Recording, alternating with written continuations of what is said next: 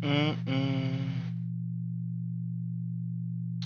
you guys hear the music, by the way?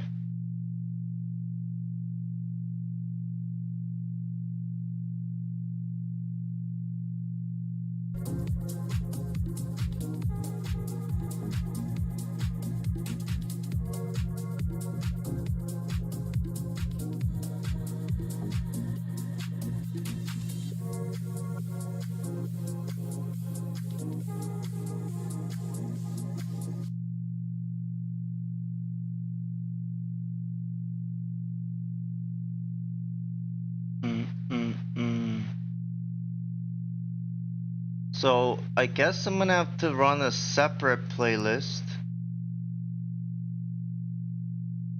for you guys then, right?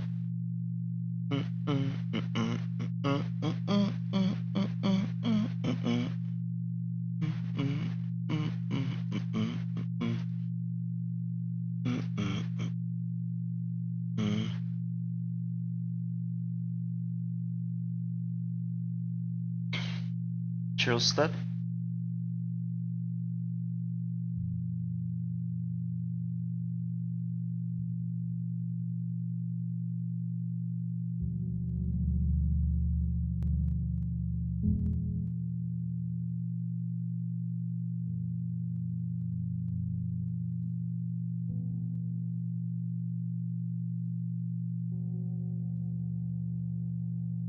And then if I play the audio.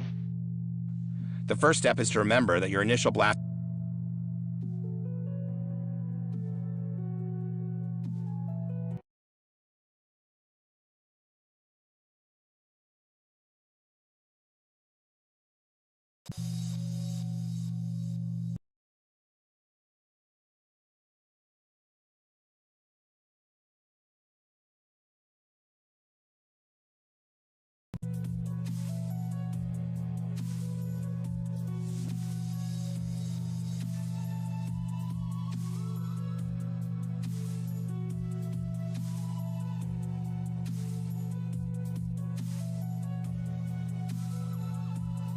yourself that you are not as drained as you think, that you haven't given it your all, not even.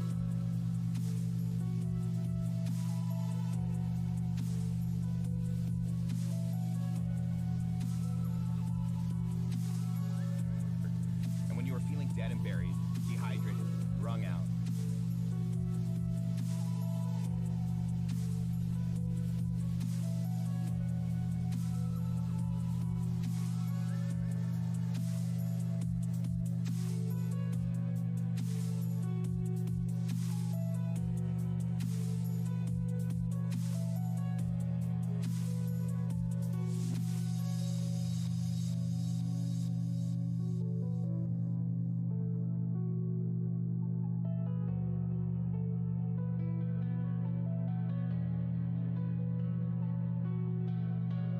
So I like to do a quick video on something that can help a lot of people completely relax their jaws, stretch their eyes, as well as just in general feels really good, and it's a really good warm up. It's gonna be really fucking weird, but it's called it looks like an eye gow. So what you want to do is cross your eyes.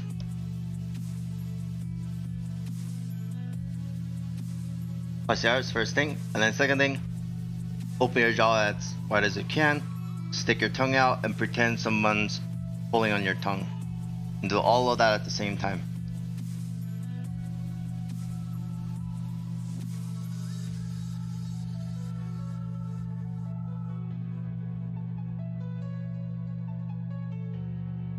And breathe. Take a really deep breath. Make your out breath as long as you can. That's how you get your parasympathetic nervous system to kick in. The other thing you can do that leads into eye training actually is to flick back and forth between close and far. A lot of baseball players do this type of training.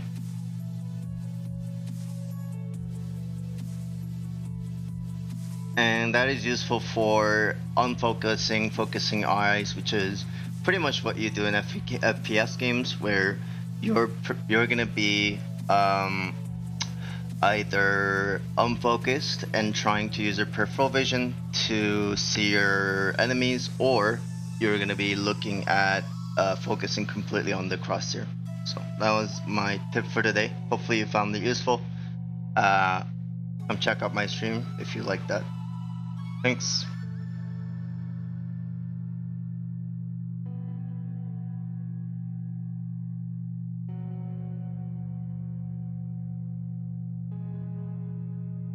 Bam bam, down down down. Alright, so where do I find the recorded video? Alright.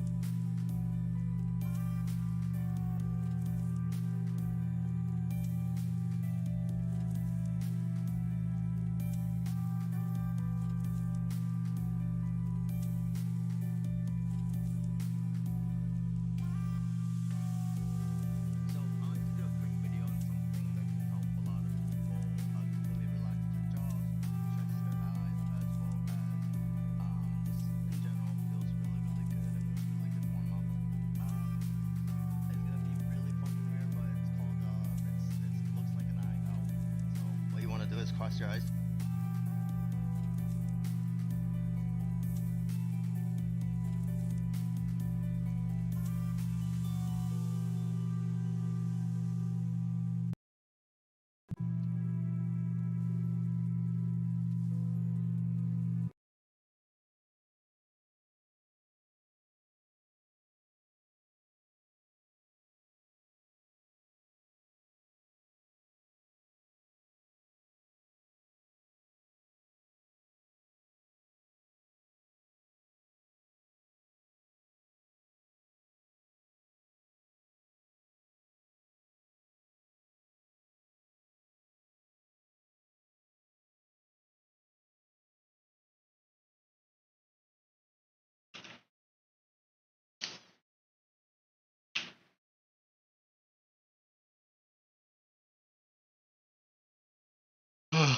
Oh, while that's loading, let's get some reps in. Try to get reps in whenever I can. More reps, more plates, more dates, more kovaaks.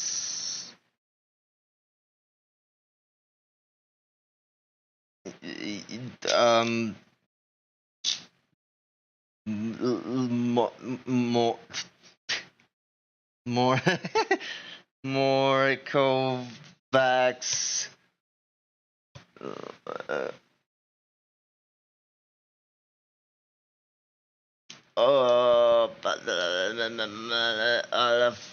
Fat stacks. I don't know. Fuck. More dates to kovaaks.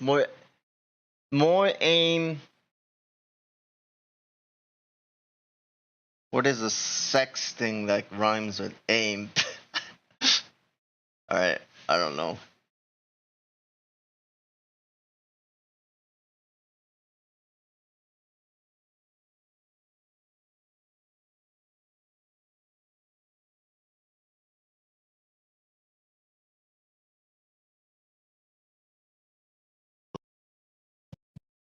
As just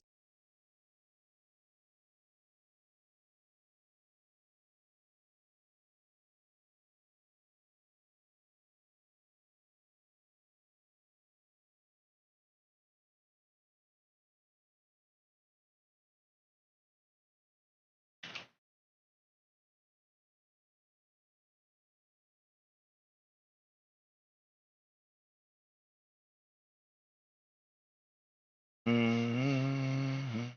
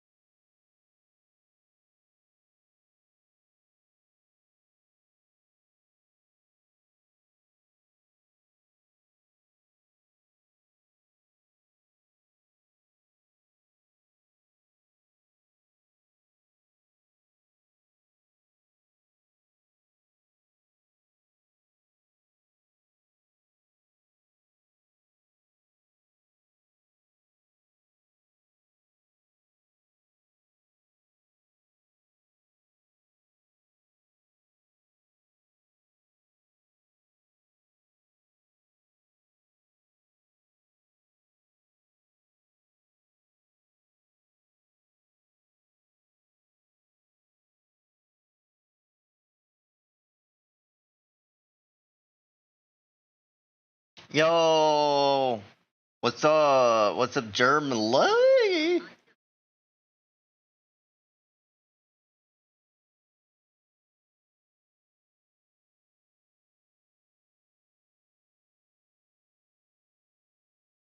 I'm just making a quick, my first YouTube short that ever exists. I don't know. That doesn't make sense. Ripple delete, ripple delete, ripple delete.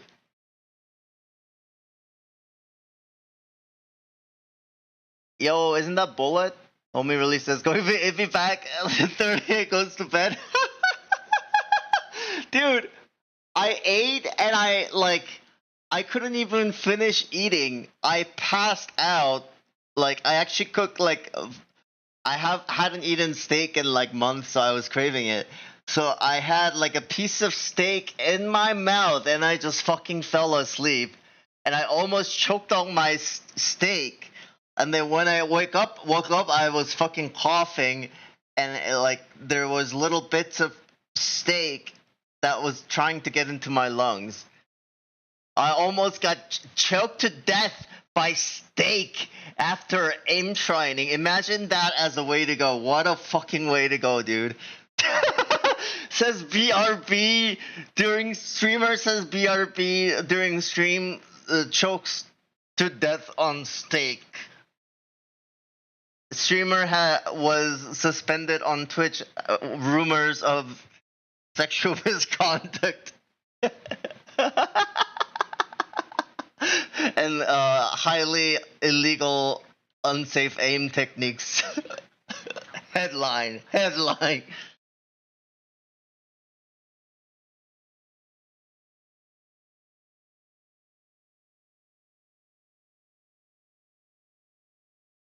Alright, I think that's too high.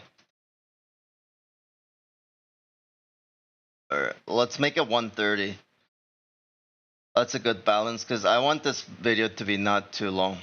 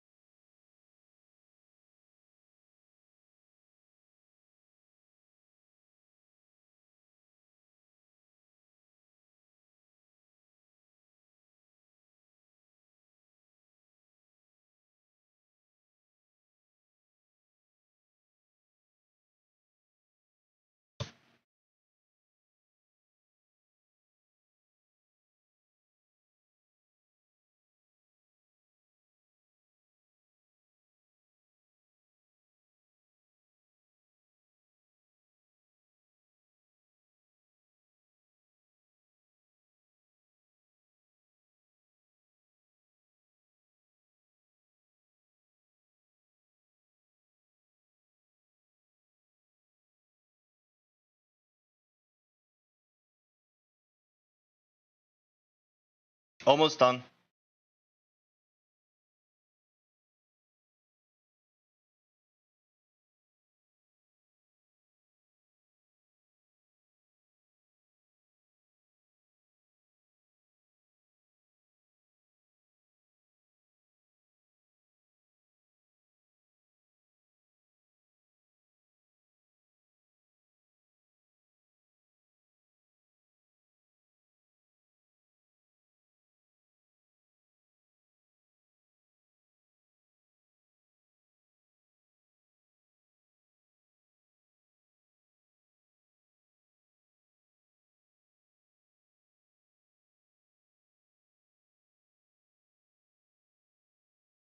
And let's save this as another asset. How do I do that? Export, edit original, replace.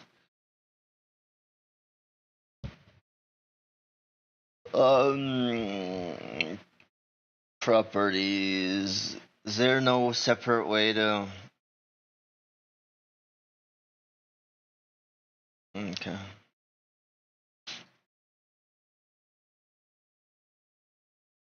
Alright. Because up to this point is what I want.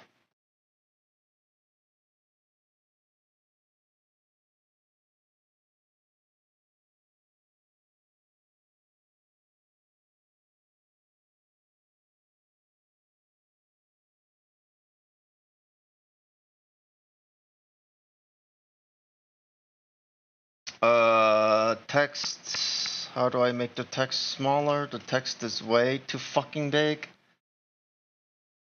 Can I not give me a fucking option? Text. Might have to look at a tutorial.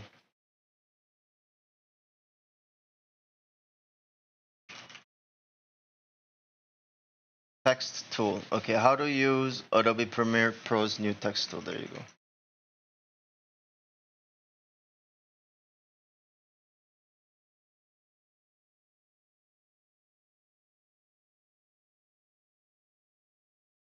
Too much green in this one.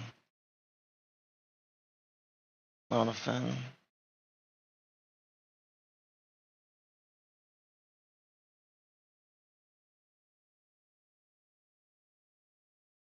Less green, more blue.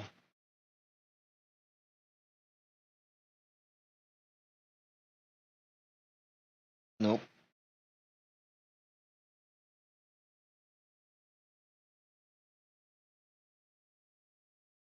Hey, I kind of like orange targets. Nice. I think that looks kind of nice. Kind of cute.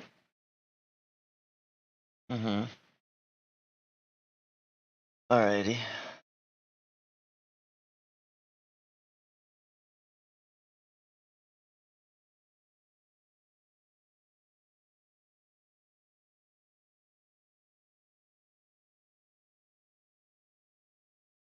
Hmm.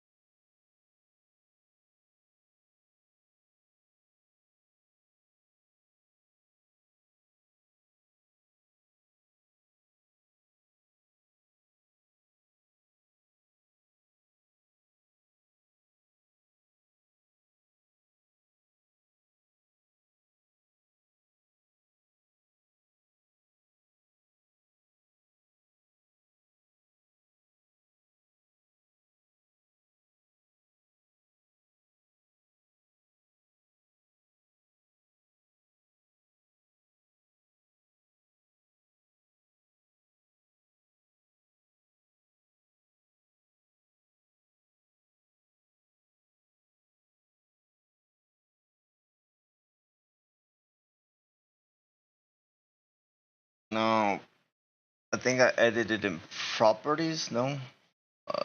Keyframes. Setting key.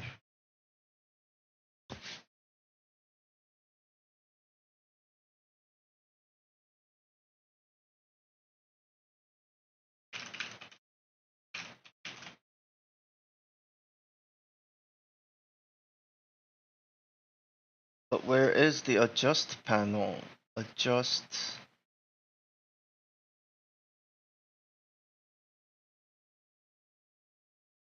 Panel. I don't see it.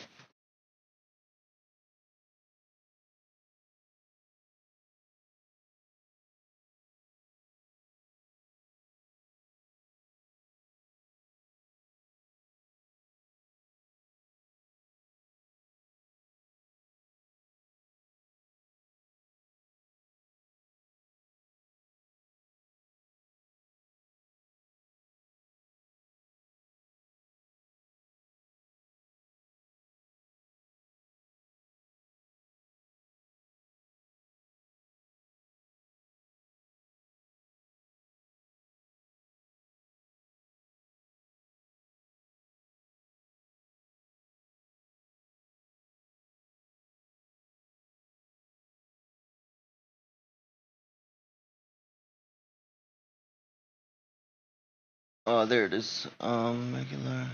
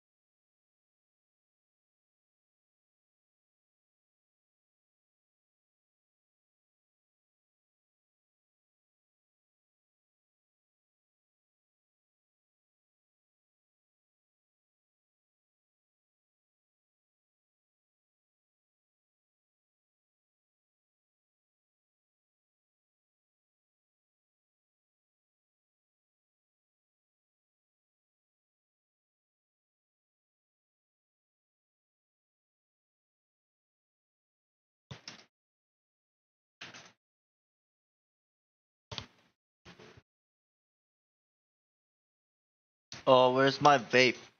Gonna find my vape.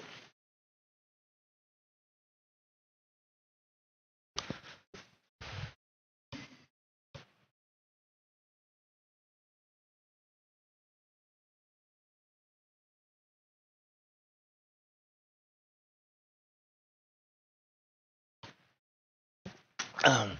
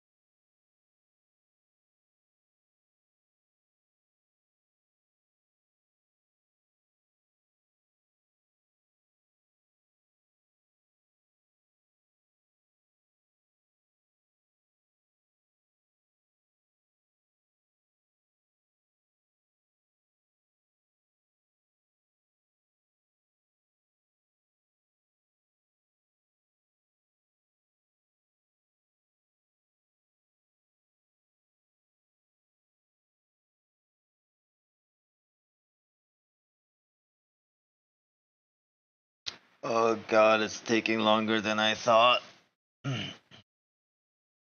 Export. YouTube.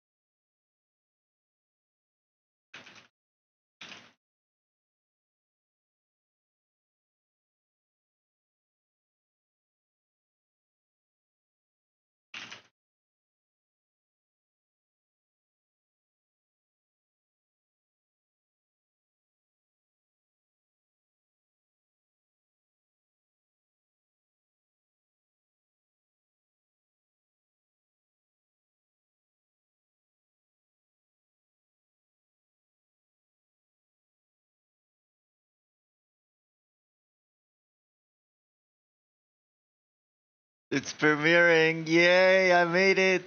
I did it! I made my first video! Yeah! Yeah!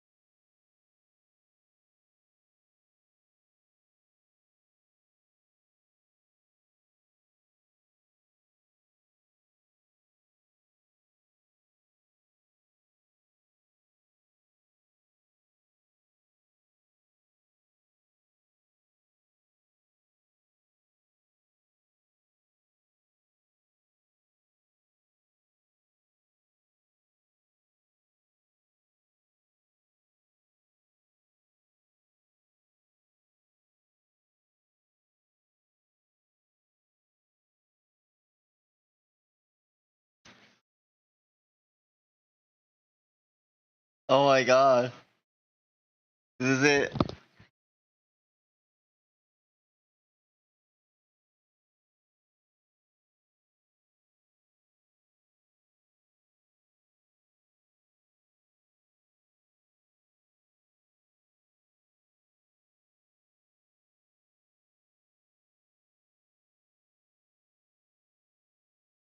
Yeah! That was awesome. Wait, I don't know how premieres work, but fuck it. We did it. Published.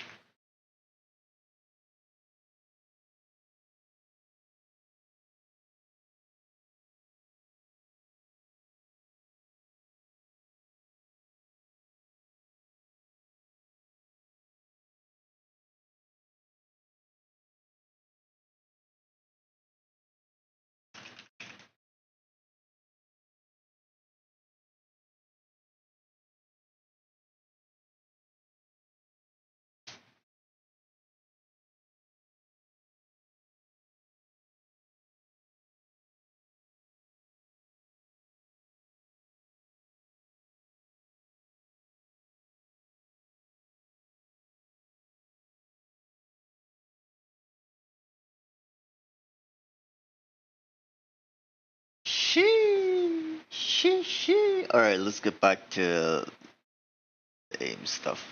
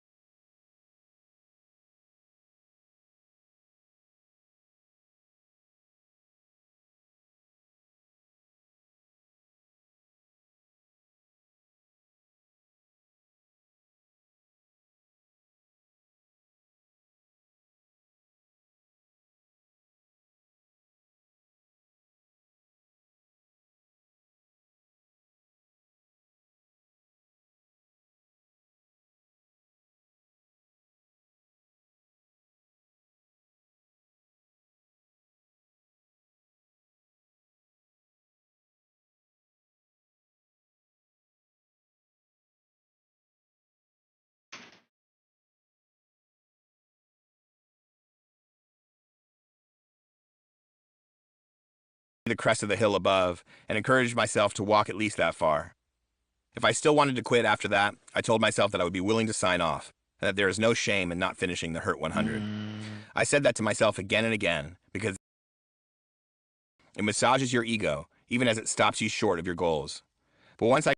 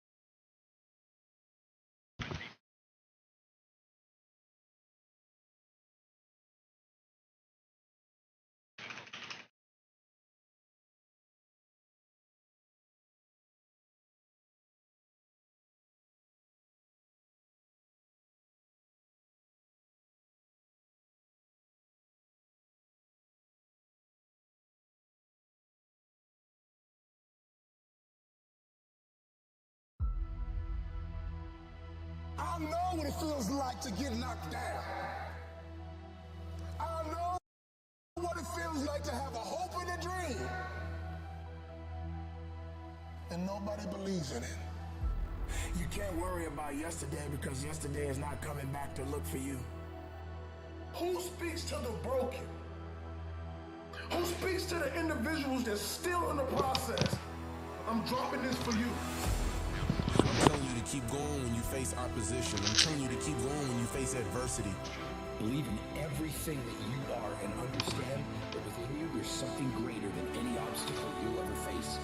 I wish I could tell you that if you just keep going, it's gonna get lighter. But that's not the truth. The truth is you gotta find something within. He's gonna have to dig deep inside his soul to bring out that dream. But I'm telling you to get rid of the things that's not giving you the strength that you need to keep living the life that you have been given. When you come over depression, you raise your arms like a champ. When you overcome bankruptcy, you raise your arms like a champ. When you come over divorce, raise your arms in victory. You have the warrior spirit in your soul. You have the warrior mindset. That dream is not going to just sit there and wait for you to come and get it. When you lose 16 bodies you want to breathe. When you ain't got nothing left in your tank, you got to think about the people in your life that you're doing this for. And then if you can think about them, you can go one more mile. You can go one more day at work. Live. Breathe. You. That's what it's about.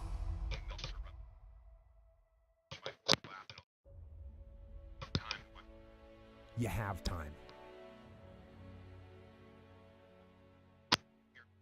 You have the knowledge and the willpower and the discipline to get it done. Your heart, your life, your happiness is your responsibility and your responsibility alone. One day, you're going to realize your life is yours, and there's a lot of people important to you that surround it, but ultimately it's yours. Then you must decide where you want to invest this life. Invest in something worthwhile. You have to picture yourself there. Wherever it is, you've got to picture yourself there. All right, the next step is you've got to believe it. Number one in your life's blueprint should be a deep belief in your own dignity, your own worth, and your own somebodyness.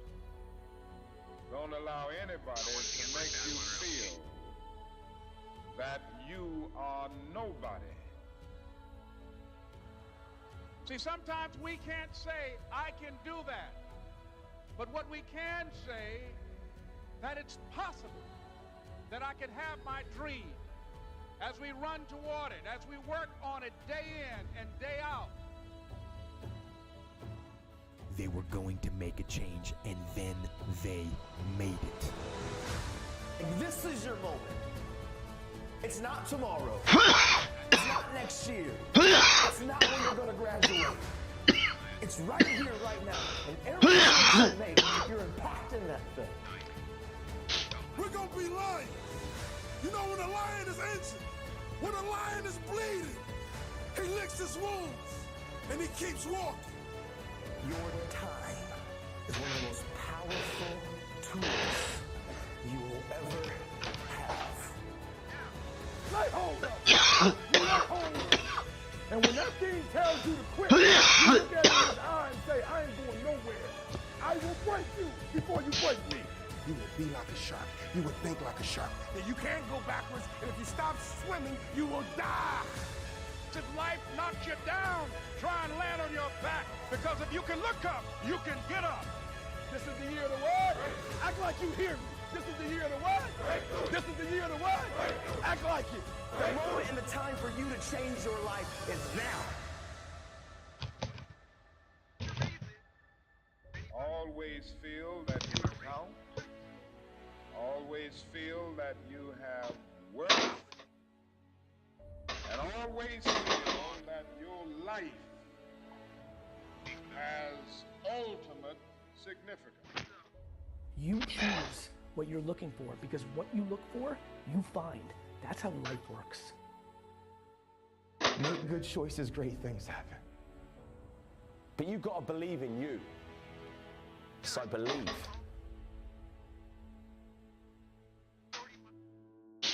I've heard it all. All the bullshit excuses and the lies people tell themselves. They say things like, I'll start Monday. It's not my fault. It's not fair. I'm too damn tired. Or my personal favorite, I don't have enough time.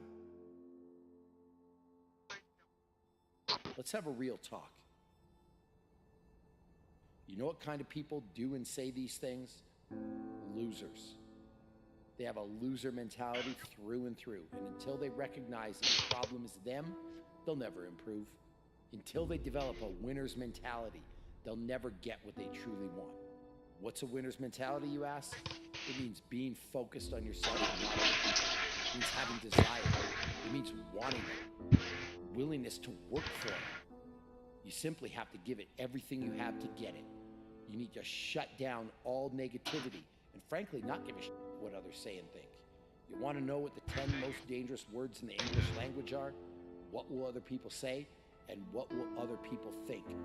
You're the only person who needs to be okay with how you live your life. You could be hated by everyone, and if you're okay with your actions and behavior, you'll be content. At the same time, you could be loved and adored by every damn person on the planet. But if you're not okay with how you've lived your life, you'll go to bed with emptiness. The losers we discussed earlier, there'll never be a shortage of them. People who throw hate your way because of how you live your life, and there'll never be a shortage of people who want to see you fail. So the key is to just do you. Do what makes you happy and do what you think is right. At the end of the day, if you and you alone can look yourself in the mirror and be content with the choices you made, then that's all that matters. Believe in everything that you are and understand that within you there's something greater than any obstacle you'll ever face. Have faith in your abilities. Work hard, never give up, and there's nothing you can't accomplish. With the right amount of confidence, anything is possible. No matter what you set out to do, your first word should always be, I believe in me. The most important person to believe in is always yourself.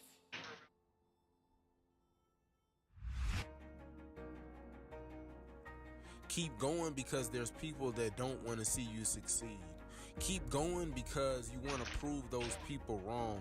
You want to knock the naysayers down. You want to make them your footstool.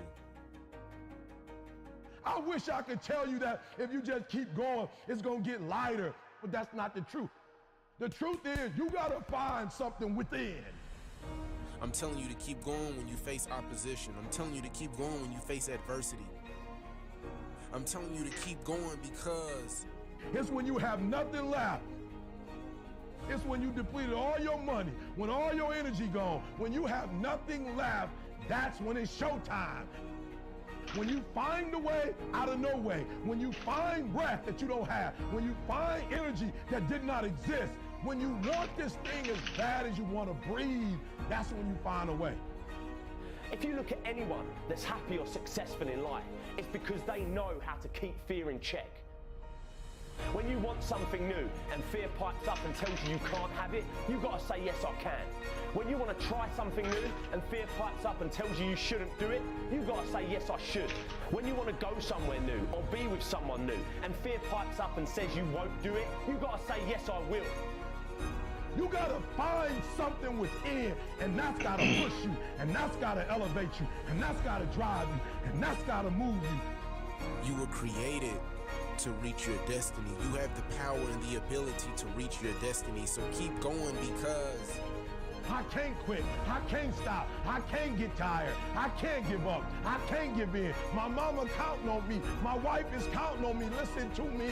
When you want to succeed as bad as you want to breathe, when you ain't got nothing left in your tank, you got to think about the people in your life that you're doing this for.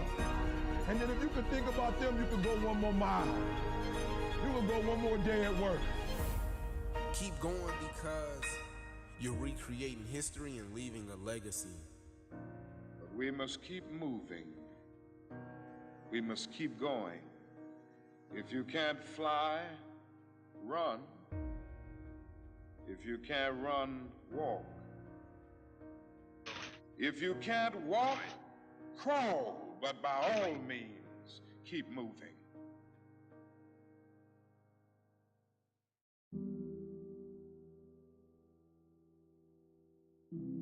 Yes, it hurts sometimes when you feel alone. It hurts sometimes when you're in that dark place and you feel no one cares about you. The first thing you got to realize is that you got to love yourself. It's about self-love. Start understanding that if you're going to do something with your life, you got to fall in love with yourself again. You got to stop self-hating yourself. Do something that's gonna make you a better person. Make an impact in this world. Don't look at it as though it's something that you gotta do temporary. Although we know that life is short, like many people in this world, they didn't realize that the next day they was gonna be diagnosed with a cancer. They thought that tomorrow was gonna be waiting for them, and they did not wake up. But you are still living. Now what do you have to do? How are you gonna move forward? How are you gonna proceed your life? Life is not a game. Life is living.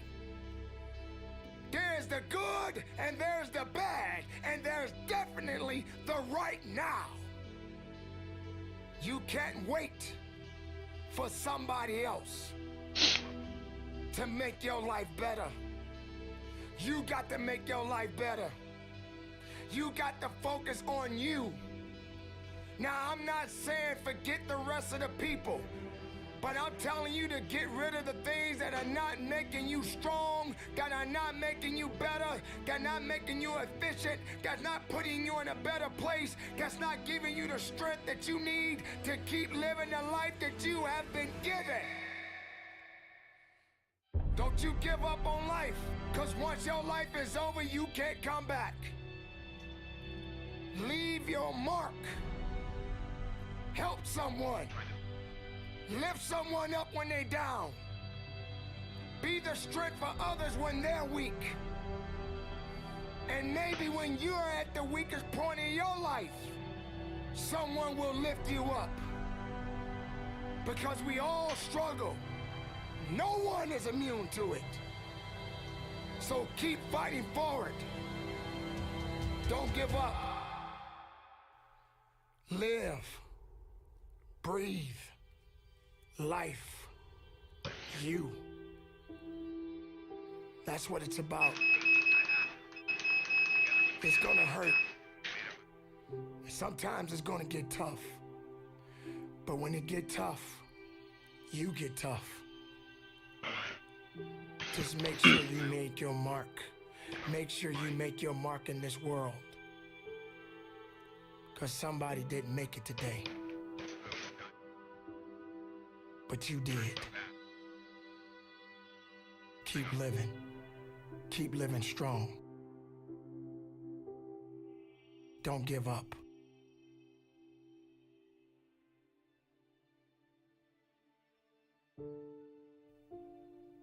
It is not about worrying about what's going to happen tomorrow, because guess what? Tomorrow doesn't owe you or me anything. And matter of fact, tomorrow has already made up its mind. You have this moment. You can't worry about yesterday, because yesterday is not coming back to look for you. Whatever you had the chance to do yesterday won't come back. But you have this moment. You have this chance to do something great with this life that you have been given. You may have been through a lot in your life. You may have been through hell in your life. But hell doesn't own you. Hell did not create you. Life has been given to you from a higher power. Something that you need to understand, that no matter who you are, in this world that we live in today, everyone must struggle. Everyone must suffer. But everybody that is going through something always has a story to tell. Most people that are successful right now had to go through something to get what they got to this day. Some people are not even willing to hurt and to feel that so that they get what it is that they want. But let's go beyond that. What about the other people out here who can't walk? What about the people out there who can't talk? What about the people out there that are suffering from diseases that cannot be cured from? What about you? What about you? What are you gonna do about the life you have? How are you gonna live? How far are you gonna go? Do you feel sorry for yourself because you're having a bad day? Do you feel sorry for yourself because you lost your job? Do you feel sorry for yourself because you just feel like you're just not having the day that you want to have, because the day that you have is not the way you want it to go? Or do you feel that you deserve a pat on your back because you did a good thing? We all got a responsibility. We all got to be accountable. We all got to put in work, but don't give up. Because there's somebody out there right now that is hurting. There's somebody out there right now that is struggling. There's somebody out there right now that's got it a little bit tougher than you do. So why are you gonna give up now? Anything that comes your way, you got to be prepared to accept the challenge and go through it. Don't lay on your back. If something's on your chest, get it off. As long as you're breathing, as long as that heart is pumping blood, you're not dead yet. They haven't put rose petals on your box yet. Make sure every breath you take counts for something.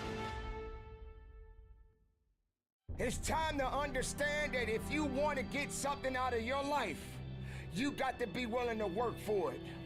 How much are you really willing to give? Are you prepared to hurt? Are you prepared to struggle? Because if you're not that person, then lay back down. Stay where you are. Don't move forward. Move backwards. But if you are the person that you say you are, we don't have time to wait. Because time doesn't owe you anything. Time is not thinking about you. Time has already made up its mind. What you gonna do? Who said it's supposed to be easy? It takes grit. It takes tenacity. It takes sacrifice. Stop feeling sorry for yourself. This is not a pity party. but you got the right to celebrate the life. Because no matter if it's good or if it's bad, nothing is greater than living. Because if you're living, there's a possibility to change something. But not just change it, evolve it. Evolve it to something greater. Being able to take something that may not be nothing to others, but may mean something to you. There are so many people in this world that don't believe in you. But while you're sitting around worrying about people believing in you, why don't you focus on believing in yourself? Live, breathe, life, you. That's what it's about.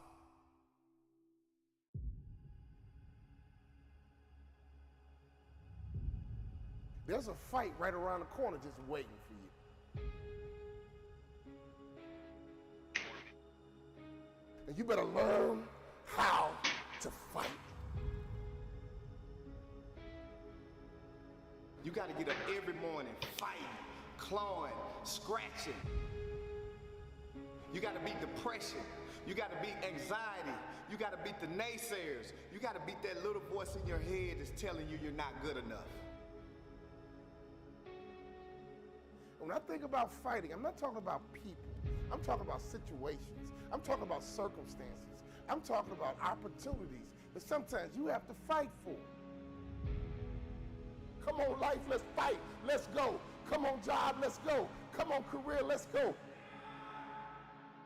I'm going to go to war. That dream is not going to just sit there and wait for you to come and get it. You got to chase it. Like a man possessed, you got to go get it. But to win fights, you got to have stamina. You got to be ready to fight and bounce back, punch and counter punch, jab and jab back. Let me tell you something. Life is a series of fights. The worst thing you can do is run away from your fights. Because if life is a series of fights and you run away, you just ran away from your life. We got to fight. We got to fight. We can't lay down. When you lay down, you get ran over. When you about to fight, you know a fight's coming, your adrenaline begins to pump. Your heart begins to race. Your mind gets right and say, look, I'm not going to just fight. I'm going to win this battle, and sucker, you going down. Some of you guys out there are fighting for your life. Why? Because the doctor told you you have cancer. You better not feel sorry for yourself. You better not lay down and quit. You better get up and fight, because a happy spirit does the body good like medicine.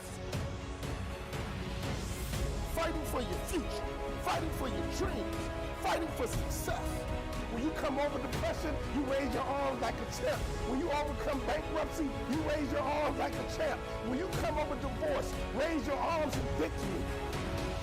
Sometimes in life, you get caught with a good one. You didn't see divorce coming.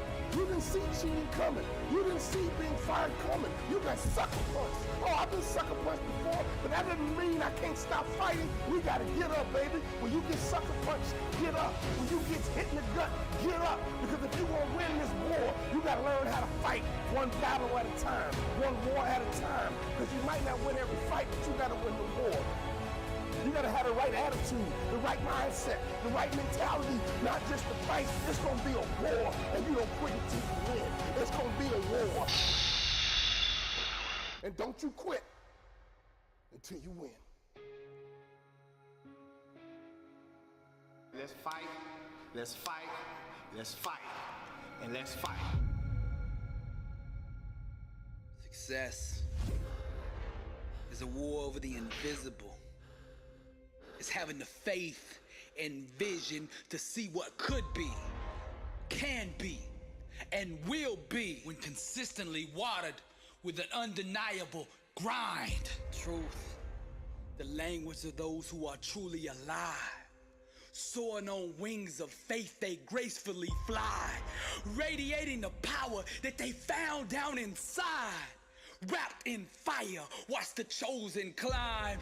Something in them refuses to be denied. Seizing the moment they know the time has arrived. Refusing to doubt or believe any of his lies. We call these people overcomers because they know how to climb. Everywhere that you look around you, you can sense that people don't want to see you succeed. But I'm gonna plant this in your spirit. The fire and truth on the inside of you will make room for you, whether the haters like you or not. Doubt is the best salesman that there's ever been. He gets up every day and knocks on your door trying to sell you on the lie that you aren't good enough. But those who can sit in silence and still believe shall one day hear the music of that which they believe for. Each time you face something you fear, in truth, you go to a deeper level of growth, awareness, and personal power. See, the fire grows inside of you when you own and accept everything about you. It's time to stop running and climb. There's 3 types of people in this world. Those in the game, those on the sidelines, and those in the stand watching. The time has come for you to make a decision right now. Which one of those 3 do you want to be? Climb. Now you could tell when somebody's about to go to the next level in life, because you could see it in their eyes. When the world turns their back on you, climb. When the whole world calls you crazy because your dream is so big, climb. And when you feel like you are at the end of yourself and that you can't take another step, still climb. The most difficult and pivotal times in your life, you will have to travel alone. But those who can sit in silence and still believe shall one day hear the music that they believe for. Climb. Warriors and overcomers, they know how to climb.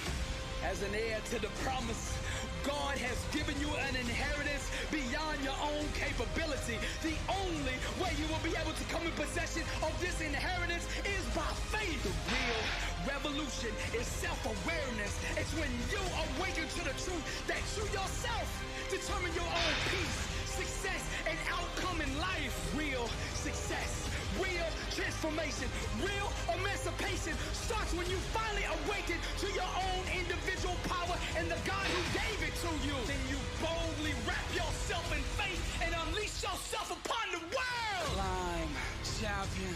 Climb, warrior.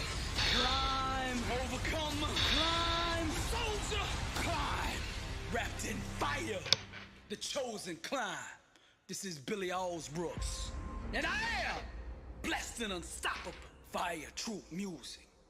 And to God be the glory.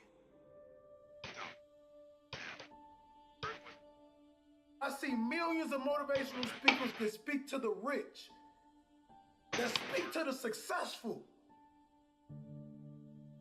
I said, who speaks to the broken? Who speaks to the individuals that's still in the process? Who speaks to the individuals that doesn't want to live anymore? Every motivational speech you ever heard, I was talking to myself and I was telling my story. I couldn't read till I was 16. I buried my mother to a heroin overdose. My father was a hitman. I used to sneak in crack houses to sleep next to my mom to make sure she was safe at night.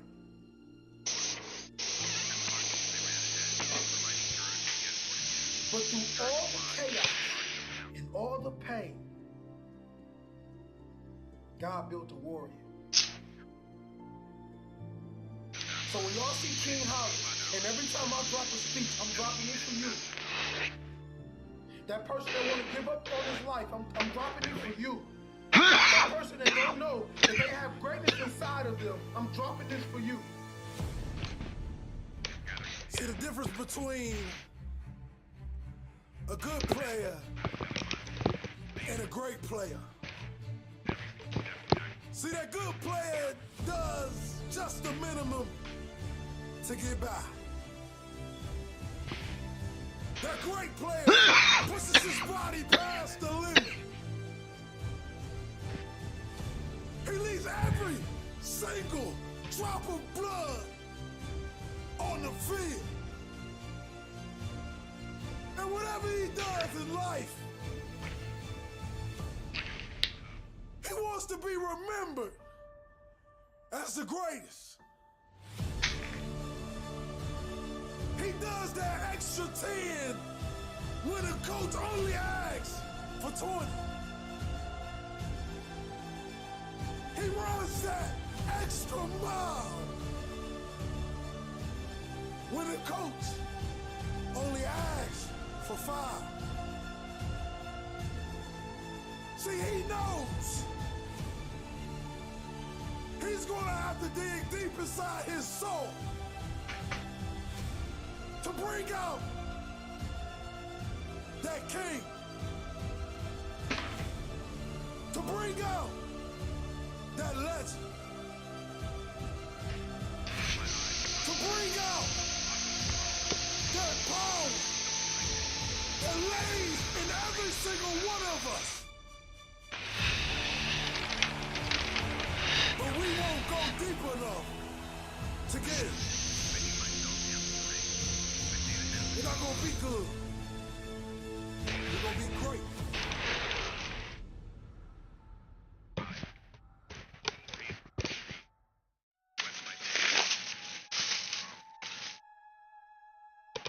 Winston Churchill said the destiny of man is not measured by material computation. When great forces are on the move in the world, we learn we're spirits, not animals. And he said there's something going on in time and space and beyond time and space, which, whether we like it or not, spells duty. You and I have a rendezvous with death. You have the capacity to leave a lasting impact, an indelible impression upon this world. It is about becoming a master of your own destiny. As your understanding and perception of life deepens, you will see everything is in your heads. All of us have something in us that we must live. And if we don't know what it is right now, we must create it or we must find it. All of us have this, whatever this something is. Just try and dig deep and find out what you're passionate about and live it like there's no tomorrow. I don't care what it is. I don't care what you want to do, but do the hell out of that. It takes, again, hard work, and it takes perseverance, and again, it just takes context, and it takes perspective. You gotta put your stake in the ground and go after this thing called your future, because no one's gonna give it to you. Don't talk about it, don't mull it over, don't plan for it, just get after it. All of us have seen our destiny at some point in time, and we decided not to listen. We decided to ignore it and say, no, that's not for me. Life came in and slapped us side the head, and we stopped dreaming anymore. Give it everything you got. And if you fail, you can at least do what? You tried. But if you don't go out there and give 120%, you're not a man. It's time to understand that if you want to get something out of your life, you got to be willing to work for it. How much are you really willing to give? You have an everlasting potential, and as long as you have a heartbeat, as long as you have air in your lungs, you have an opportunity to change this world, change your life, and live your dream today. Don't you dare settle for anything less than what you know you can get. Just make sure you make your mark. Make sure you make your mark in this world. When you become what you're supposed to be, then you're gonna bless somebody else. And that's what it's really all about. If you don't get serious with what's going on in front of you, you're gonna forfeit everything that you were born to be. Take the leap of faith and believe that everything is going to be all right. Take that leap of faith. Trust yourself. To bring out that king, that legend. As a human being, the strongest thing you've got is your force of will. So take that force of will and make that happen. Make sure every breath you take counts for something. That when you get to the spot, you get to the spot for 1,000 others, 1,000,000 others. Live your life now. Live your dreams now. Start acting like this is your last day on the planet. Claim the sacred spaces of your minds and move toward that destiny with patience, perseverance, and prayer.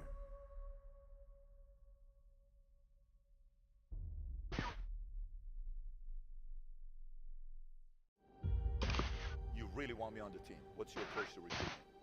You want first place, go play with me. You want second place, go somewhere else.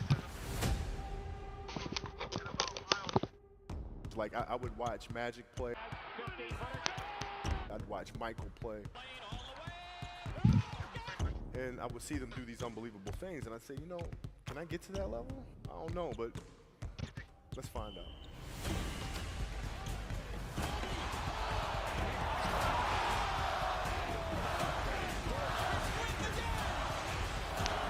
That's why he's the best player in the game. Everything was done to try to learn how to become a better basketball player. Everything. And so when you have that point of view, then literally the world becomes your library to help you to become better at your craft. So because you know what you want, the world's giving you exactly the information you need to become better at it. Because you know what you're looking for. So many guys tell stories about your work ethic. Yeah. What was really your work ethic like, and for how long did you stay disciplined? Well, I mean, every day. I mean, since, you know, for 20 years. I mean, it was an everyday process and trying to figure out strengths and weaknesses. For example, jumping ability. Man, my vertical was a 40. It wasn't a 46 or 45. My hands are big, but they're not massive, right? So you got to figure out ways to strengthen them so your hands are strong enough to be able to palm a ball and do the things that you need to do. Quickness, I was quick, but not insanely quick. I was fast, but not ridiculously fast, right? So I had to rely on skill a lot more. I had to rely on angles a lot more. I had to study the game a lot more. And, but I enjoyed it though. So like from the time I can remember when I started watching the game, I studied the game and it just never changed. It's a good separation for me, you know, emotionally, to be able to put myself in a place where at practice or when I'm training or during games, I switch my mind to something else. I switch my mode into something else, right? For me, it's the equivalent of Maximus, Decimus, Meridius, and Gladiator picking up the dirt, smelling the dirt, it's go time, right? So that was my mental switch. It was like an actor getting ready for a film. You gotta put yourself in that cage. When you're in that cage, you are that character. And then when you leave there, it's something completely different. But when I'm in that cage, bro, don't touch me, don't talk to me. Just leave me alone. How did you get mentally and emotionally so strong where it doesn't bother you? Well, you know, you got to look at the reality of the situation. You know, like for me, it's not, you know, you kind of got to get over yourself. Like, it's not about you, man. Like, oh, okay, you feel embarrassed. You're not that important. Like, get over yourself. That's where you go. Get over yourself, right? Like you're worried about how people may perceive you and like you're walking around and it's embarrassing because you shot 5 air balls. Get over yourself. Right? And then after that, it's okay, well, why did those air balls happen? Got it. High school, year before, we played 35 games, max, right? Week in between, spaced out, plenty of time to rest. In the NBA, it's back to back to back to back to back to back to back. I didn't have the legs. So you look at the shot, every shot was online. Every shot was online, but every shot was short. Right? I got to get stronger. I got to train differently. The weight training program that I'm doing, I got to tailor it for an 82-game season so that when the playoffs come around, my legs are stronger and that ball gets there. So I look at it with rationale and say, okay, well, the reason why I shot air balls is because my legs aren't there. I go, well, next year they'll be there. That was it. Done. Done.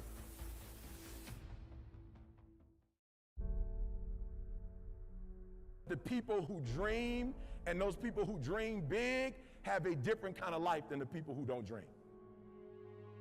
If you do not do what you're doing right now well, your goal is just going to be a fancy desire, isn't it?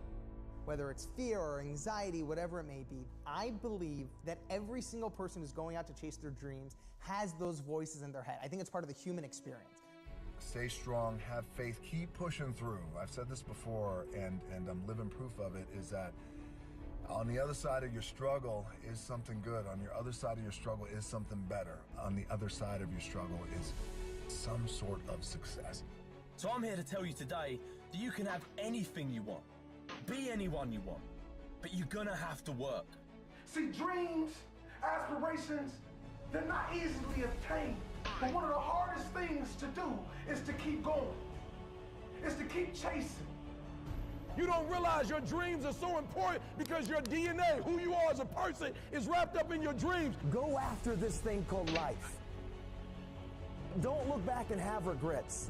Understand that you're at a place and a position right now when hard work and valuing people, nothing can stop you, I promise you. You have got to make a declaration that this is what you stand for. You're standing up for your dreams. You're standing up for peace of mind. You're standing up for health.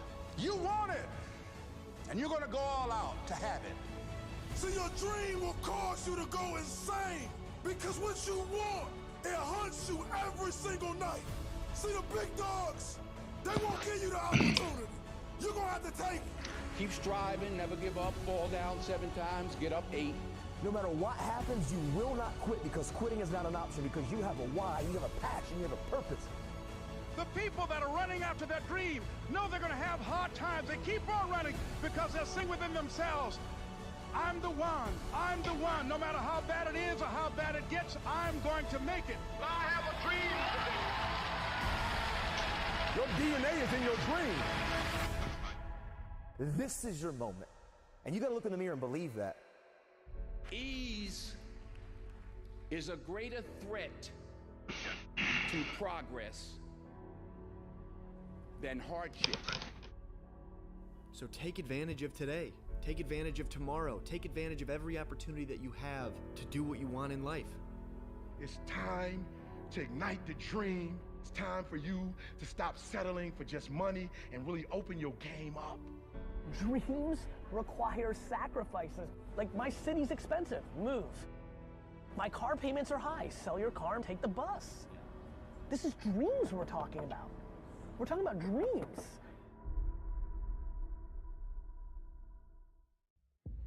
Champions are champions because they master the art of getting back up. Now, no matter what you do or how much you prepare, at some point in your life, you are gonna get knocked down. But see, for the legends, champions, warriors, and for the overcomers, no obstacle, no trial, no tribulation, no situation is strong enough to keep them there. Put that loss and defeat behind you. Awaken the giant within you. How you respond right now will define you. Tap into that greatness on the inside of you. They doubt you, so the world will try you. But don't you let anything deny you. Show the world you still have fight in you. Let them all see that champion inside of you. Let them all see that champion inside of you. Each challenge you face is a great big mirror that allows you to see inside yourself. The way you respond to struggle will reveal to the world who you really are. Being a champion isn't just about the doing part. It's about the being part. You gotta become that person. I wanna ask you this question. Are you living life or is life living you? You keep accepting average. Why? You keep settling for average. You keep conceding to average. Why? You weren't designed to be mediocre, to be average, to be nothing less than the best warrior. Legend. Show them what a champion looks like. The bitter taste of defeat, the sting of a loss. Never again, said the champion. Whatever the cost, fight back to the day they bury me. Do or die by any righteous means necessary. I will overcome because that's who I am. Mama didn't raise no quitter. The struggle's real, but my God's bigger. Mama didn't raise no quitter. The struggle's real, but my God's bigger. Fearless.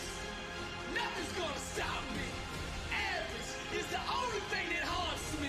I won't buy the lies the enemy tells me. Unstoppable. My God won't fail me. I am tight, denier, beast mode, vision. I dream with my eyes cold. I am tight, denier, beast mode, vision. I dream with my eyes cold. Hungry, dedicated to greatness. Victory's mine. I'm gonna take it. The struggle's real. The grind made me. The pain hurt, but it did not break me. The pain hurt, but it did not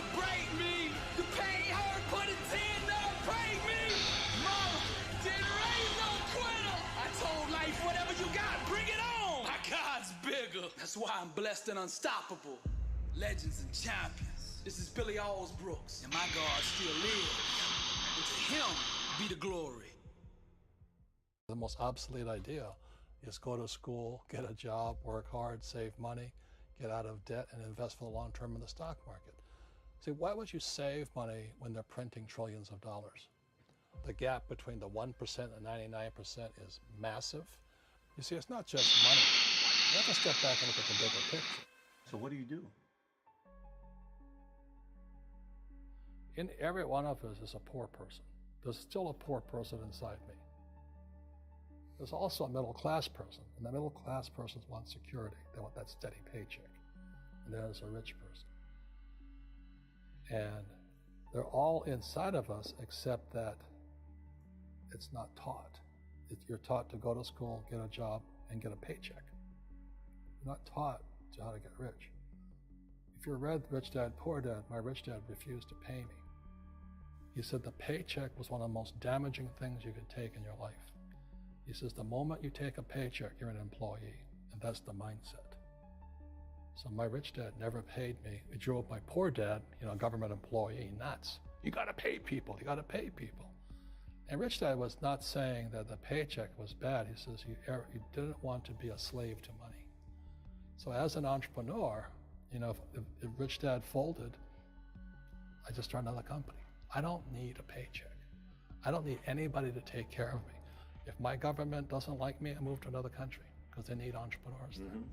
So the entrepreneur is not so much the business. The entrepreneur is really the mindset and the skill sets and the different set of rules. You see, I don't operate, small business does not operate in the same rules as big business. Entrepreneur is a mindset first, a skill set, and rules. And depending upon whether you're an employee or a small business, the rules are different.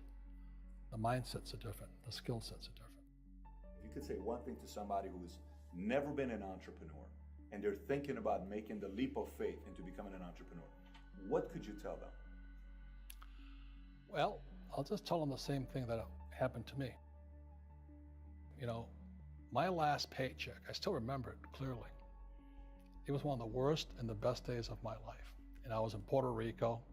I was working for Xerox, and my boss gave me my last, it wasn't a paycheck, it was a bonus check. I think it was about $30,000 taxable. It's the only problem with that. So I got this check and I went, holy mackerel. You know what I mean? So I was excited, but I was also disturbed. And so this other guy comes up to me, his name was John, and John says to me, he says, you're gonna be back. I said, why? He says, because you're gonna fail. I looked at him and said, look, few expletive words, because that's what he did. He left Xerox, failed, and he came back. And I said, look, you failed and you came back, but I'm gonna fail and I'm never coming back. And that's the attitude. Do you know what I mean? If you say, well, if I fail, I'll go back to mommy and daddy, then that's what you'll do. So if you fail, that's when I became an entrepreneur, because I had no money. I had no money for years. I didn't have a paycheck. But that's what my rich dad encouraged me to do. He says, when you don't have this paycheck, you get hungrier, smarter, and it's a test of your character. Will you become a crook? Will you become dishonest? Will you cheat and steal? Or will you become a better human being? So really, that's the benefit of becoming an entrepreneur, is you really find out who you are when you don't have anything. The journey. Where a man or a woman is made. The journey. The places where you bury loved ones. And you gotta keep going on without it. The journey. The moment when you get that phone call, when you've been going to interviews for months and months and months, and they give you that call back and they say, I'm sorry, we just didn't have what we were looking for. Is somebody out there right now? Is somebody out there talking about quitting right now? And I want you to look me in my eyes and listen to me. You are special. No matter if you have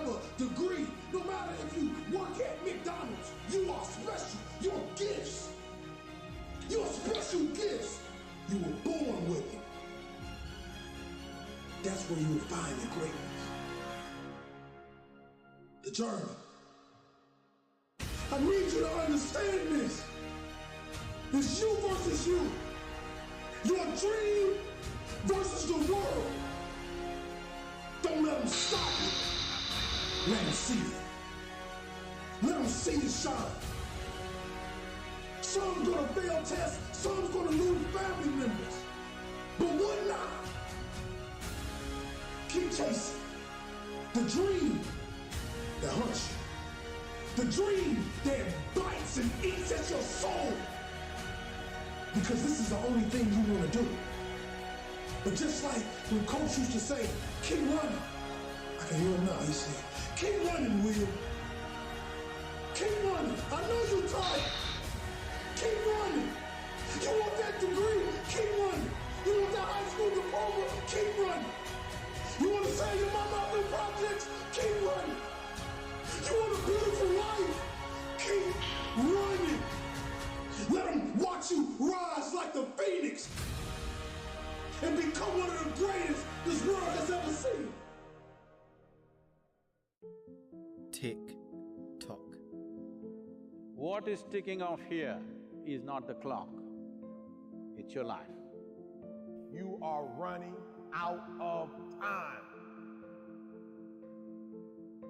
I hear the clock ticking. That's what I hear, and the end is nigh. You don't know how much time you have. You keep telling yourself you got time and watch what happens. If you don't take a hold of your life, if you don't get serious with what's going on in front of you, you're going to forfeit everything that you were born to be. Time waits for no man. That clock, it's always ticking. Your time is limited, so don't waste it living someone else's life. You got to give it everything you got, whether it's your time, your talent, or your treasures. When's the time to jump in the pool? When's the time to kiss the boy? When's the time to get married? When's the time to take the training wheels off the bike? When's the time to live your life? The answer is, I don't know. Nobody knows. There's no right answer. There's that moment in time. However you spend your time, that tells you who you are. Stop waiting for tomorrow. Stop waiting for the perfect moment. And I'm saying to you, whatever you gotta do, do it, because if you don't, life is gonna whoop you until you surrender. Tick tock. Who's not gonna see you accomplish your goals? Who's not gonna see you blow up? Who's not gonna be able to Hey, yo, what's up, man? with you? Who put in why? Because you average. And one day you're gonna be great, but you think you got time. Fight that ticking clock with everything you got. Time is powerful. It's still the same amount, actually. Because time we never get back. You got to have faith, and that faith gives you patience. That is not gonna happen as quickly as you want it to happen. There's not an hour that's gonna go by. There's not a Does it say I'm injured? that is not accounted for. Greatness takes time. Tick tock.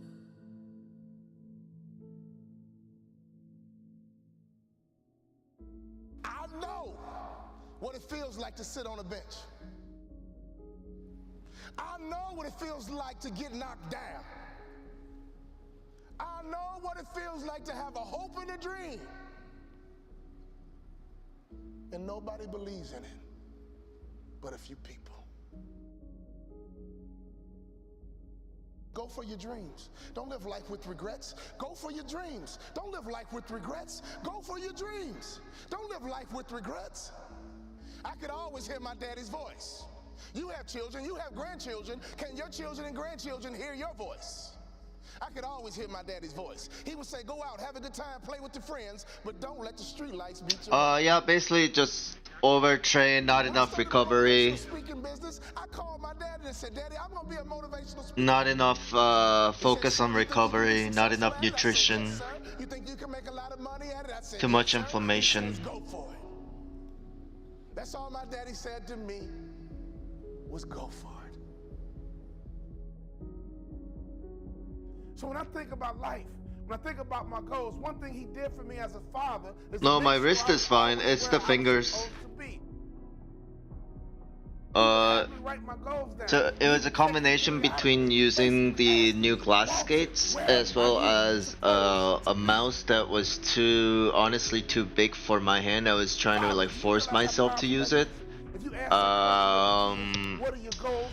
What else? I wasn't doing enough stretches because the amount of volume that I'm training, I think I definitely need to be stretching more, but I didn't do that very well.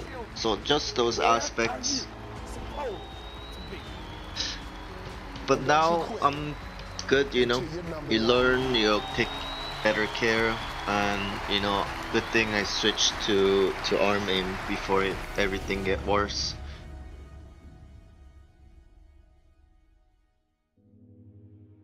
I want you to know that you matter. Yep, I said it. You. Not anybody else, but you. You matter. When you wake up in the morning, I want you to know what you do matters. When you brush your teeth in the morning, I want you to know that you matter. When you iron your clothes in the morning and you don't feel like getting out of bed, I want you to know that you matter. I want you to understand that you matter because what you do could change somebody's life and the trajectory of what they can overcome. I want you to know that you matter because nobody ever told me that I mattered. I want you to know that you matter because you got people that's dependent on you right now. You may have some kids. You may have some younger siblings. Now you have a lot of finger motion control. I mean, once I recover and stuff, sure. So I want you to know that you matter. You have the ability. And you have the tools and the power and all of the amazing characteristics that are on the inside of you are ready to come out and come to fruition and ready to see you walking your purpose and who you were called to be and what you were called to do. Because you and I are the aspirin to somebody's headache. How long you gonna let them suffer? So I want you to know that you matter. Because I remember my 8th grade teacher told me I'll never be anything in life. I'll either be dead or in jail. So I want you to know that you matter. I'm telling you that I'm dependent on you because you matter. And nobody can tell you what you can't overcome if they never been through it.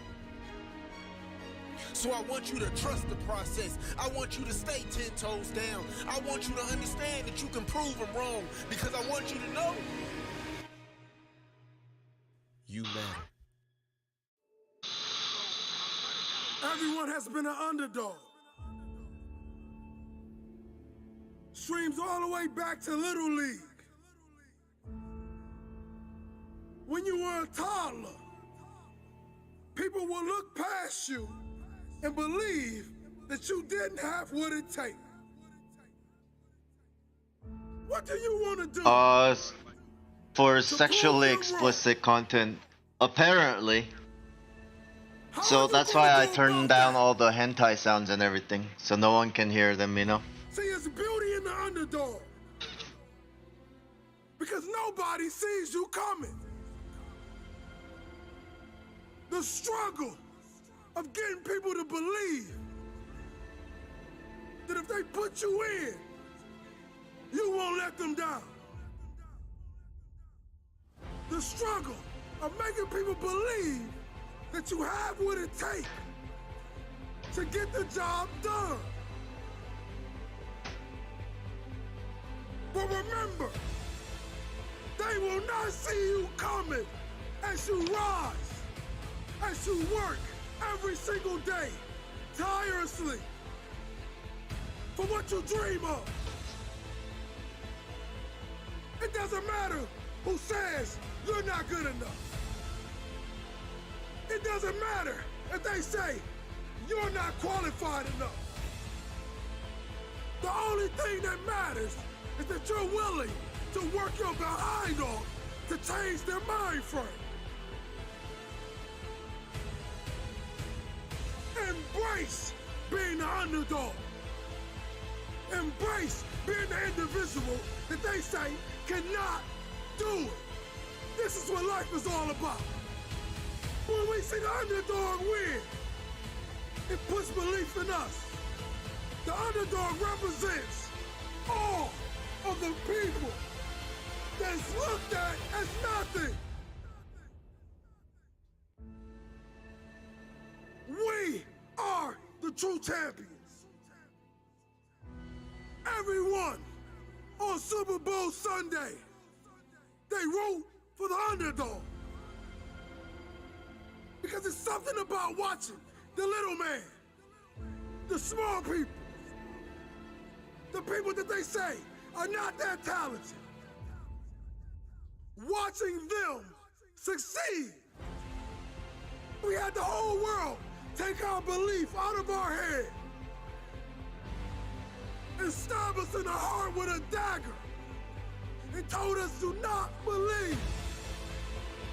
But as they continue to stab, we continue to fight. Because they don't know about the nights when we cried, when we bled the pain out of our system. The blood was the tears. And the underdog is what kept us going. It was the dog underneath the trash, underneath the pain. And we fought to come out of that. Now watch the next time you say, forget the underdog. Because that dog has more bite than that pit bull. Keep fighting. The underdog is truly the greatest.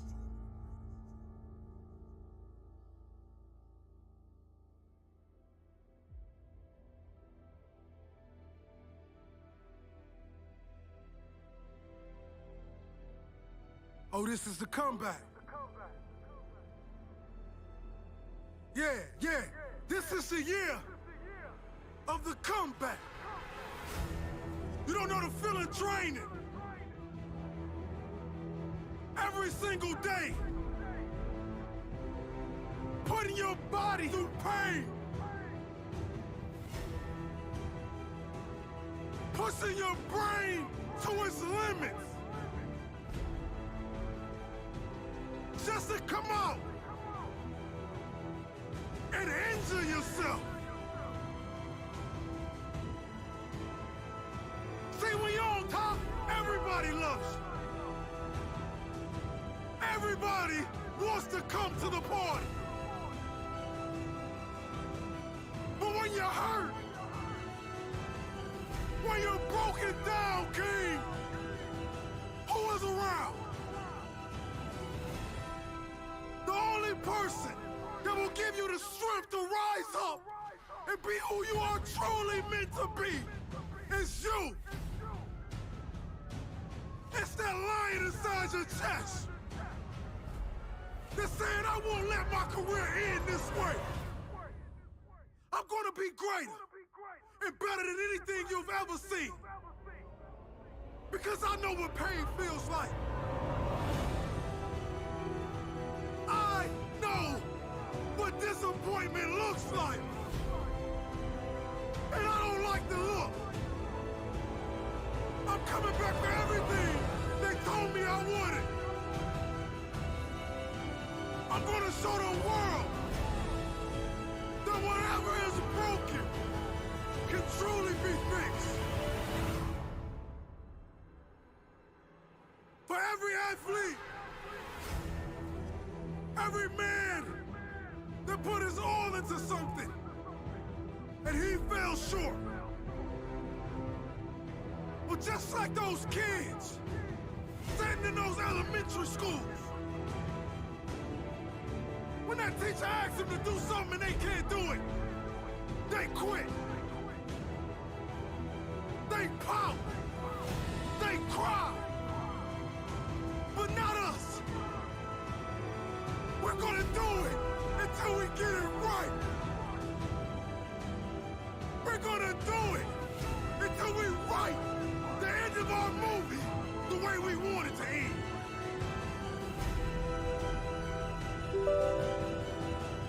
Now, if you bet against me, you better get your money back. The comeback.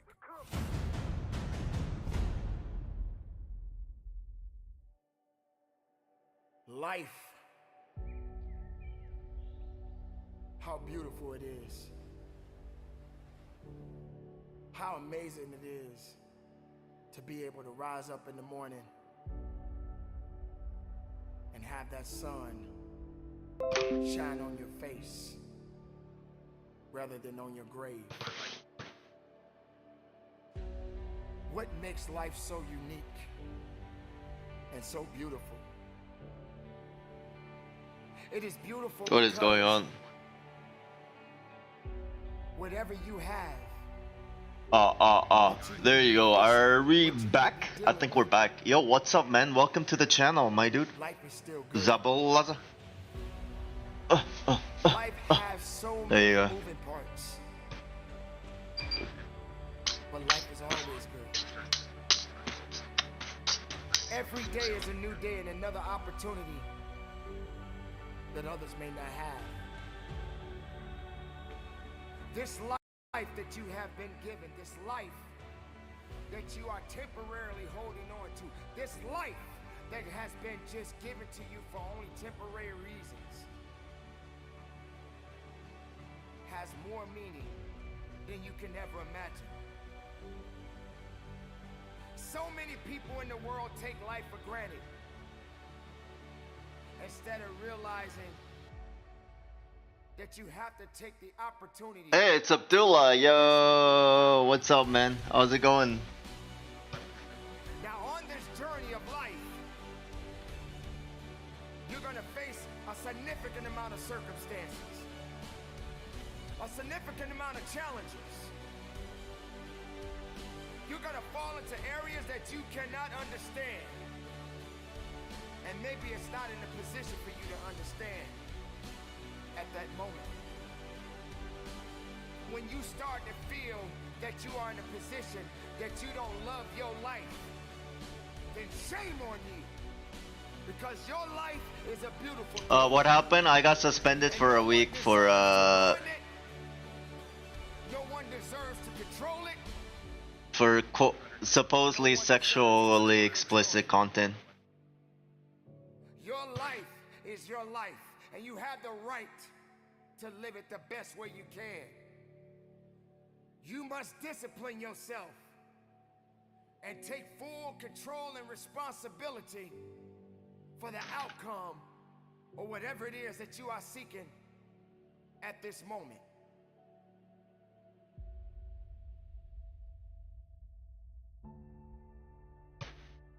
There are going to be so many different things that you will embark on.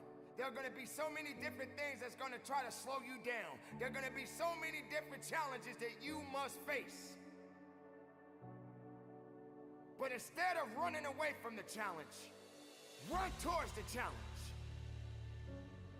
Be able to understand that life has meaning. It has reason.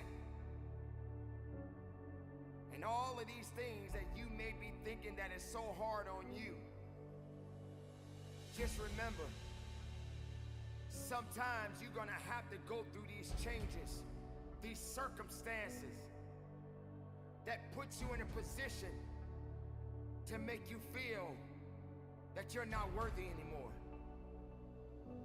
But make no mistake, you are worthy. Hold on, sorry, I just needed to fix this. You wasn't created for nothing. Life has a gift of giving, a gift of receiving. And whether if it's good or bad, you got to make sure you understand that these circumstances and these challenges has to happen in your life. You will come to a point that you may feel that you are in a hopeless situation. You may come to a point in your life where you're at the end of a rope and the only thing left to do is to climb up, because you only can do so much for so long. But make sure you're doing much more instead of doing less. Don't you dare, LOL. Stop stressing about the things that you cannot You know how painful it is? You know how painful it is? Like and subscribe, please, guys. Take control of the opportunities. Believe in yourself. And know that it is not over for you. So many people out there in this world. Subscribe. Will try to tell you not to be something that you feel in your heart that you want to be. So many people out there right now are miserable, and they'll try their best to take you with them. Do not let misery control the life that you have.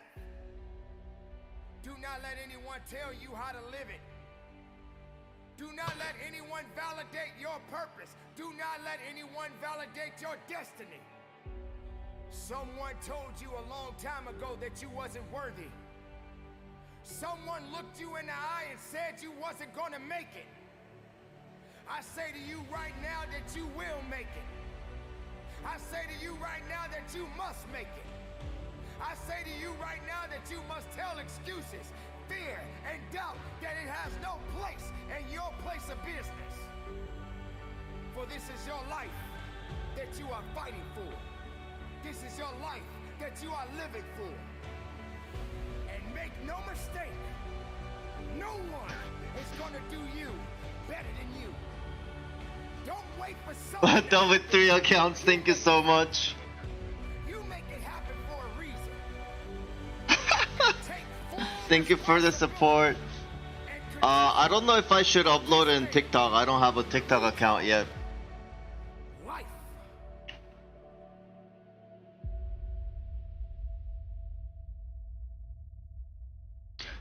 I wanted to make it a YouTube short, but I didn't know how to make it, so...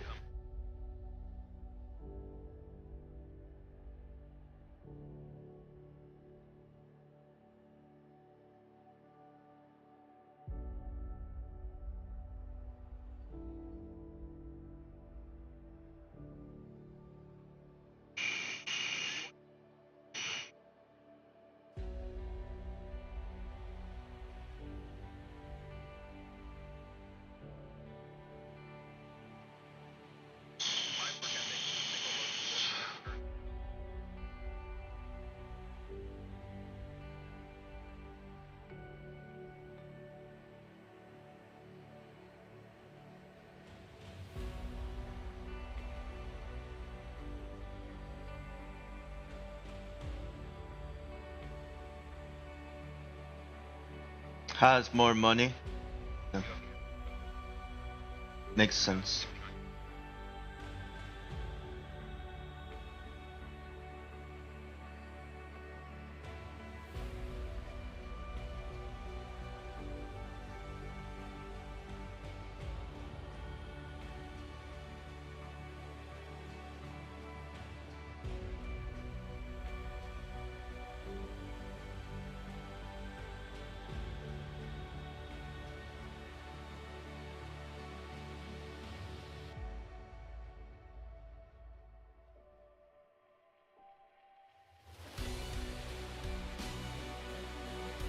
Nate shots short bit? No. What did they make it on? On COD?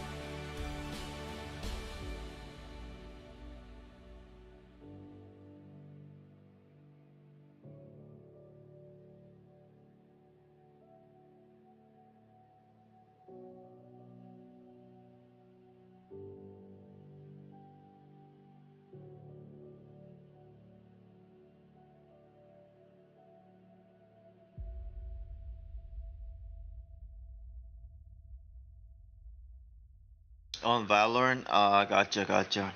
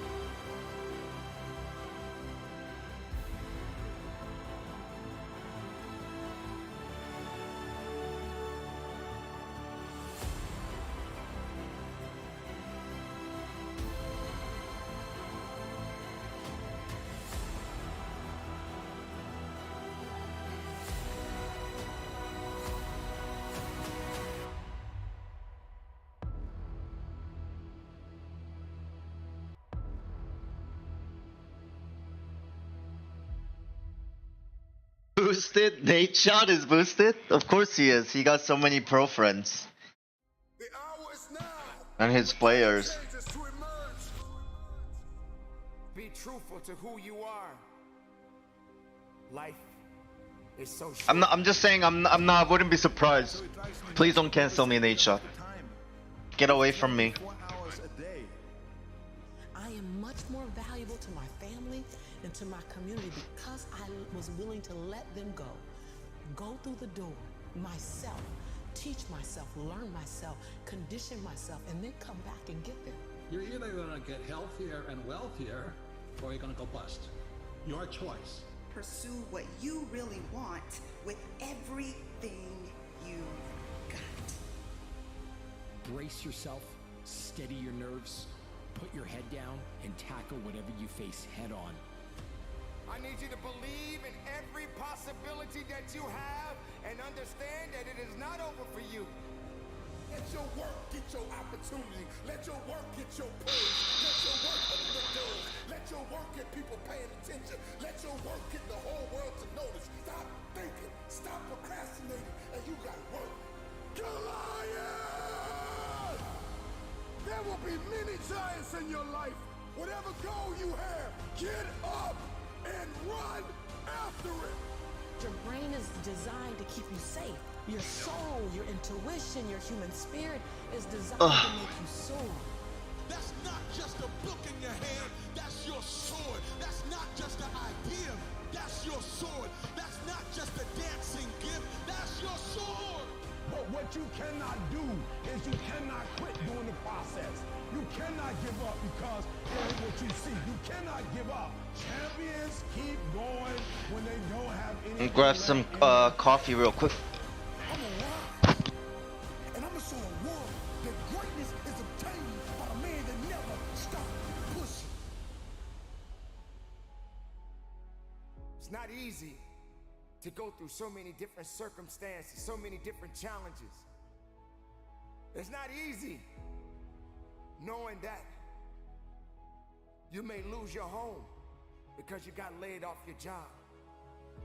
You gotta set the example. This is another obstacle. This obstacle cannot define me. It's not gonna cripple me. It's not gonna be responsible for me stepping away for the game that I love. You need to rise up and understand what success is all about. We gotta rise up, we gotta start, we gotta finish. You should work so hard that you collapse in the bed at night. Then you fall asleep, wake up and rise up again. Through all the bumps in the road and the stormy weather, the heart of a champion you can never measure. You can't stop people from trying to limit your dreams, but you can stop it from becoming a reality. You know, I have the saying, work like someone's trying to take it all away from you. Architects, pioneers, innovators, students, athletes, lawyers, doctors. I'm sounding the alarm that a new mentality will emerge inside of you. I need you to believe in every possibility that you have and understand that it is not over for you. Now is the moment to start making your impact. When you want this thing as bad as you want to breathe, that's when you find a way.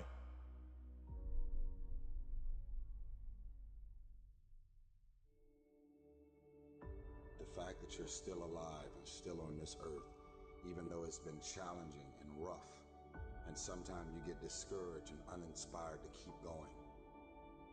God has a plan. You will grow through what you go through.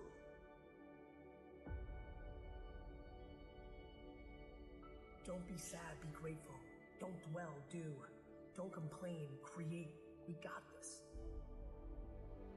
As long as there's breath in my lungs, there's hope in our hearts, and giving up's not an option. You and I and we, no matter what your unique situation, your storm, your struggle, your trauma, your abuse, your wounds, your scars, no matter what they are, you are not a product of your past. You are not a product of your environment or your current unique situation, but you are always a product of how do we navigate through our storm. And so we're all waiting for perfect. It's an illusion that will never come to you, and it's an excuse to never show up and play. Your story is not meant to be your fortress. Your story is meant to be your fuel. You cannot win the war against the world if you can't win the war against your own mind. That dream is not going to wait and say, take a breather. It's going to say, come catch me. Catch me if you can. You've got to block out all of the noise around you that's going to tell you you can't do it. Just believe that you can.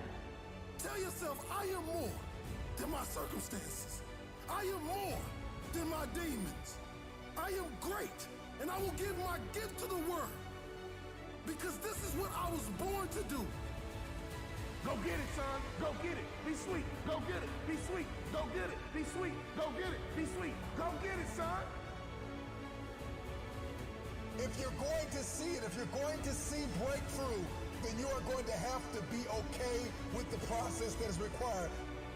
The one thing you need to do to go where you've never gone before, to have what you've never had before, is to change the way you think.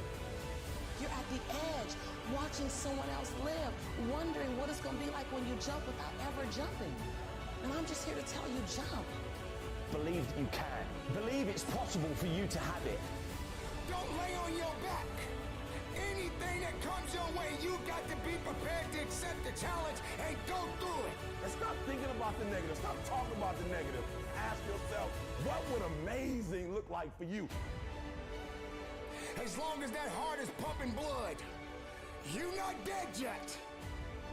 They haven't put rose petals on your box yet. Make sure every breath you take counts for something.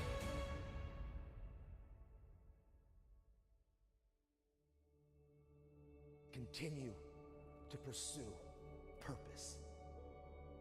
And we all got a purpose. Every one of you in this room were born to not just exist, but to experience life. Every one of you in this room, you were born to leave your fingerprints on history.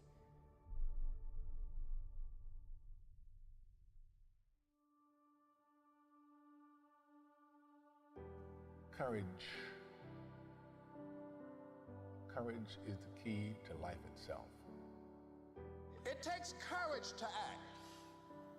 Part of being hungry when you've been defeated, it takes courage to start over again.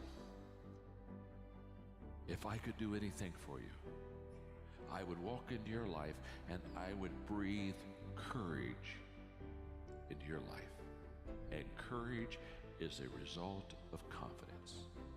You have never seen a courageous person that didn't have confidence. Human potential is not of any kind of measurable limit. It can go as far as you desire or as far as you have the courage to walk. How do you stand up to massive external pressure? Courage. And courage is something that comes from relationships. You know, it's external. There are days we're gonna doubt ourselves, There are days that storms are going to rise, and we have to have people who say, I got your back. You need to do this. We need you. The world needs this. Keep going. That's cool as fuck. Courage is not the absence of fear. Courage is the judgment that what you want is more important than your fear. It takes courage to achieve your goals, man. It takes courage to be successful. Patience and inner voice makes you unbeatable. You've lived a life dominated by doubt and fear. How do you step into it? Step. Take the step. No more would I live like this. It takes courage to fight back. If you don't have the courage to act, life will move on you. You don't work for nobody else. You work for your mama, you work for your sister, you work for your aunts, you work for your grandma, you work for your family, you work for your kids. You ain't making no other man rich. Do you have the courage to stand there though the storms keep raging? It takes courage to be successful. It takes courage to win. It takes courage to be different. It takes courage to go where you've never gone before.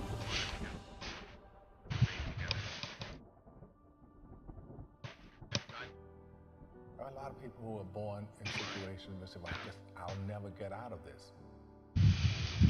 So they won't. I say to people who say, well, I would like to have done so and so and so. So you could have done it. So, well, I couldn't get out of here. Man, the bus runs every day.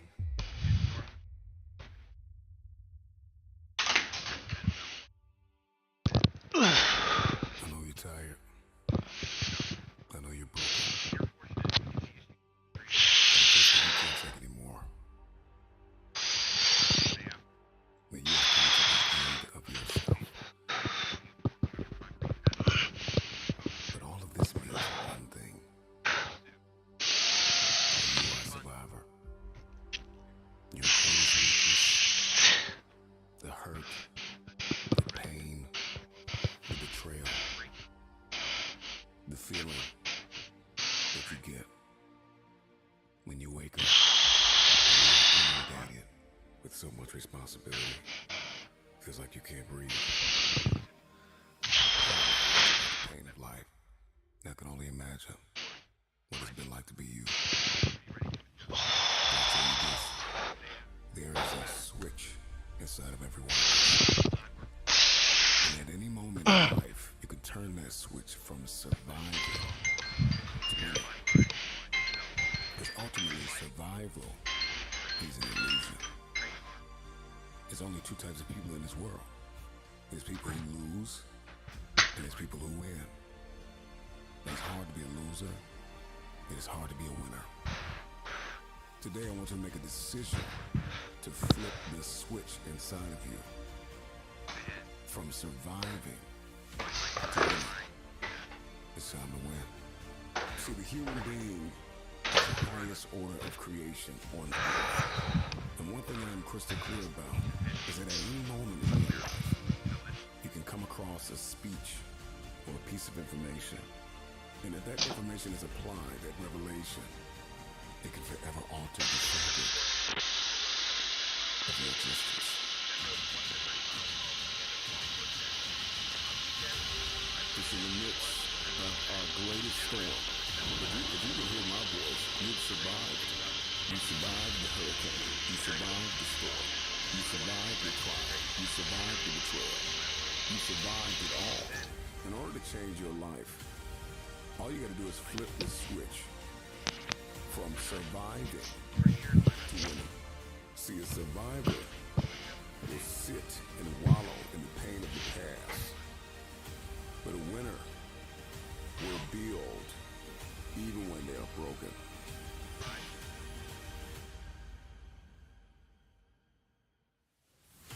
I may be weak, I may be hurting, I may have pains, I may have been down, but I am not out. I am getting out of this hole. Today, I'm getting out of the pit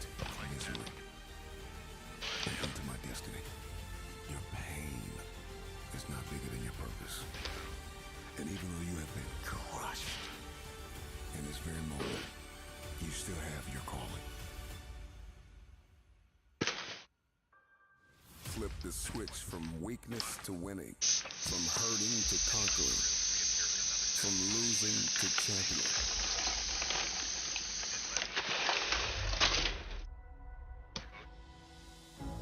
What I've learned is to always keep going.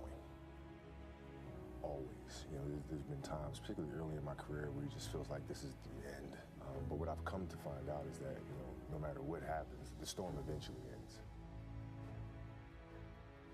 And when the storm does end, you want to make sure that you're ready. And so I've really learned to put one foot in front of the other, good, bad, or indifferent, because eventually that storm passes.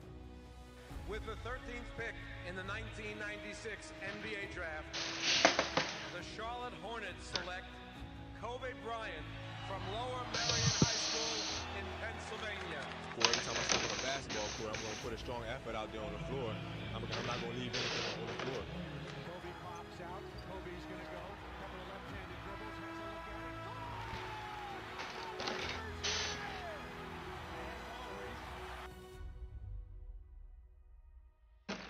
Everything is done to try to learn how to become a better basketball player. Everything. Everything. And so when you have that point of view, then literally the world becomes your life. This motherfucker became a seal with a fucking hole in his heart. And as I'm walking onto the court, who do I see? I see Kobe Bryant, already working out. And I'm like, okay, it's kind of cool. It's Kobe. So I worked out for a good hour and a half. And when I came off, after I was done, I sat down, and of course I still hear the ball bouncing. I look down, I'm like, this guy's still working out? He was working out, like, it looks like he was in a dead sweat when I got here.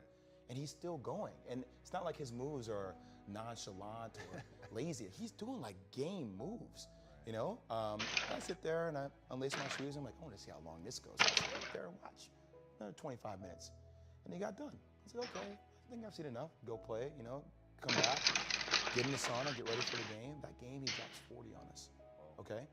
And after the game is over, I'm like, I have to ask this guy. Like, I have to understand, like, why he works like that. Right. So after the game, I'm like, hey, Kobe, like, why were you in the gym for so long? He's like, because I saw you come in. I that it doesn't matter how hard you work, that I'm willing to work harder than you. Wow. And he's like, there's nothing wrong with that. Like, I'm not saying I dislike you as a person.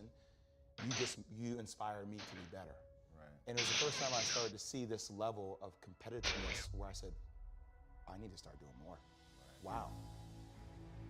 Yeah, I mean, here's the thing. It's like, you know, it's competitiveness, yes, but it's a simple theory or idea to live life by. If you're going to do something, do it to the best of your ability.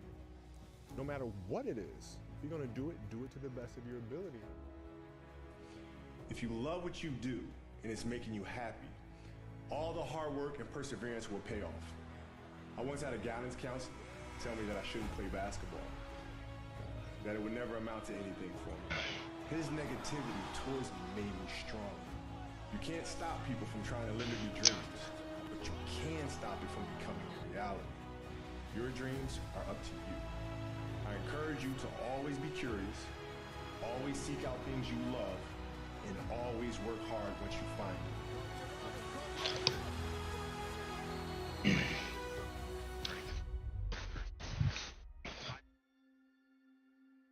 It drives me crazy when people say they don't have enough time to go to the gym for 45 minutes a day and work out. Or to do something for 45 minutes to an hour a day to improve. If it is physically improve or if it is mentally to improve.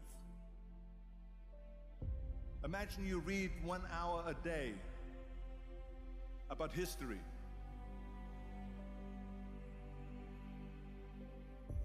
How much you will learn after 365 hours in 1 year. Think about if you study about the history of musicians, of composers, how much you would know. Imagine if you would work on a business, on some business that you want to develop every day for an hour. Imagine how further along you will go and get. So it drives me nuts because we have, when people say we don't have the time, we have 24 hours a day. We sleep 6 hours a day. So that gives you still 18 hours. And there's someone shaking their head out here in front. They say probably, I don't sleep 6 hours, I sleep 8 hours, right? But just sleep faster.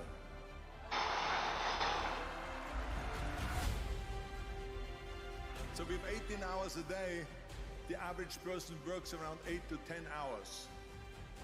So let's assume it's 10 hours, so with 8 hours left.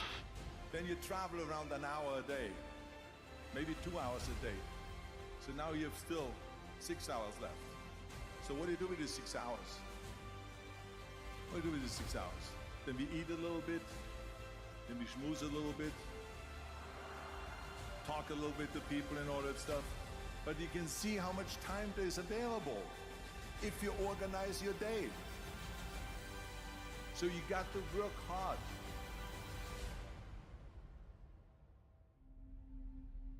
I mean, let me tell you something. When I went to America, I went to college.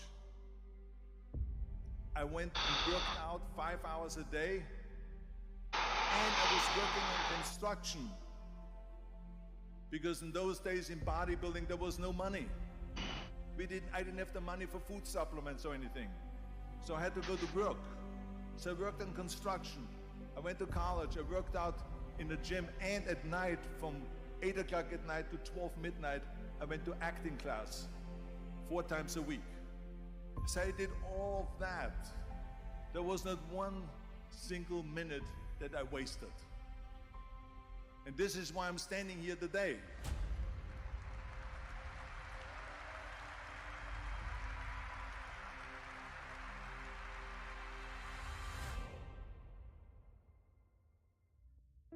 What would you like to do? If you don't like what you're doing, and you don't like where you are, and you don't like your relationships, and you don't like X, Y, or Z, what do you want? What do you like? And then you got to be able to add passion to it to activate that thing and make that dream a reality.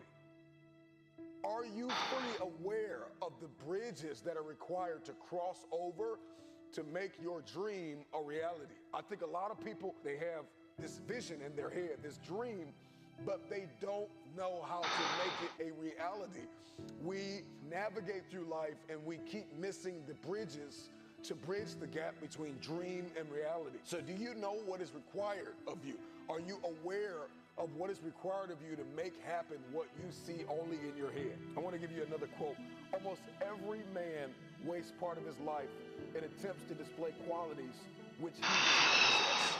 I want you to ask yourself the question, are you the person that is projecting a different you to the world on social media, on your websites, in your meetings?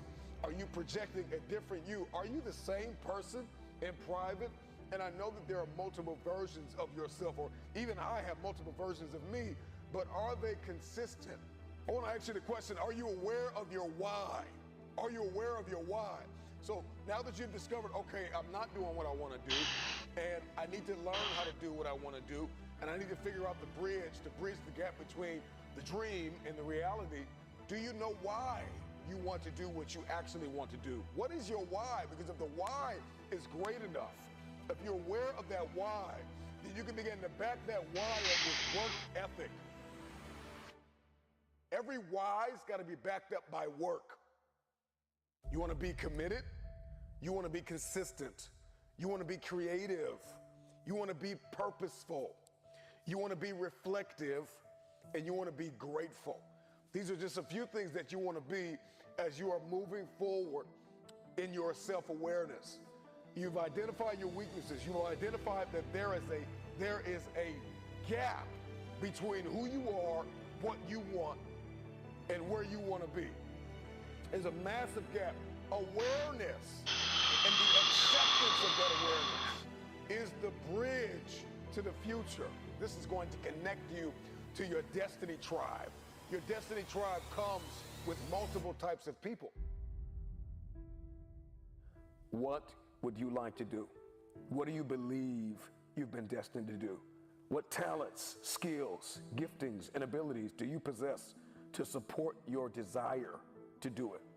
What are your motives for wanting to do it? Why do you want to become what you are looking to become? What steps are you taking to become and to live the life to make the dream a reality. When you have awareness and you have your actions, but you have no accountability, you set yourself up for a great fall. Let me ask you a question. What price are you willing to pay to make the dream a reality?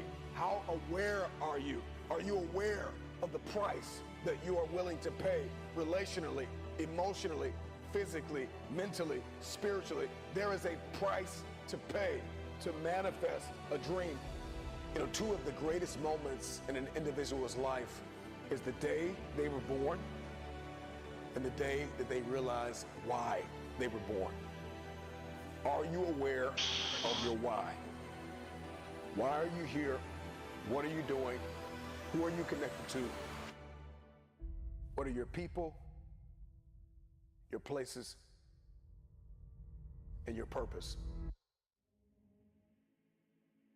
Life is so short.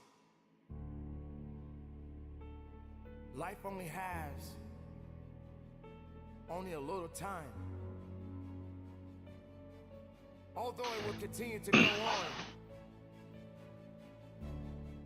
but you cannot hold on and think that every day is promised to you.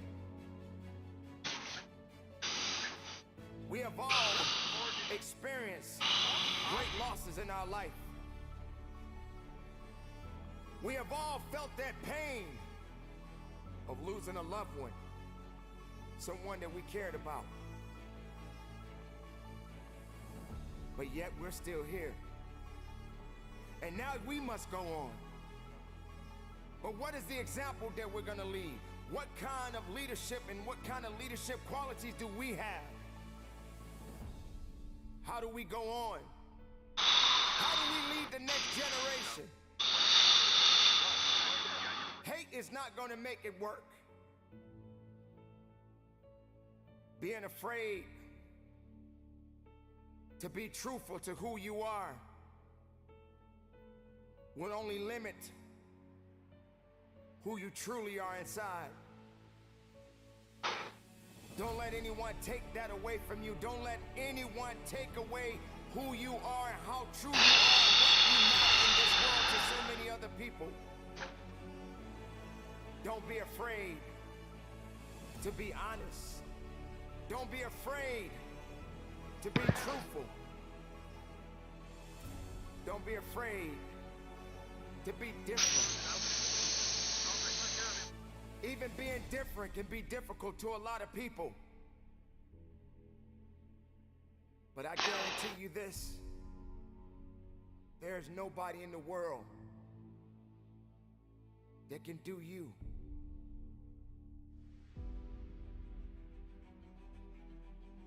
When the time comes, what would you leave behind?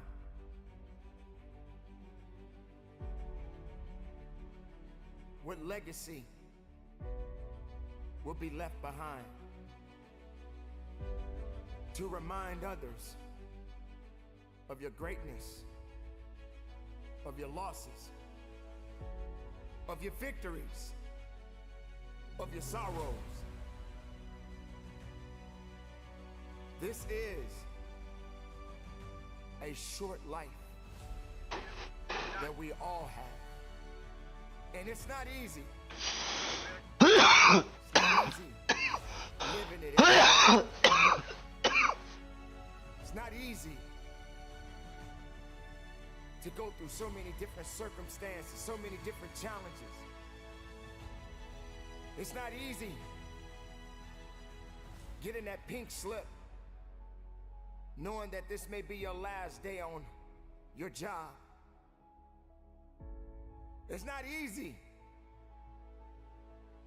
knowing that you may lose your home because you got laid off your job. This type of pain and these different circumstances, many people are always gonna come back and say, well, that's life. We cannot blame life. It is not life that makes these challenges what they are today. It is the purpose. And purpose never lies.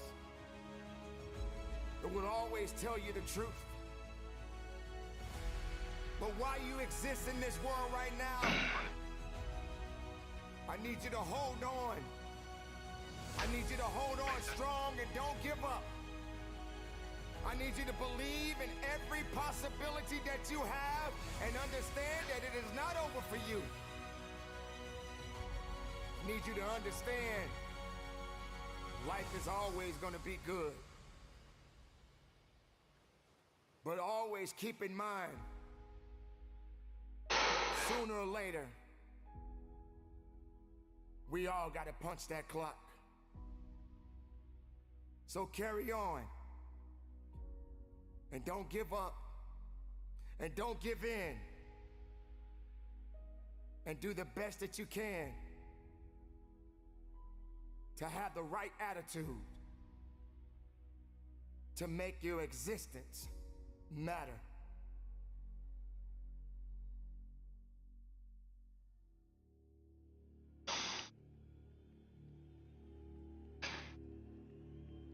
I know what it feels like to be broken.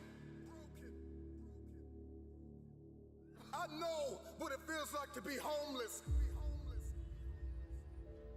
I know what it feels like to be ignored. You get into a place where you feel like nobody needs you.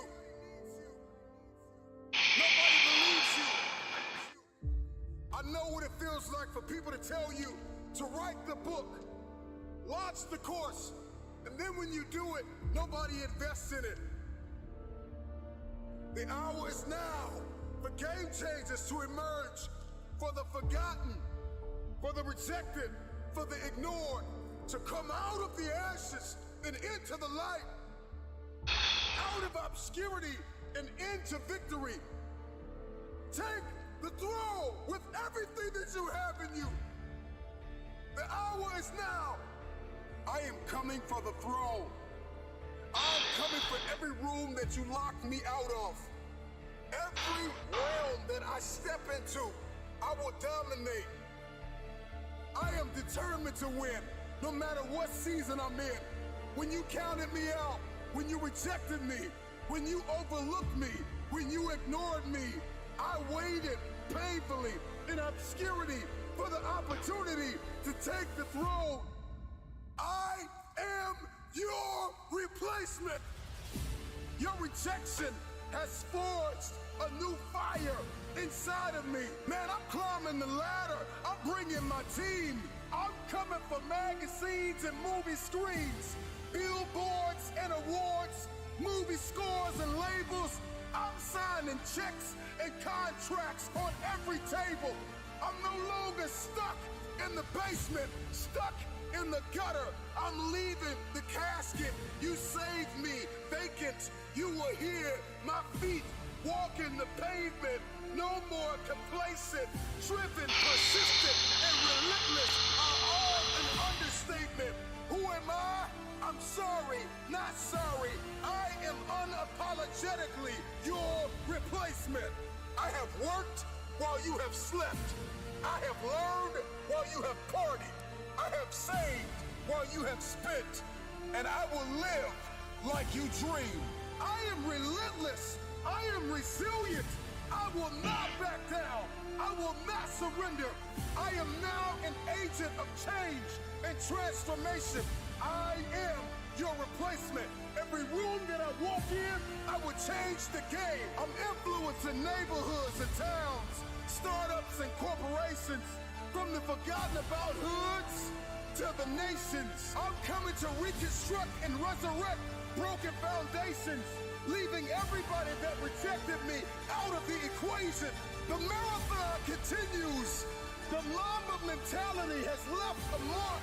Shout out to the NBA legend, Kobe, and your daughter, Gigi. From Tom Brady to Drew Bledsoe, rain, sleet, or snow, I grind.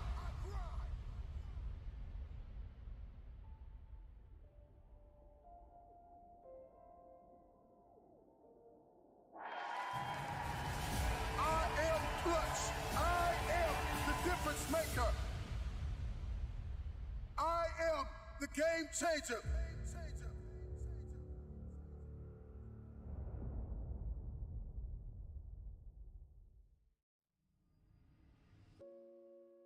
Remember the time when you wanted more.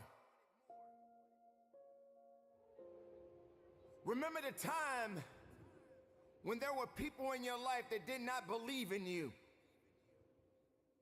Remember the time when you honestly gave up on the possibilities of the uniqueness that you had inside.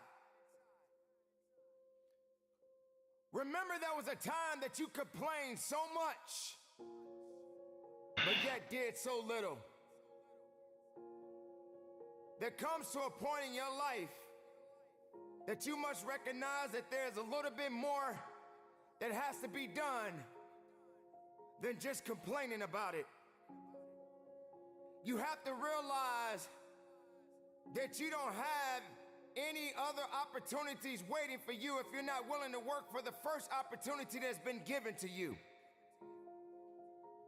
You don't have a lot of time left, so there's no reason to complain. You're not even in the position to complain.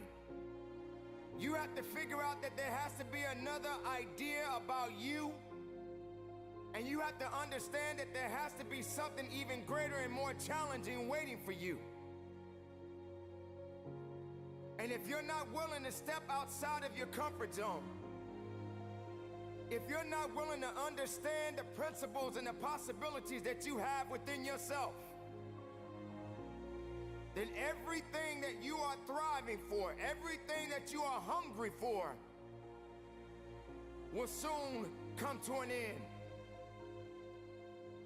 Now, I'm not here to preach to you about this.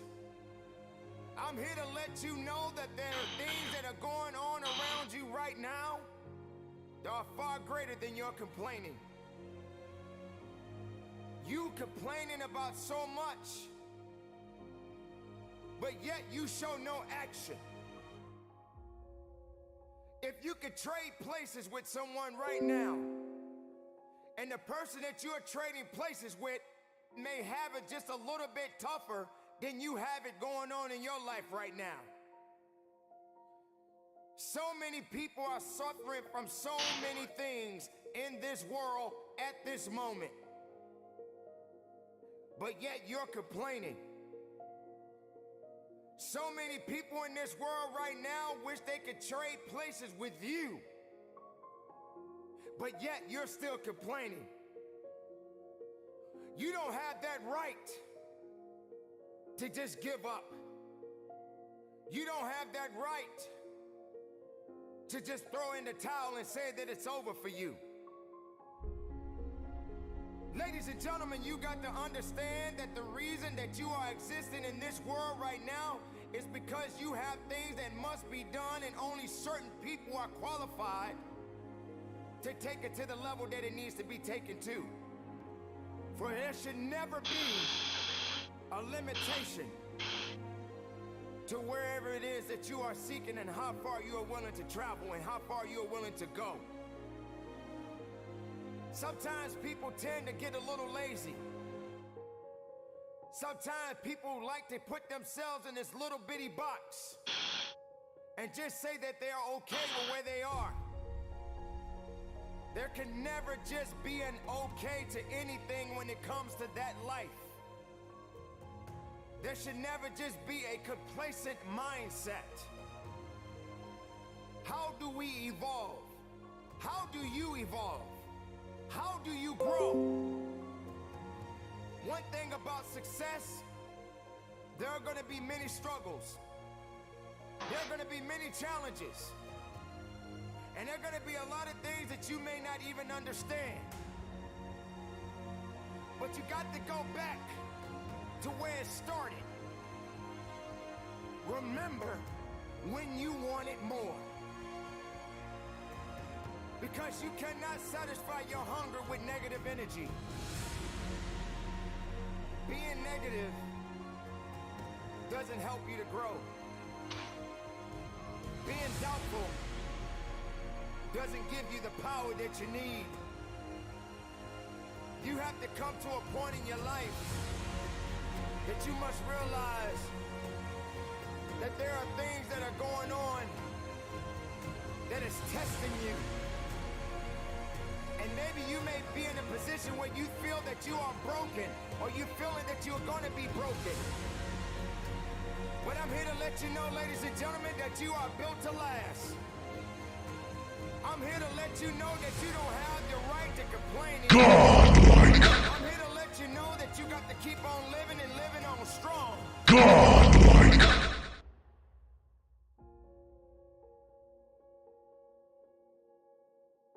PB, let's go. To take a trip to your local hospital. And if you have an opportunity to walk down those corridors and witness so many different people, different age groups, different ethnicities, and each one of these individuals are fighting something. They're dealing with some type of sickness. And some of these sicknesses, they may not be able to recover from. I dare you to walk down a neighborhood where there are many people that are homeless and have no place to go, no food to eat, barely even have clothes on their backs. I dare you to realize that maybe you just don't have it so bad after all. Maybe it's time for you to realize and recognize that your troubles are not that bad. Maybe it's time that you realize that you need to get away from the drama that's in your life. Maybe it's time for you to stop chasing misery and start chasing your dreams. Reconnect with yourself. Because this is not the time for you to be wasting, putting yourself back instead of pushing yourself forward. Ladies and gentlemen, you have so much to offer, so much to give, so much to do. But doing it and sitting around waiting for it to happen, it's just gonna stay in neutral. You have to electrify the desire that you have, that you once had. So the next time you feel like complaining, you feel like worrying, and you're so concerned about other things that doesn't necessarily concern you, ask yourself, is it making you better? Is it taking you higher? Are you going further? Or are you just being complacent? Complacent and complaining and worrying and doing things that are not better for you? Are you gonna realize that maybe just going up that mountain does take a little bit more work than just having something handed to you? Are you gonna be that person that realizes that if and when you get to the top of the mountain, it don't just stop there? You got to figure out another way to go even higher. You have to electrify and get all the things that are necessary within you to start doing the things that you need to do, so when the time comes, you can kick down that door and move towards the possibilities of being the best of who you really are.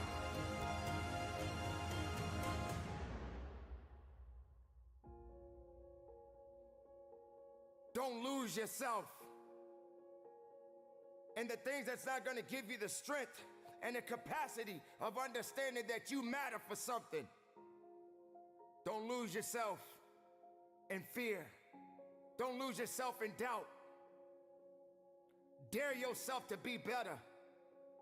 Dare yourself to be unique. Dare yourself to be the best possibility that the world has yet to see.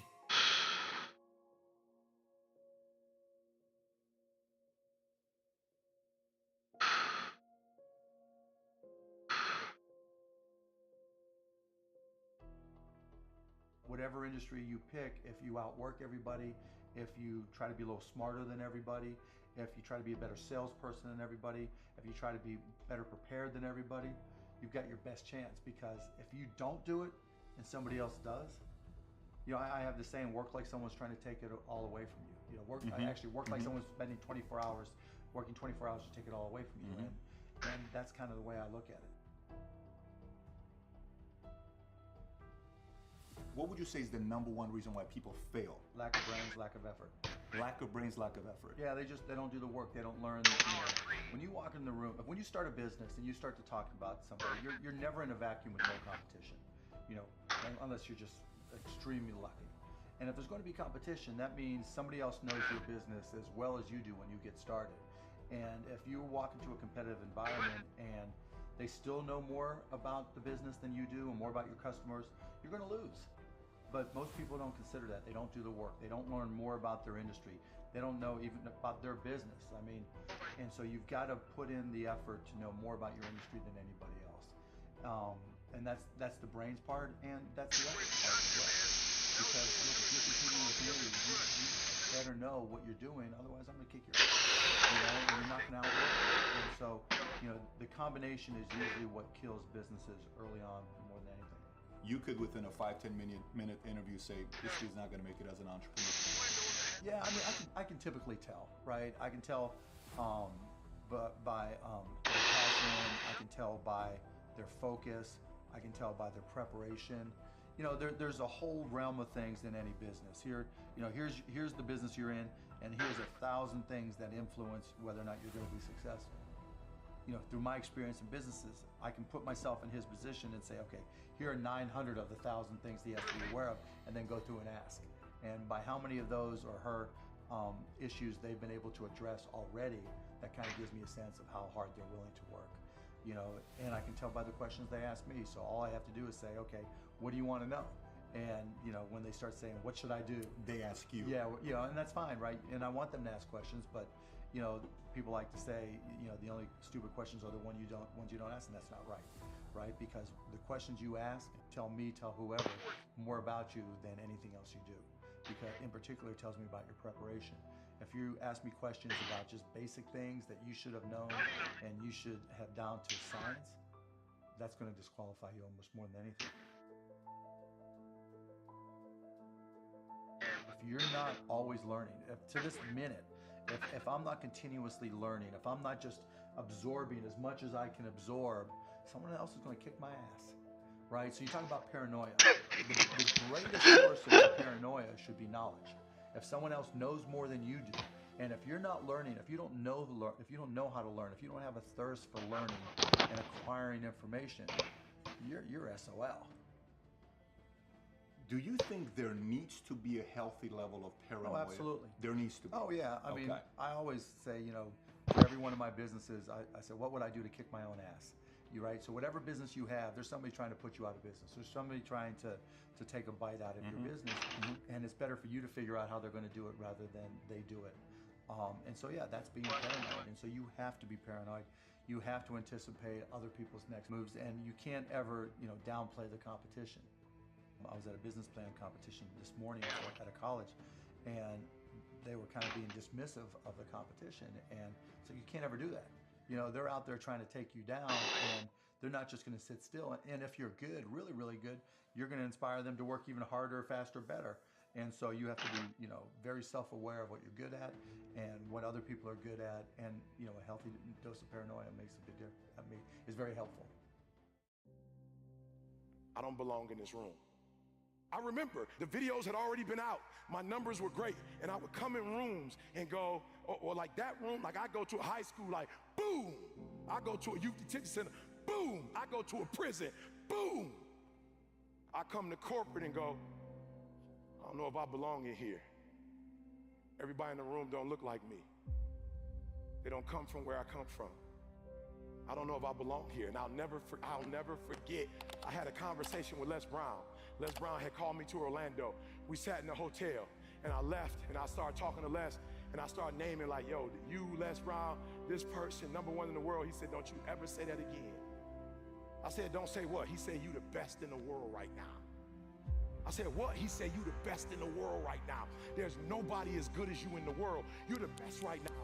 The only reason you're not the best right now is because you don't believe you're the best now. And when you walk out this room, I want you to go in the mirror and tell yourself, I'm the best right now. He said, before you even become number one, start to proclaim it and say it long before it happened. Say, I'm the number one motivational speaker in the world.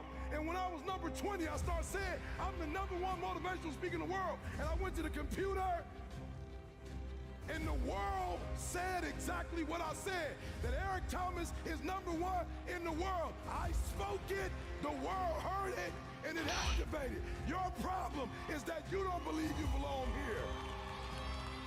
Your problem is that you don't think you should be sitting down here. So listen to me, there are those of you saying, I want to be a millionaire. I want to be the best at this company, right? But your value system says you believe in sleep more than you believe in grinding. That you're spending more money than you're making. Why? Because you're a consumer, but you're reading all the books and you're saying everything the books are saying. But those books are not in alignment with your values. And if you're going to go to the next level, your values are going to have to change.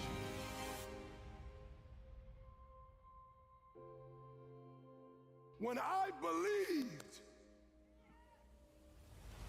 that my voice was needed in this world, when I believed that I needed to be on the stage, not for myself, but to speak to a group of people who come from where I come from, a working class, who don't know what it's like to make millions and millions of dollars, who don't understand what wealth looks like, that I needed to come in the room with a single-parent mother, with a father not in my life, being homeless and a high school dropout.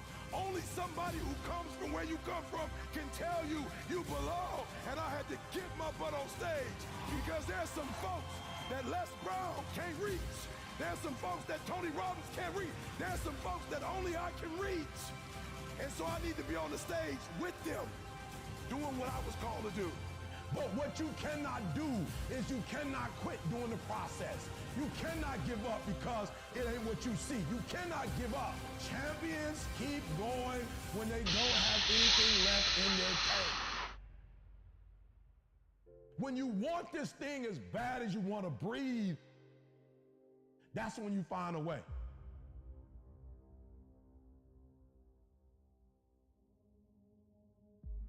Some of y'all been worshiping since you was in high school, so you don't really know how to grind. Like you talk grind, like I love it. Like I go into the weight room and y'all playing like Pac. Y'all playing Biggie, like y'all all in it. Like you like Pac, but you don't have the spirit of Pac. You like love Pac. You like listening to Pac. You like listening to Biggie. You like to talk about the grind, but you don't really know what the grind's like. I know what the grind is like. I was homeless. I ate out of trash cans. Now, go on the internet right now. I'm one of the #1 speakers in the world. I started from the bottom, like you like listening to it and see. Started from the bottom now. Yo, what's your bottom? What is your bottom when you've been worshiped since middle school? You've been tall your whole life, big your whole life. They worship you so much now that you think it's about you. You don't even know what the grind look like. I'm from Detroit, homeless. Mama got pregnant with me at 17 years old, high school dropout. Took me 12 years to get a 4-year degree. I'm coming now. It's in view. You finally made it to the big leagues, and now you want to chill? Now you got the big head? Now you can't grind? You here now. You here now. You finally made it. And this is where you break up. This is where you start chilling. This is where you get comfortable. You made it now. You made it now. You in the big leagues now. They watching you now. This is where you make it permanent. Yeah, I saw it. Perfect. No, practice don't make perfect. Practice make permanence. This permanent, y'all. This is permanent. You can go wherever you want to go from here. It does not take talent. You don't have to be talented, right? You don't have to be gifted. You don't have to be the quickest, the strongest. You don't have to be the most intelligent to get to where I am. That's what you gotta do. You just gotta grind, though. Your grind, you gotta out-grind. So many of you heard me say this. Your father, listen to me, might own a company. Your mama might be a millionaire. You might come from privilege. Your daddy might hook you up with a car. He might know people. He might be able to get you a job. But you will not outwork me. And what you have to decide in your position in the NCAA, you have to make a decision that nobody in this league in your position will outwork you. I will walk away with stuff I never heard before, books I've never read before, audios that I've never seen before, going to conferences that I've never gone, hanging out with people that I've never hung out with before. This is nothing, God. This is just a result. There are those of you with phones, and every new phone that comes out, you get it. Every upgrade, you get it. Every piece of software, you get it. You are upgrading your technology, and you've not upgraded yourself. Listen to me closely. When you get to the point where enough is enough, when you get to the point where it hurt real bad, when you get to the point you can't take it no more, when you get to that point, the doors start opening, opportunities start happening. Listen to me very closely. It's our dream. Nobody's gonna see it like you do. It's your dream. Nobody's gonna feel it like you feel it. It's your dream. Nobody's gonna be as dedicated to it as you are. It's your dream, and they don't have to understand, and they don't have to like it, and they don't have to do it. It doesn't make a difference. It's your dream, and you, my friend, have been given the task to make it happen, and you can't let anything stop you from doing what you were called to do. Study strategy over the years and achieve the spirit of the warrior. Today is a victory over yourself of yesterday. Tomorrow is your victory over lesser men.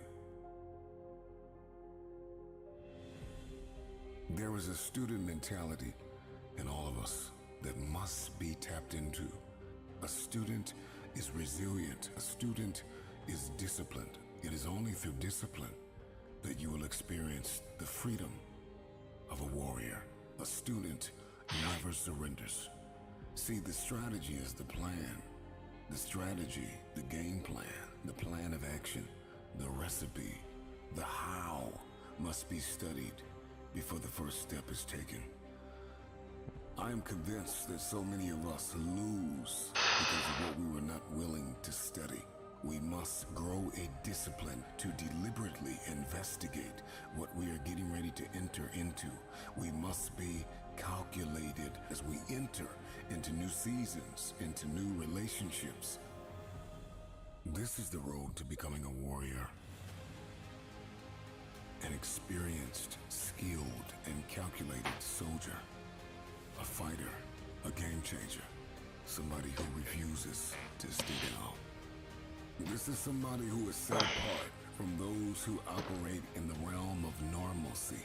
This is somebody who is above and beyond. We got a bit of a work ethic to go after it. A student is a disciple, and a disciple is disciplined.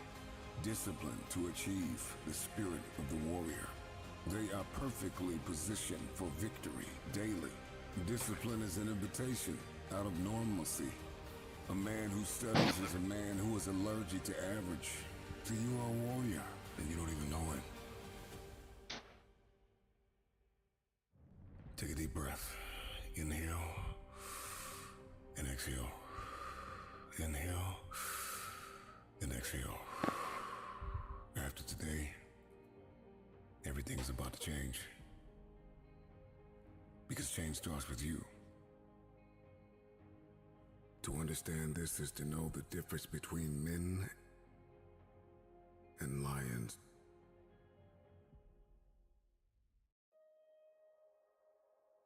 I'm on government assistance, and I run out of money, and I had to buy Pampers for Jelani. And I had $11.42 in the bank. And I remember wrapping my son in a towel for 2 days. I remember the second day, like you said, I had my hand on Jelani's stomach, and I said, "Don't worry, baby. Mommy will never be this broke or broken again." And that day, what shifted for me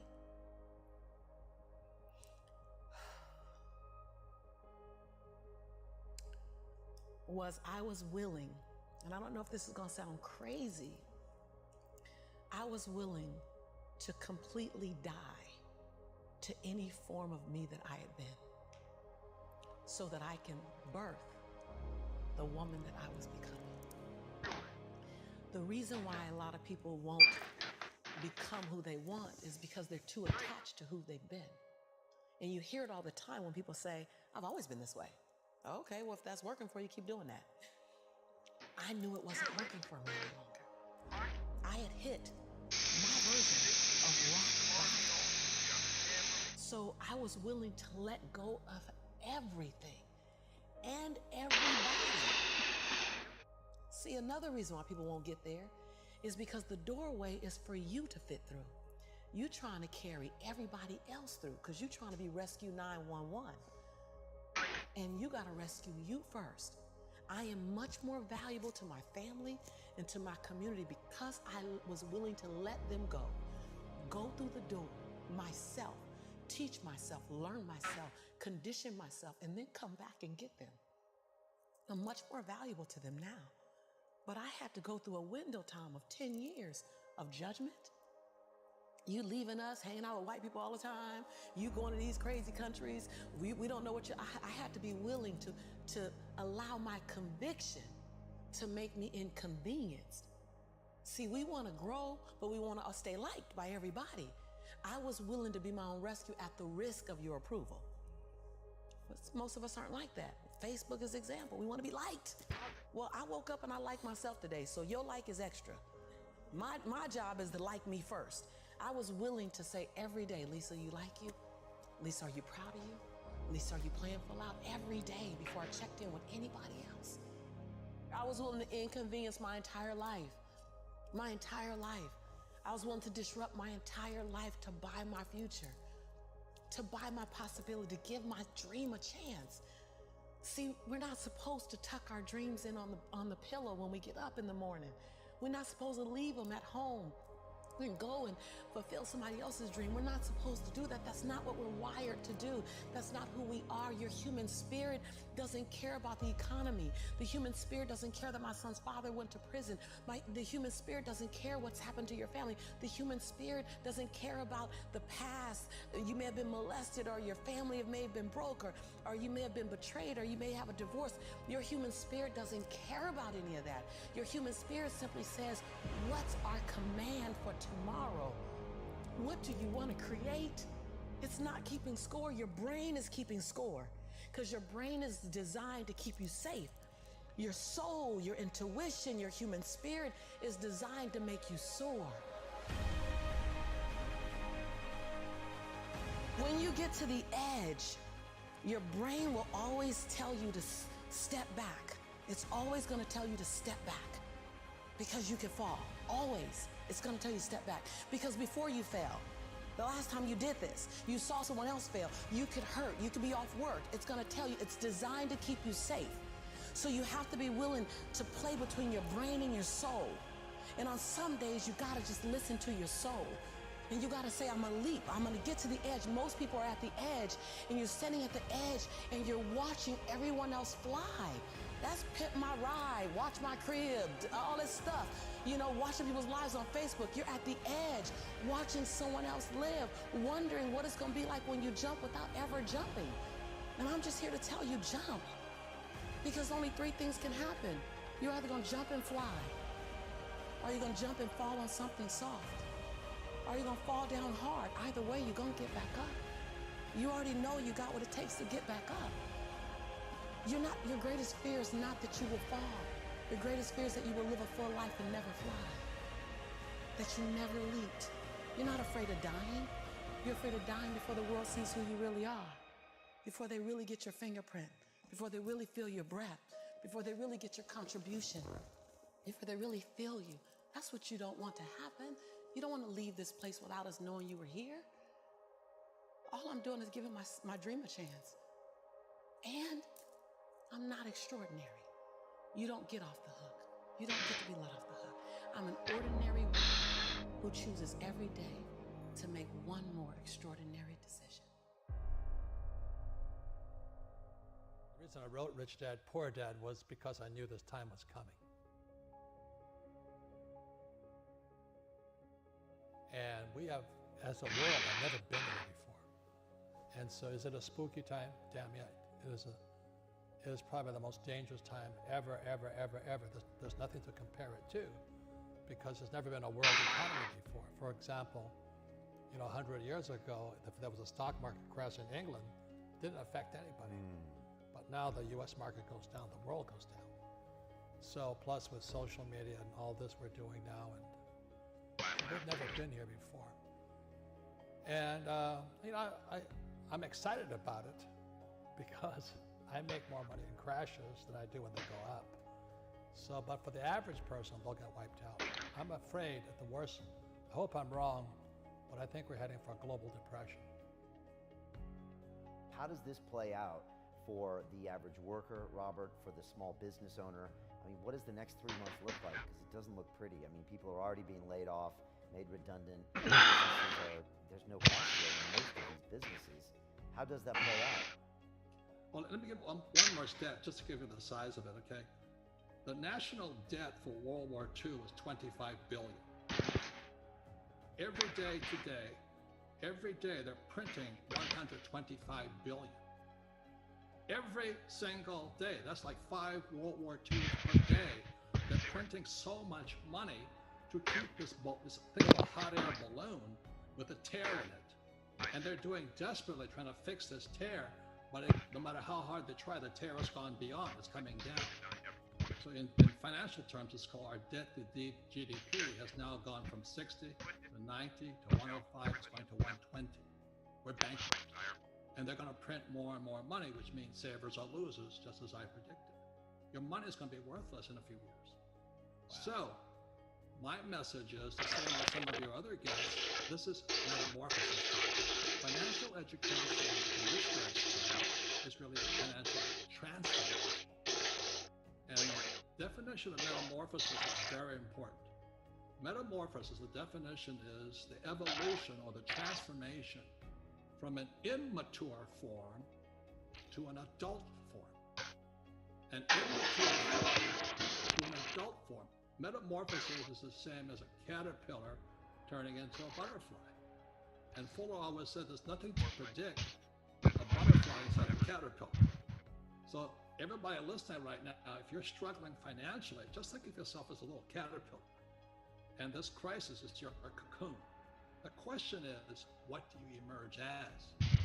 Do you emerge as a victim? You know, the world did that to me. Hey, what's up, Abdullah? Crook, rich or bastards and all this stuff. Or do you say, oh, this is the best thing that ever happened to me. The same as my health. I am ground zero for the coronavirus. All that does is inspire me to get healthy.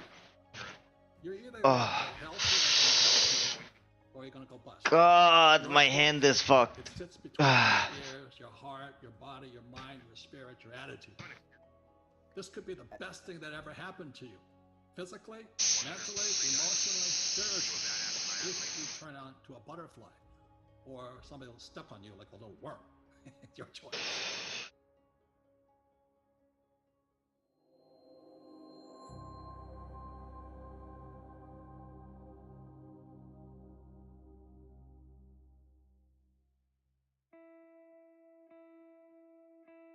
You are battered, broken, and depleted. Some of you have been abandoned. Your greatest opponent is an enemy you cannot see, but you can feel.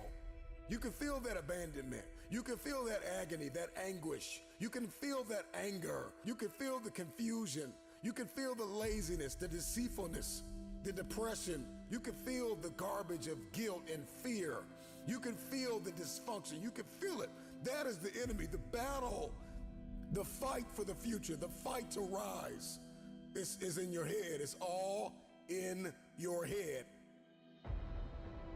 Now is the moment to capture the vision. Let me tell you something. Here's what success is all about. You need these 3 things. Are you ready? You need skill set, mindset, and opportunity. Skill set, mindset, and opportunity. You need to rise up and understand what success is all about. Skill set, work on your skill. Mindset, work on your mentality, baby, and your opportunity will come. Trust me, when your opportunity comes, you better be ready. When your opportunity hits, you better respond, baby. And all the work you put in, all the grind you put in, when your opportunity shows up, you're gonna be ready. Because hard work pays. Let me tell you something. Hard work will pay off. When you feel that you don't have the oxygen, when you feel like you're about to give up, when you feel like you're about to die, resurrect yourself and just rise. Continue to move. Continue to believe. Continue to fight hard. And don't give up. You are not dead yet. You may be tired, but you are not dead. You may be broken, but you are not dead. You may be weary, but you are not dead. You have an opportunity to rise above what happened to you. I need you to make sure you understand the process, and the process means you gotta follow through. We gotta rise up, we gotta start, we gotta finish. We gotta rise up, we gotta start, we gotta finish. We gotta rise up right now, and we gotta start, and we gotta finish. It's time to get your bounce back. Build your business, build your future. I don't care who did not invest in you. Go after it. If nobody sticks their hand out to pick you up, get yourself up and ride.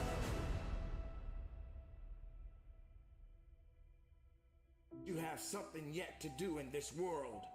Don't worry about it. Trust in it. Believe in it. Rise.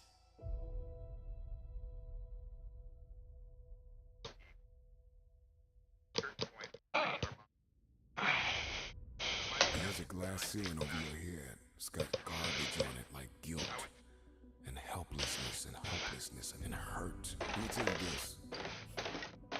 Life will keep you locked away in a glass coffin and dare you to shatter that glass. Everything changes today.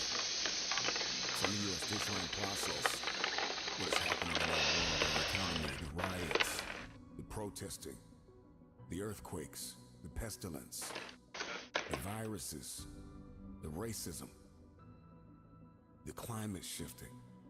It's a lot. And you have been intoxicated by the pain of your past. I'll tell people all the time, it starts in your head. There are gonna be those dark times. And a lot of things are gonna try to hold you down and keep you down. But you gotta continue to rise. You got to continue to believe. A warrior is an average person with laser-like focus. Don't even worry about your ability. Don't you worry about opportunity. I need you to be a warrior right now and let your work get your opportunity. Let your work get your praise. Let your work open up doors. Let your work get people paying attention. Let your work get the whole world to notice. You gotta work. Stop thinking. Stop procrastinating. And you gotta work. I need you to rise up to fulfill your dreams. Rise up and attack your goals. There's no time to sleep. No time to nap. No time to waste. If you fall asleep, wake up and rise up again. You should work so hard that you collapse in the bed at night. Sometimes in the afternoon, you're so weary from grinding that your body just collapses. That's okay. Have sweet sleep, but when you wake up, grind again. Now is your time. Now is your season. I'm here to rise. I came here to conquer. Doubt is not bigger than your purpose. Fear is not bigger than your purpose. Insecurity is not bigger than your purpose. Your purpose is everything. If the oxygen is running out, and you feel like you're about to fall down, resurrect yourself and get back up and keep flying up higher. Doesn't matter where you are. Whatever your story is, you can change the story. Rise when you think you can't carry on. Rise from your mistakes and failures. Rise and fight. Rise and make a difference.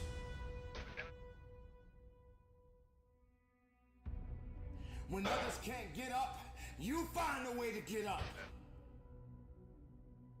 Rise.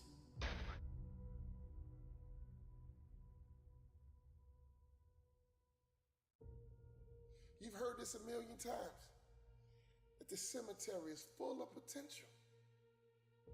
And that's true. Because that person didn't do what they needed to do through the dash. Dealing with agony and anger and anxiousness, and you are ashamed. If you want your future, you gotta heal. You keep trying to win, and you're wounded because you have not confronted the dysfunction, the embarrassment, the emptiness, the insecurity, the jealousy, the laziness, the loneliness, One of your superpowers is a made-up mind. One that is fully persuaded to get it done every single day, no matter the task. I know it's gonna be hard. I know it's gonna be ups. I know it's gonna be downs. You gotta rise up. You gotta stay committed. Because a shark never stops moving, or it dies. I need you to become the CEO of you. Yes, fear is gonna come. Yes, challenges are gonna come. Yes, you're gonna feel that you can't carry on. But you must continue to rise.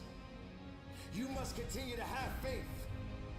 You must grow those wings and you must soar above and beyond the heavens. You must continue to rise.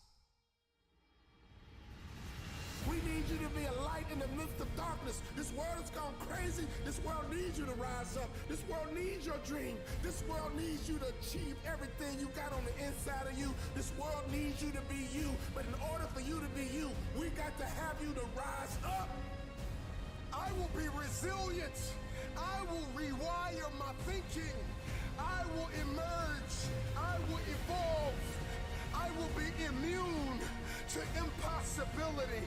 I will be immune to the pain that is attached to my purpose. I will not be stagnant. I will not stay stuck in the mud that you left me in. I will evolve. I will rise. When others think that you can't carry on, rise away from the excuses. Rise away from the substitutions.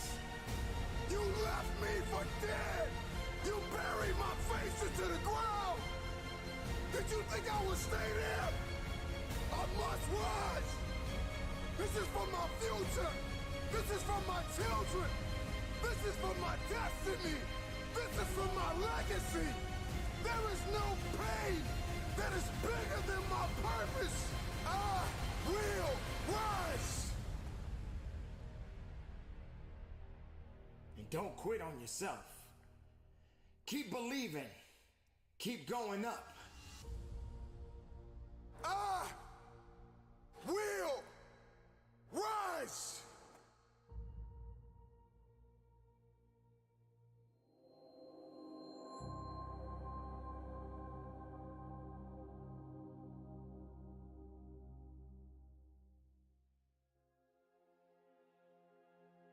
Have you ever been put in a position where you didn't think that you had the strength to carry on? You must never give up.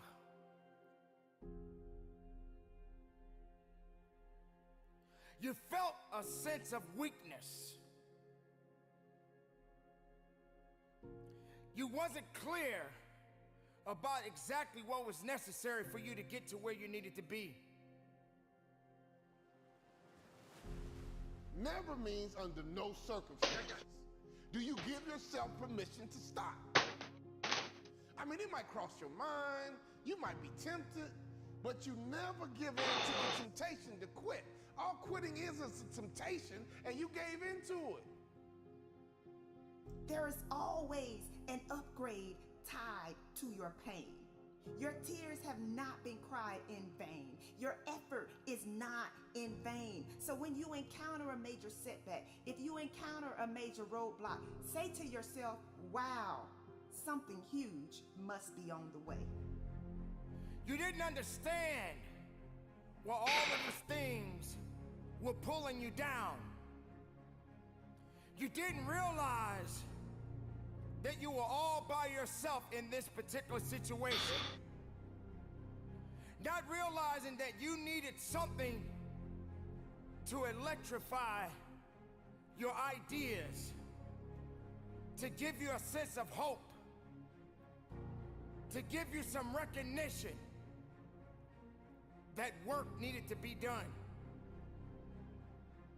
Quitting first starts as a thought. We all get that thought. It comes across your mind, I'm tired, I should quit. We all get those thoughts.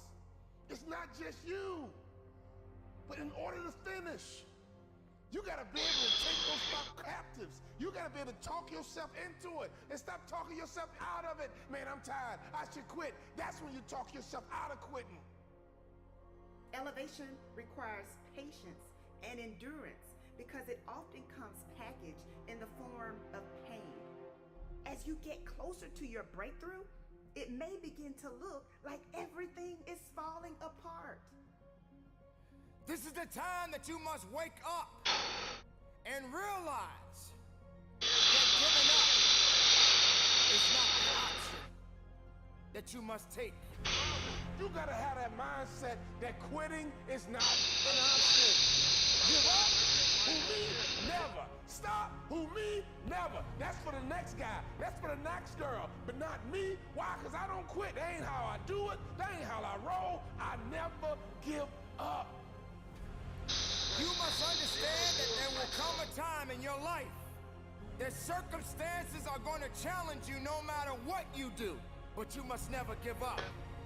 Don't let the obstacles discourage you and make you believe that it's not meant to be. Pursue when it's hard. Pursue even when it would make more sense to give up. Not you, champ. You ain't the one. Not you, kid. You ain't the one to quit. Giving up is not what you do. You got the wrong one here, baby. Until you believe that, until you feel that, until you live that. We got work to do. You see, quitting is a mindset. Quitting is a mentality. If you quit enough, if you quit all the time, you build a reputation of quitter. And people get confidence in your track record. And they will bet against you. He won't finish. She won't finish. You know him. He always quit. But not you. We got to flip the script. There is purpose within you, but you must never give up. What they should say is, you know him, he is relentless. You know her, she is relentless. You know them, they are tenacious. Just because it's hard doesn't mean it can't be done. Yes, you're going to face challenges, but you are an overcomer. So don't you dare sit there and drown in self-pity. Yes, I'm talking to you. You might feel stuck. You might feel trapped. But if you look for a solution, I promise you will find it. I understand that it's going to get tiresome sometimes. I understand you're going to feel like quitting. I understand you're going to give up and you're going to want to say you don't have it anymore. But I'm here to let you know that you got to rise up and you got to continue to push forward. And you got to walk down that path. And if you get down, get back up. And if you're feeling alone, you're not alone for very long. You have got to find the inner beast within you because it has yet to be awakened. When you finish, my friend, you will be celebrated. When you finish, my friend, you will get your reward. Your prize is waiting on you. Your fans are waiting on you. Your respect is waiting on you. The admiration is waiting on you to finish. The race is not given to the swift or the strong, but those who endure to the end.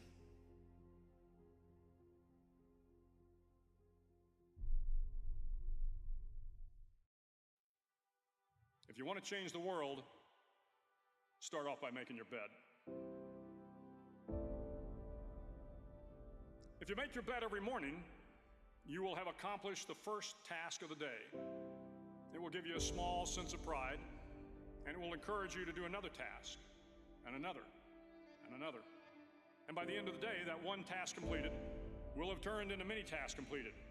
Making your bed will also reinforce the fact that the little things in life matter. If you can't do the little things right, you'll never be able to do the big things right. And if by chance you have a miserable day, you will come home to a bed that is made,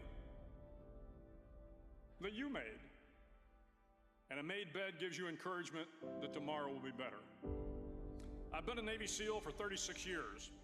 Every morning in SEAL training, my instructors, who at the time were all Vietnam veterans, would show up in my barracks room, and the first thing they'd do was inspect my bed. If you did it right, the corners would be square, the covers would be pulled tight, the pillow centered just under the headboard, and the extra blanket folded neatly at the foot of the rack. It was a simple task, mundane at best, but every morning we were required to make our bed to perfection. It seemed a little ridiculous at the time, particularly in light of the fact that we were aspiring to be real warriors, tough, battle-hardened SEALs. But the wisdom of this simple act has been proven to me many times over. It matters not whether you ever served a day in uniform. It matters not your gender, your ethnic or religious background, your orientation, or your social status. Our struggles in this world are similar, and the lessons to overcome those struggles and to move forward, changing ourselves and changing the world around us, will apply equally to all. If you think it's hard to change the lives of 10 people, change their lives forever, you're wrong. I saw it happen every day in Iraq and Afghanistan. But changing the world can happen anywhere, and anyone can do it. So what starts here can indeed change the world. You will likely fail often. It will be painful.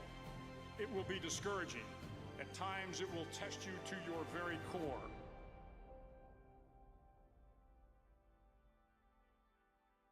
At that darkest moment of the mission is a time when you need to be calm, when you must be calm, when you must be composed. All your technical skills, your physical power, and your inner strength must be brought to bear. If you want to change the world, you must be your very best in the darkest moments. If I have learned anything in my time traveling the world, it is the power of hope. The power of one person, a Washington, a Lincoln, King, Mandela, and even a young girl from Pakistan, Malala. One person can change the world by giving people hope. Start each day with a task completed. Find someone to help you through life. Respect everyone. Know that life is not fair and that you will fail often. But if you take some risks, step up when the times are the toughest, face down the bullies, lift up the downtrodden, and never ever give up. If you do these things, the next generation and the generations that follow will live in a world far better than the one we have today.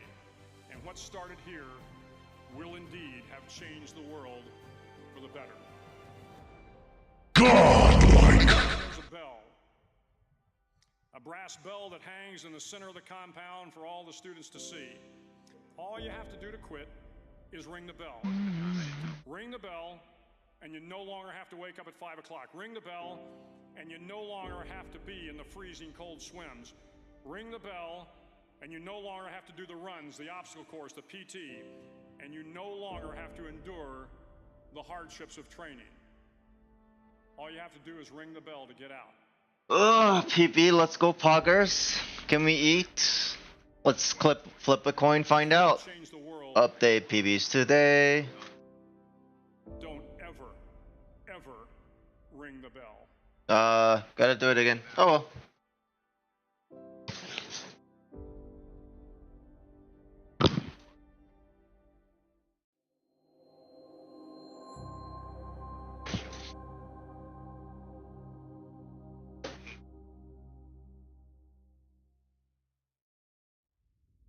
There is a light inside of every one of us, an ember that burns and begs us to become more than what we have ever been. This is the flicker of creativity, the spark of an idea, the outline of a design. You gotta make it happen. Can't nobody else do it for you. You're in charge of your it. Every day the clock is ticking. Every year the calendar moves. Your it cannot be delayed forever. Your it gotta start with your first step. Your it gotta start with your first move. Matter of fact, it begins in your mind. It is your dreams. It is your purpose. It is your future. There are three types of people in this world. There are people who watch things happen. There are people who wonder what happened. And there are people who make things happen. You gotta determine which person you are. You can make a wish, or you can make it happen. You must first believe that you can, that you will, that you must, when you are no longer willing to tolerate being in the room of failure, then that's when you're gonna break free. Are you gonna rise and go higher and go stronger than you ever did in your life? Or you're gonna look in the mirror and see that image and realize that you are more than the image in the mirror? There's enough fire inside of you. After everything you have been through, you've got to be able to see your value. Are you gonna realize that it is time for you to step up and make it happen? Or you're gonna put aside all your doubts and fears? Or you're gonna be strong enough to go forward? Or you're gonna allow weakness to tell you that you don't have what it takes to make it happen? There is no one like you in all of the earth. There is no one that can do what you can do. You are the only option. You are the only play. Nobody else is going to be able to do this. When you get that in your head that you are the only one that is going to be able to do this, that nobody's going to give you a handout, that you have to make this happen, that every room you walk into, you show up and you show out and you leave it all on the table. We don't have time to second guess. It's time for you to rise up, and it's time for you to make that first step. It's time for you to start grinding so that you can make it happen. You got to make it happen. At the end of the day, you got to be strong. At the end of the day, you got to push forward. You got to fight forward. You got to make it happen.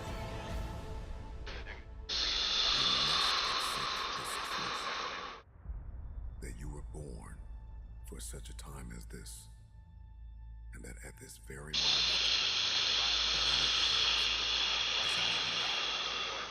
make it happen.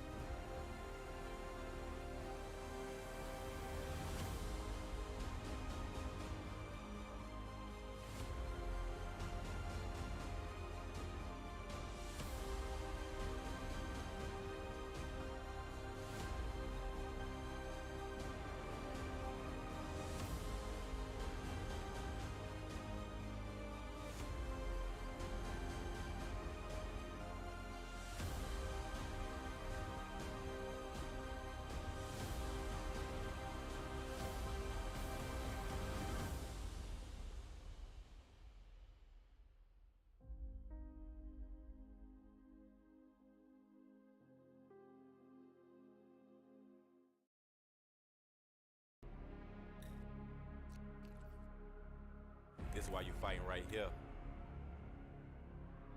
Listen, kid, there's going to be time in your life where people are going to try to rain on your parade. They're going to try to tell you what you can and what you can't do. But this is why you're fighting. You're fighting for them. You fight for all them nights you've watched your mother sit on the edge of that bed and cry almost every night. Where you and your brother, they couldn't do anything and it hurt you, you remember? Listen, I don't want you to ever forget why you're doing what you're doing. You gotta understand there's so much greatness that lives inside of you, and if you just get through this and continue to fight, there's greatness on the other side. And I understand that you may be in the dark today, but doesn't the beautiful roses of the field begin in the dark? What you gonna do? You gonna give up or you gonna keep going? What is it that stands behind that passion, purpose, desire that has you waking up every single day to go get what's yours?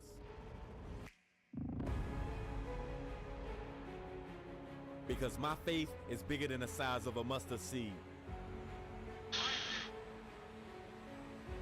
And whatever it is that stands behind that passion, purpose, and desire that has you waking up every single day, what is it? What is it that gives you unwavering conviction to go get what's yours? To do what you want to do? Because there was a point in my time in my life where I didn't have a faith in myself, where I didn't believe in myself, and I began to pick myself up, dust myself off, and I asked the question, what is it that continues to drive you, push you to continue to get up every single day after you've been knocked down? You've been here before. Is it your daughter at home? Is it your mama?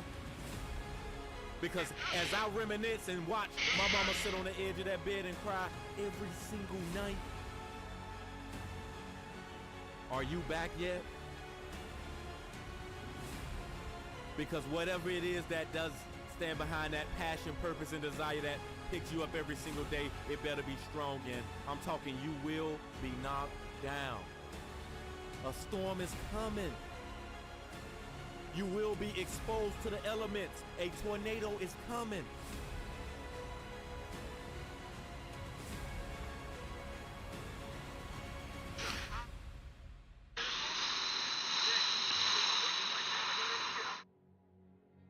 It's the faith that stands behind that purpose, passion, desire that got you getting up every single day after you've been knocked down today, yesterday. You may be knocked down tomorrow.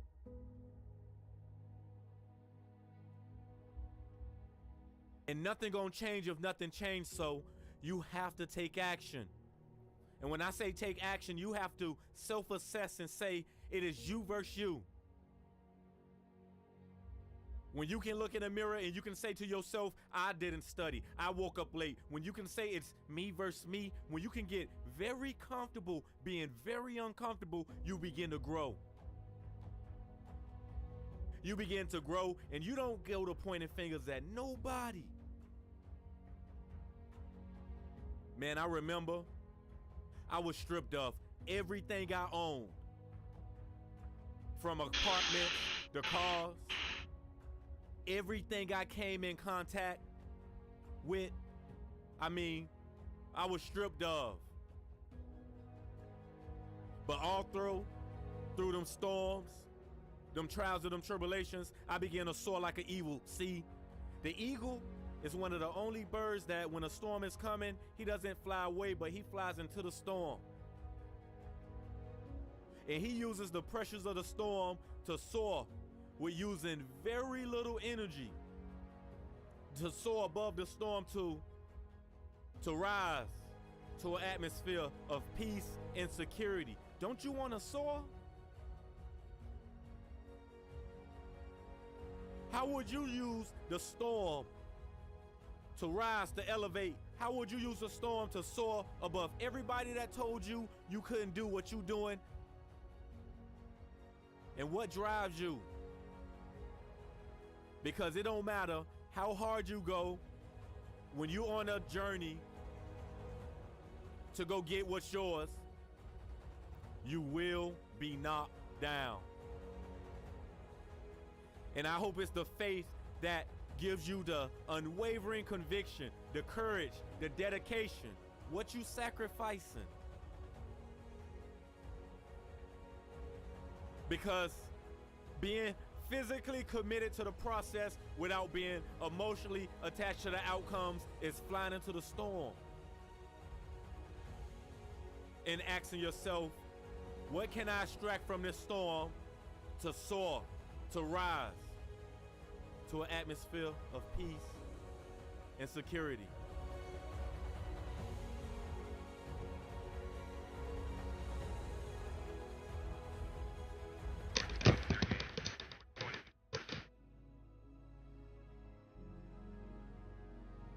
What do you do when people tell you you can't do it? Are the people who are attacking you adding purpose and value to your life? Are you caring too much? Studies show 30% of caregivers die before the person they're caring for, man. Are you caring too much? You putting your expectations on them and they not meeting your expectations. It's just gonna kill you. 30% of caregivers die before those they caring for. You understand? So what I want you to do is self-assess. What are you scared of? About what people gonna think? We all make mistakes, and your identity does not lie in the mistakes you make. It is not the burdens of life that weighs us down, but it's how we handle them. And when adding value to anything, doesn't it come with mistakes anyway? It's a part of the process.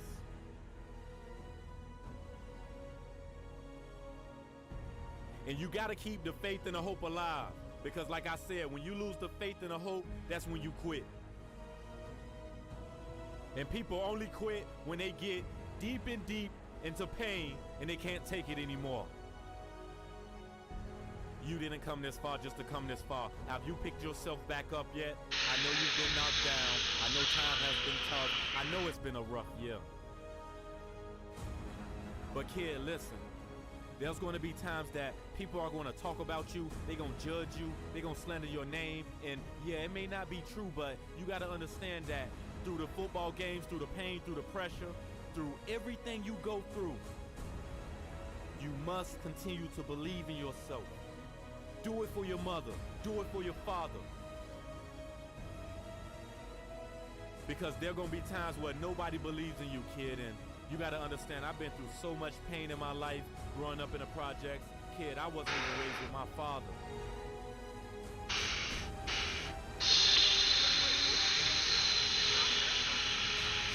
When you talk about keeping a hope alive, you have to dig real deep. And taking it back, they gonna laugh, they gonna talk, so what? Let them hate. They just wanna be like you anyway. They thought I would never grow up to have a voice. They thought I wouldn't make it to play pro football. They thought I wouldn't pass the high school exam when I failed 4 times.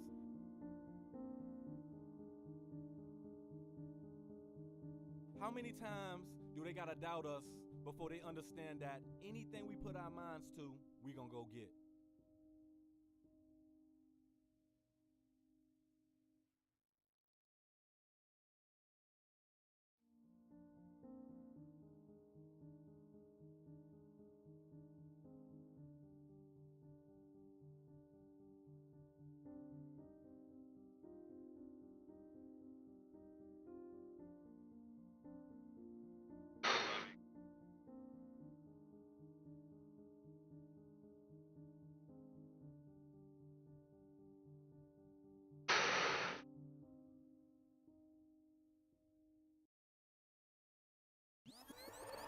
The moment has come. There will be obstacles that you must face. At the perfect time, you're gonna see elevation in your life. I'm coming after everything you said I couldn't have. The number one thing you have to do is make up your mind that you are no longer going to live in the pain of the past. Your reality of me is that I'm not quick enough. I'm not fast enough. I'm not linear enough. This is your reality. My reality of me is that all I have is all I need. And for each obstacle, it will represent something about Let's you. go ahead, I get to eat. Victories, your greatest failures. You must rise above it. And you must conquer every obstacle that comes your way. Anytime it got hard, especially in basketball, I just say, hey, keep going, keep going, keep going, don't stop. I will not allow worry or fear to sabotage this moment. Give yourself some time off, you know? Like don't even crush yourself to the point where you can't do it. Make it so that you really appreciate those Tuesdays and Thursdays. But on Monday, Wednesday, and Friday, you're gonna get after it, and this is what you're gonna do. Sometimes your timeline is off. True success, true greatness takes time. Because when you let something takes time, then you can handle it. Imagination encircles the world. Fantasy is nothing. People who dream and those people who dream big have a different kind of life than the people who don't dream. I have too much to accomplish to be satisfied with where I am right now. I have too much on the line. I have too many people depending on me to win. I must stay hungry.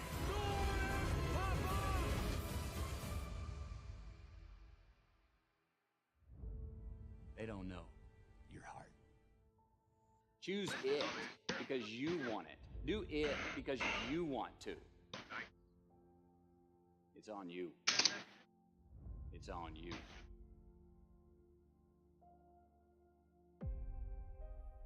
What the relentless system does, it's a mindset. Before you have an exceptional skill set, okay, you have to have the right mindset.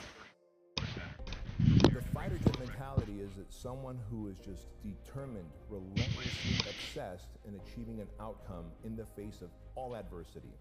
I've always had this relentless mentality, and if you say I can't do something, if I fail, if I, mess up, it just motivates me even more. I just become even more hungry. You got to start with that belief in your mind. I've got this. I can do this. I can conquer this. The relentless are unstoppable. I didn't want to have to say, I wish I would have done more. You gotta put yourself in that cage. I switched my mind to something else. Switch my mode into something else. It's go time.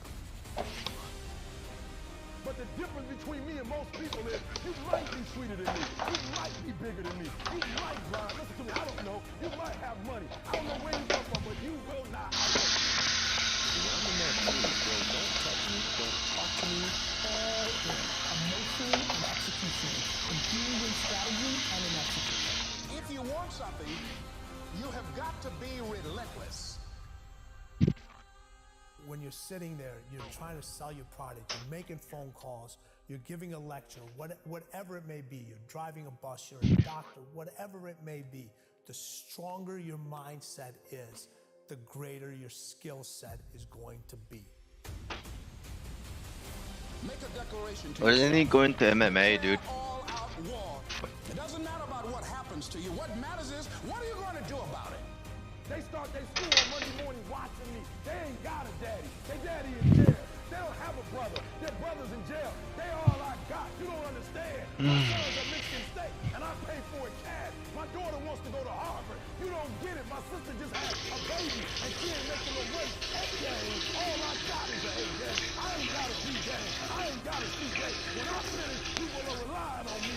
Some of y'all, when you get on the field, you forgot what it was like when you was hustling in high school playing ball. When you were in college, hustling to get to this point. If you want something, you've got to be relentless. You've got to decide, I deserve this, and I'm going to have it. And you go all out to get it.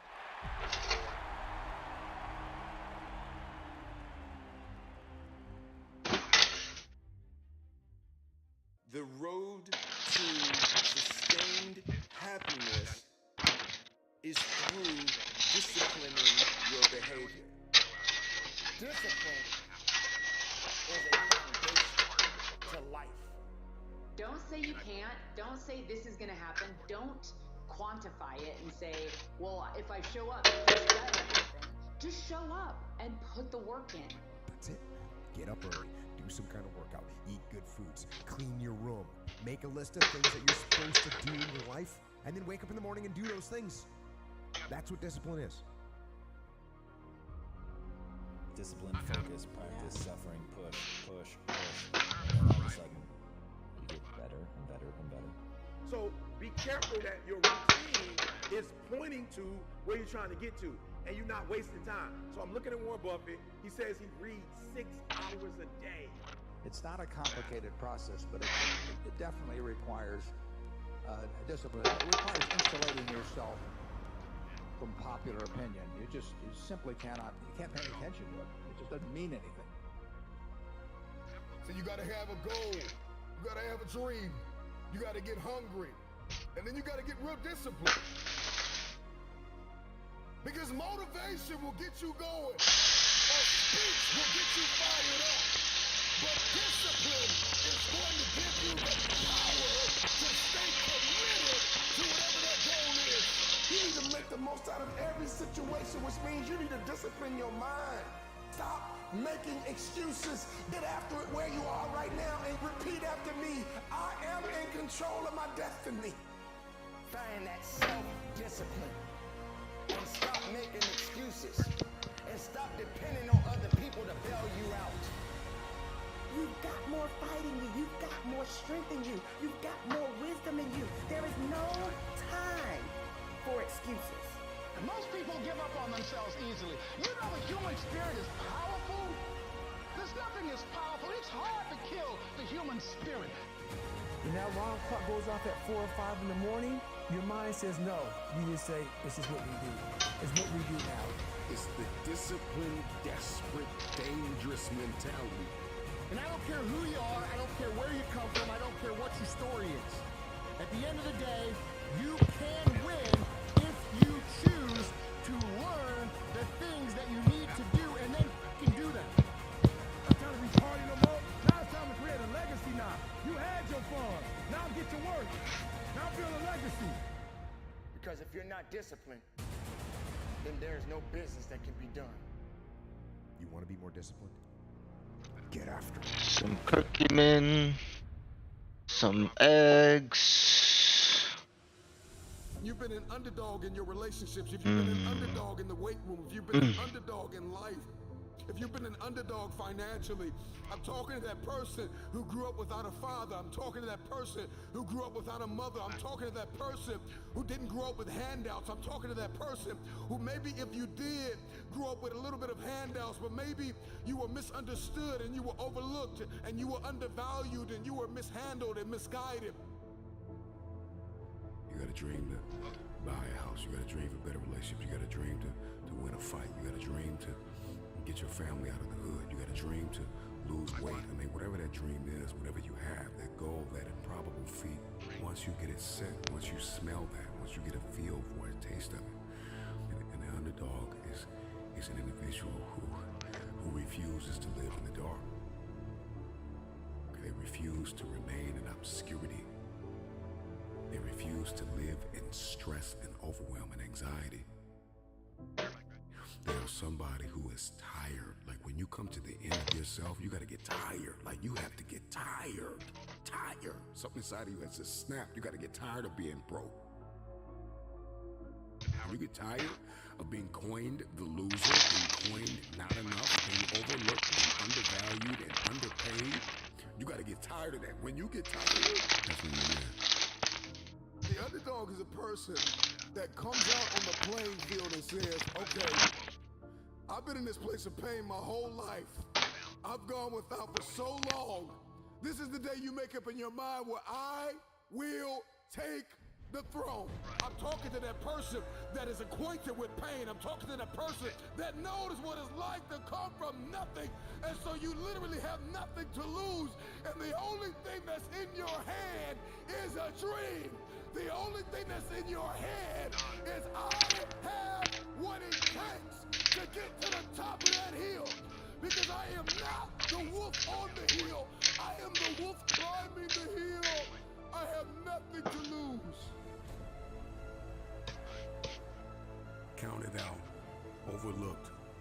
undervalued, misguided, betrayed, somebody who has been really dishonored, disrespected, somebody who has lost everything, who people stop believing in, is a very desperate person. They're climbing a hill, they're trying to achieve a dream.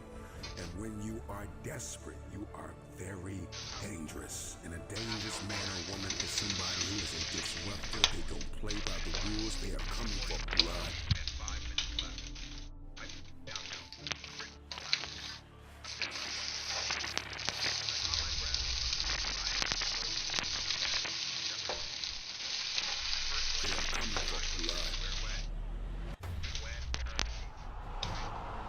Your story is not your fortress. Your story is your fuel. When you doubt the underdog, it's like music to his ears. Tell me I'm not good enough. Tell me I'm not strong enough. Tell me I won't finish. There is this intrinsic emotion, this instinct. You have just awakened the lion in me. Because they said you can't do it. They said you don't have what it takes to make the investments. They said you don't have what it takes to lose the weight. They say you don't have what it takes to hang on to your marriage. Everybody has been counted out. Everybody has been doubted. The underdog is not a person who doesn't feel pain, doubt, and fear. The underdog is a person that turns that pain, that doubt, that fear into their fuel. If you came from a place where you had nothing, that's everything that you need.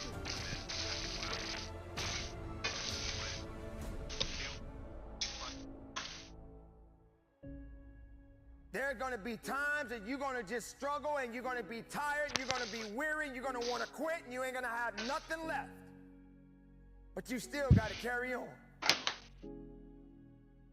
Live your life, ladies and gentlemen. Be excited about life. Regardless of the struggles, regardless of the circumstances, get excited about being above ground and not under it. Walk with your head up high and live your life. How many of you have been in a competition where you pushed yourself and you worked so hard and you pushed everything you had within you, and then you got so close to the finish line, your legs gave out? You didn't have nothing else left in your legs. You couldn't run a little bit further. You couldn't pedal that bike a little bit faster because you had nothing else left. That's when the grinder must come out. That's when you got to dig a little bit deeper. That's when you got to go after it a little bit harder than you've ever done in your life. So you always find yourself starting off on the right path. You start off, you're feeling good, you're running, you're doing everything that you need to do. But it starts to get harder. Things start to push you back. Life starts to push you back. People start to push you back. Everything around you starts to crumble. You have nothing else left to give. But then you got to find something else. You got to turn on that grind switch. You got to get down and dirty and nasty if you got to. You got to do what necessarily is going to take for you to get what you want. And you got to go out there with everything you got.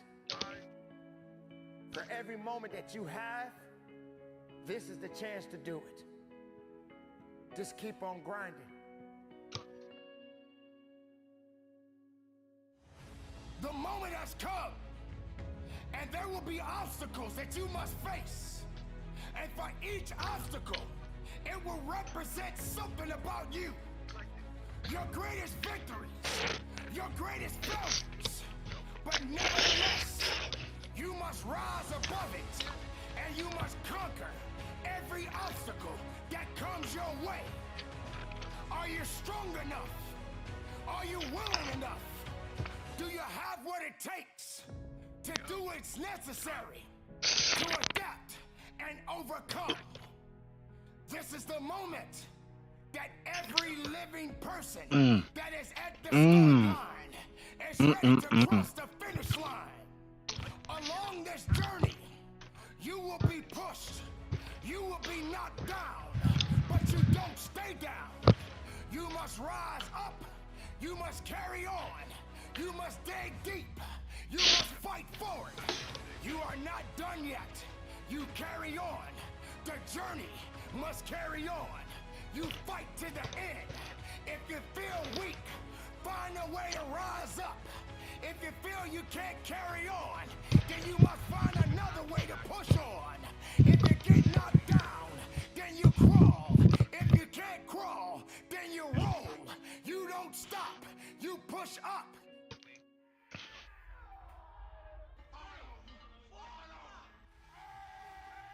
Your mind has to seek discomfort. It has to seek these difficult tasks. You have to enjoy it. And you have to figure out a way to make your mind enjoy those things. And some people it comes easy, and some people it doesn't. Some people it takes a long time. I always tell people the best thing you could ever do is force yourself to a schedule. Just write it down. Like today I have to do an hour on a treadmill. I have to do an hour, no matter what. Even if you're walking on it, you're doing an hour on a treadmill. The next time you're going to do it, just okay. You did an hour, and this is the amount of miles you got in. Next time you're going to, add 3 miles. Put an extra 3 miles in that 1 hour. And just keep doing things like that. Write down, today I'm going to do 100 push-ups, and I'm going to do 100 sit-ups, and I'm going to do 100 chin-ups. That's today. And then force yourself. Force yourself to adhere to a schedule. Make a Monday, Wednesday, Friday workout schedule. Give yourself some time off, Like, don't even crush yourself to the point where you can't do it. Make it so that you really appreciate those Tuesdays and Thursdays. But on Monday, Wednesday, and Friday, you're going to get after it, and this is what you're going to do. Most people just try to go work out. And you're kind of aimless, and you show up, and you pick up the jump rope, and you jump a little rope, maybe you hit the heavy bag a little bit, maybe you do some curls, but you don't really have an aim. That's why people like to hire trainers. The trainer will tell you what to do. Well, you can tell yourself what to do. If you don't have money for a trainer, you don't even have to have equipment. With bodyweight squats, sit-ups, chin-ups, push-ups, you could give yourself a brutal full body weight workout. And you can find these for free on YouTube. There's a ton of them. There's a ton of these body weight workouts you can do. Just force yourself. Write it down. Monday, Wednesday, and Friday, I'm going to do 100 push-ups. I'm going to do 100 chin-ups. I'm going to do 100 sit-ups. Even if it takes me off the day. Even if I have to do 10 and 10 and 10 and keep going all day, just that's what you do. Do 10 push-ups, take a break for 20 minutes, do another 10. But get those 100 in. I don't believe in half-assing things. This life is short, If you get into something, get into it. And if you're not into it, don't be into it. And I think that insanity and greatness are next-door neighbors, and they borrow each other's shit. That's my that's what I've always said. There's something about mastery, like true mastery, that requires you to shut off massive areas of your life. There's a lot of people that are scared of their ability to do something that's difficult. I don't know if I could force myself to be disciplined. I don't know if I could force myself to take that kind of action. Well, if you do force yourself to take that kind of action, you don't have that question anymore. That question, I don't know if I can do it. Well, you're doing it. So you obviously can do it. Can you do it tomorrow? You did it today. Or can you do it tomorrow? Just do it. You get so much more benefit out of a struggle that you choose to embark in versus a struggle that life throws upon you. Get out there and go and do something. Just go. And then in the middle of doing it, it'll become easy. Even if it's not easy, even if it's hard, it's easier than not doing it and wishing that you had done it.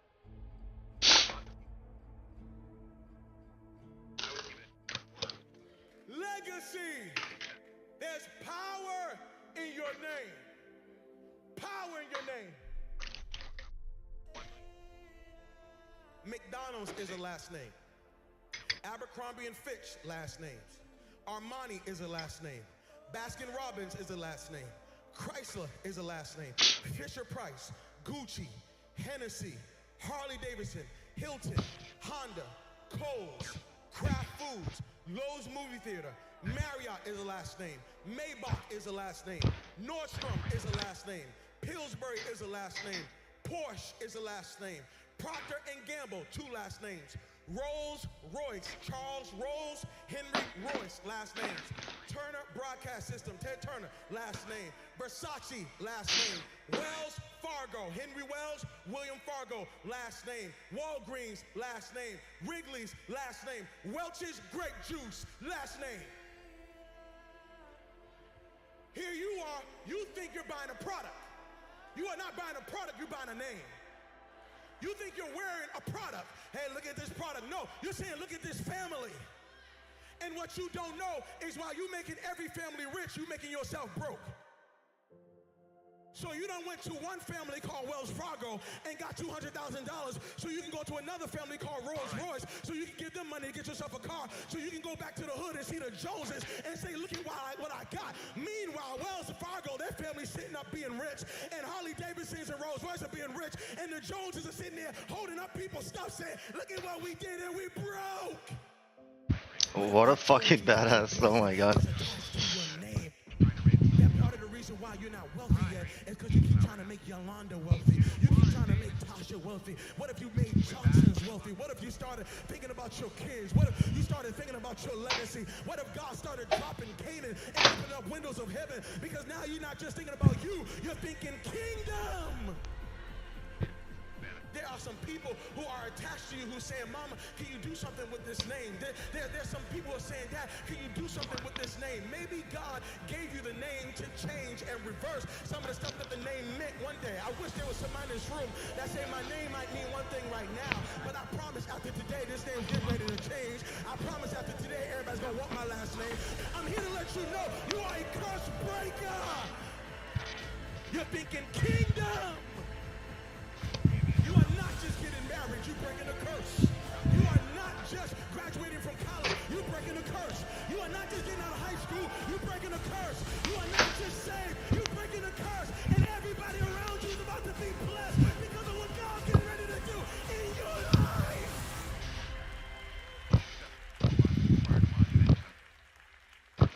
I don't know what my name meant before I got here, but I know it's going to mean before I leave. You got a legacy. Power in your name. Here's the deal. If you get to the top of the tree, all the fruit from the bottom at the top is going to be there, son. So I don't need you focusing on cars and money and stuff. You're going to get that. I need you to focus on why you were born in the first place. Why are you here on earth for this particular time? What are you doing here? I need to tell you that you owe you something. I don't want nothing from you but for you to leave this room and know what you want. What do you want in your marriage? What do you want with your son and your daughter? What do you want in your health? What do you want financially? Like, how much money do you want to make a year? What do you want to drive? How do you want to live? Stop just waking up like an accident. What do you want? And then once you find out what you want, spend the rest of your natural life waking up and going after it. The reason why I speak with so much passion, E.T., why do you speak with so much authority? Because I'm talking about my life, not something that I read. I ate out of trash cans. You ain't got to start with the two-parent background. You ain't got to start with wealth. You ain't got to start with your parents graduated. It's not the hand that you dealt. You got rich kids who own drugs. You got rich kids who committed suicide. You got rich kids who don't know their purpose in life. It's not the hand that you was dealt, baby. It's how you play your hand. Every opportunity is the last opportunity. Every opportunity, I have to reprove myself again. Every opportunity, I'm still nervous. E.T., you've been doing this for years. Why are you so nervous? Because the day you become content, the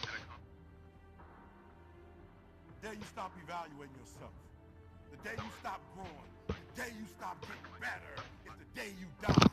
Is the day the person who's trying to catch you will get you. And I ain't where I want to be. And I'm like, God, I ain't where I want to be. And he was like, you stop being a victim. I said, what you mean a victim? Well, it ain't my fault my mom got pregnant at 17. It ain't my fault my daddy wasn't there. It ain't my fault they couldn't get along. It ain't my fault. He said, boy, you grown. You ain't 10 no more. The decisions you make right now is up to you. You crying about something that happened to you when you was a kid. You ain't even no kid no more. You a grown man. Take full ownership. The stupid stuff you doing, your parents didn't make you play no video games. What you crying about? So what your daddy wasn't there? Your mama ended up getting married. What you crying about? He went to work every day. He never beat you. He never abused you. Your mama did the best she knew how to do. What you crying about? You grew up in a house. What you crying about? You've been lazy your whole life, and now somebody told you you can make 6 figures, and you go knock on the door 100 times, and your body say you a lie. You ain't never gave 100%.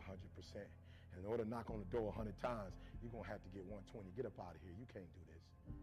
And you're going to have to fight and fight and fight and fight.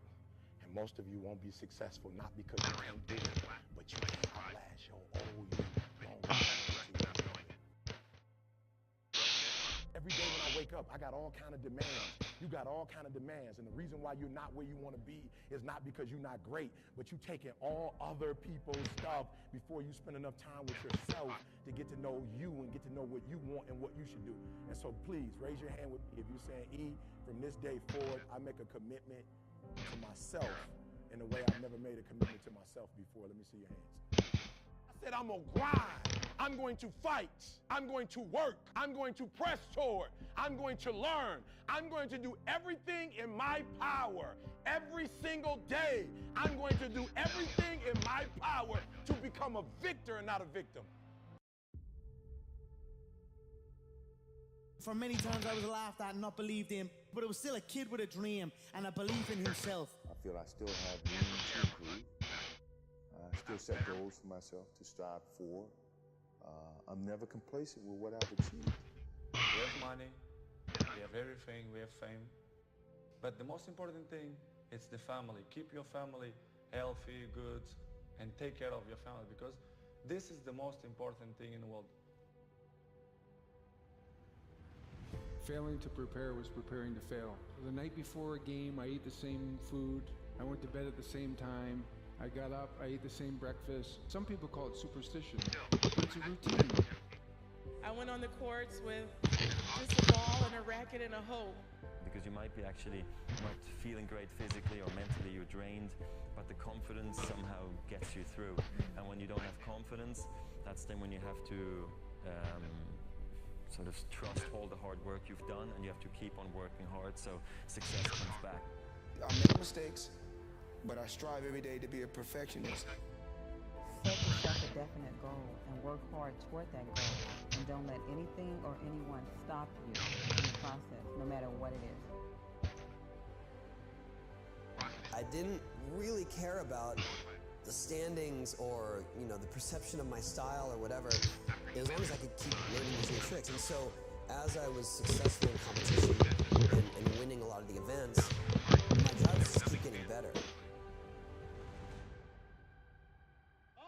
I know you got him. I know you got him, bitch. But the man's in trouble. I'm gonna show you how great I am. People perform better when there's no safety net. People perform better in sports and everything else if you don't have a plan B. We were down 1-0. If you walked into our locker room at halftime, you thought we were up 3-0. Nothing external can defeat the internal. The only thing that can take someone down or break you down is internal. Nothing external is strong enough. You just never give up, because you never know what can happen. You never know who you can inspire and who you can influence. I'm not going to go out and say I'm the greatest this or that. I was a kid with a dream. That's it. You have to fail in order to climb that ladder. You are fighting the greatest fight of all times. And I fought because I knew it was not doomed to be a losing fight. It couldn't be a losing. You know, as long as you believe in what you're doing and you're doing things you love to do, then you can go out there and be the best at it. And that's, you know, that should give you a lot of enjoyment, fulfillment in your life. Always keep an open mind that there's something out there for each and every one of you. And it's up to you to go out there and find your niche. You learn just to stick with it. I mean, there's lots of days where you don't really feel like doing it, or you don't feel like grinding it out, but you got to do it. You know, there's the highs and lows of being an athlete, and if you want to feel those highs, you got to go through those lows every now and then. This time when you run and you just want to stop, you just want to give up, like the hell with this, I just want to go home.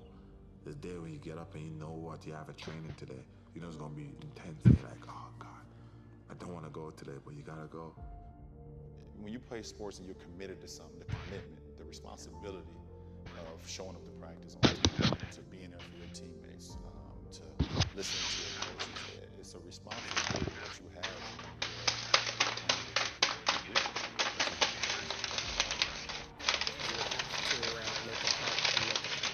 You have to hit the shot and hit the shot. And you just sort of like drop into another zone and you block out everything. Sometimes the will can outdo the skill. And sometimes a fellow's will is stronger than the man who's actually better physically. And the determination weakens the other man just to see him so determined. I still feel I have a lot to prove, not just as a player, but as a person, as a father. When I get to a point where I feel I can improve as a player, I walk away from the game. I am the greatest. Hard f***ing work. You put it in, you believe in it, you will succeed. Everything was done to try to learn how to become a better basketball player. Everything. And so when you have that point of view, then literally the world becomes your library to help you become better at your craft. Some of the best athletes, or the greatest athletes in the world, do things when they're uncomfortable.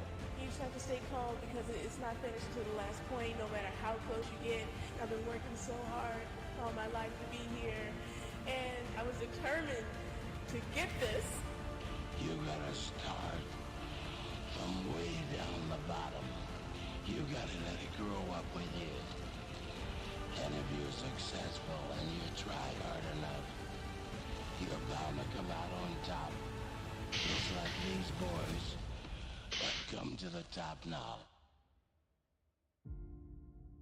Mentally, we have a vision, we have a finish that we have to attain, you know, and sometimes you have to do it when you're old and you're tired, you know, and I think it's the test of your will to succeed.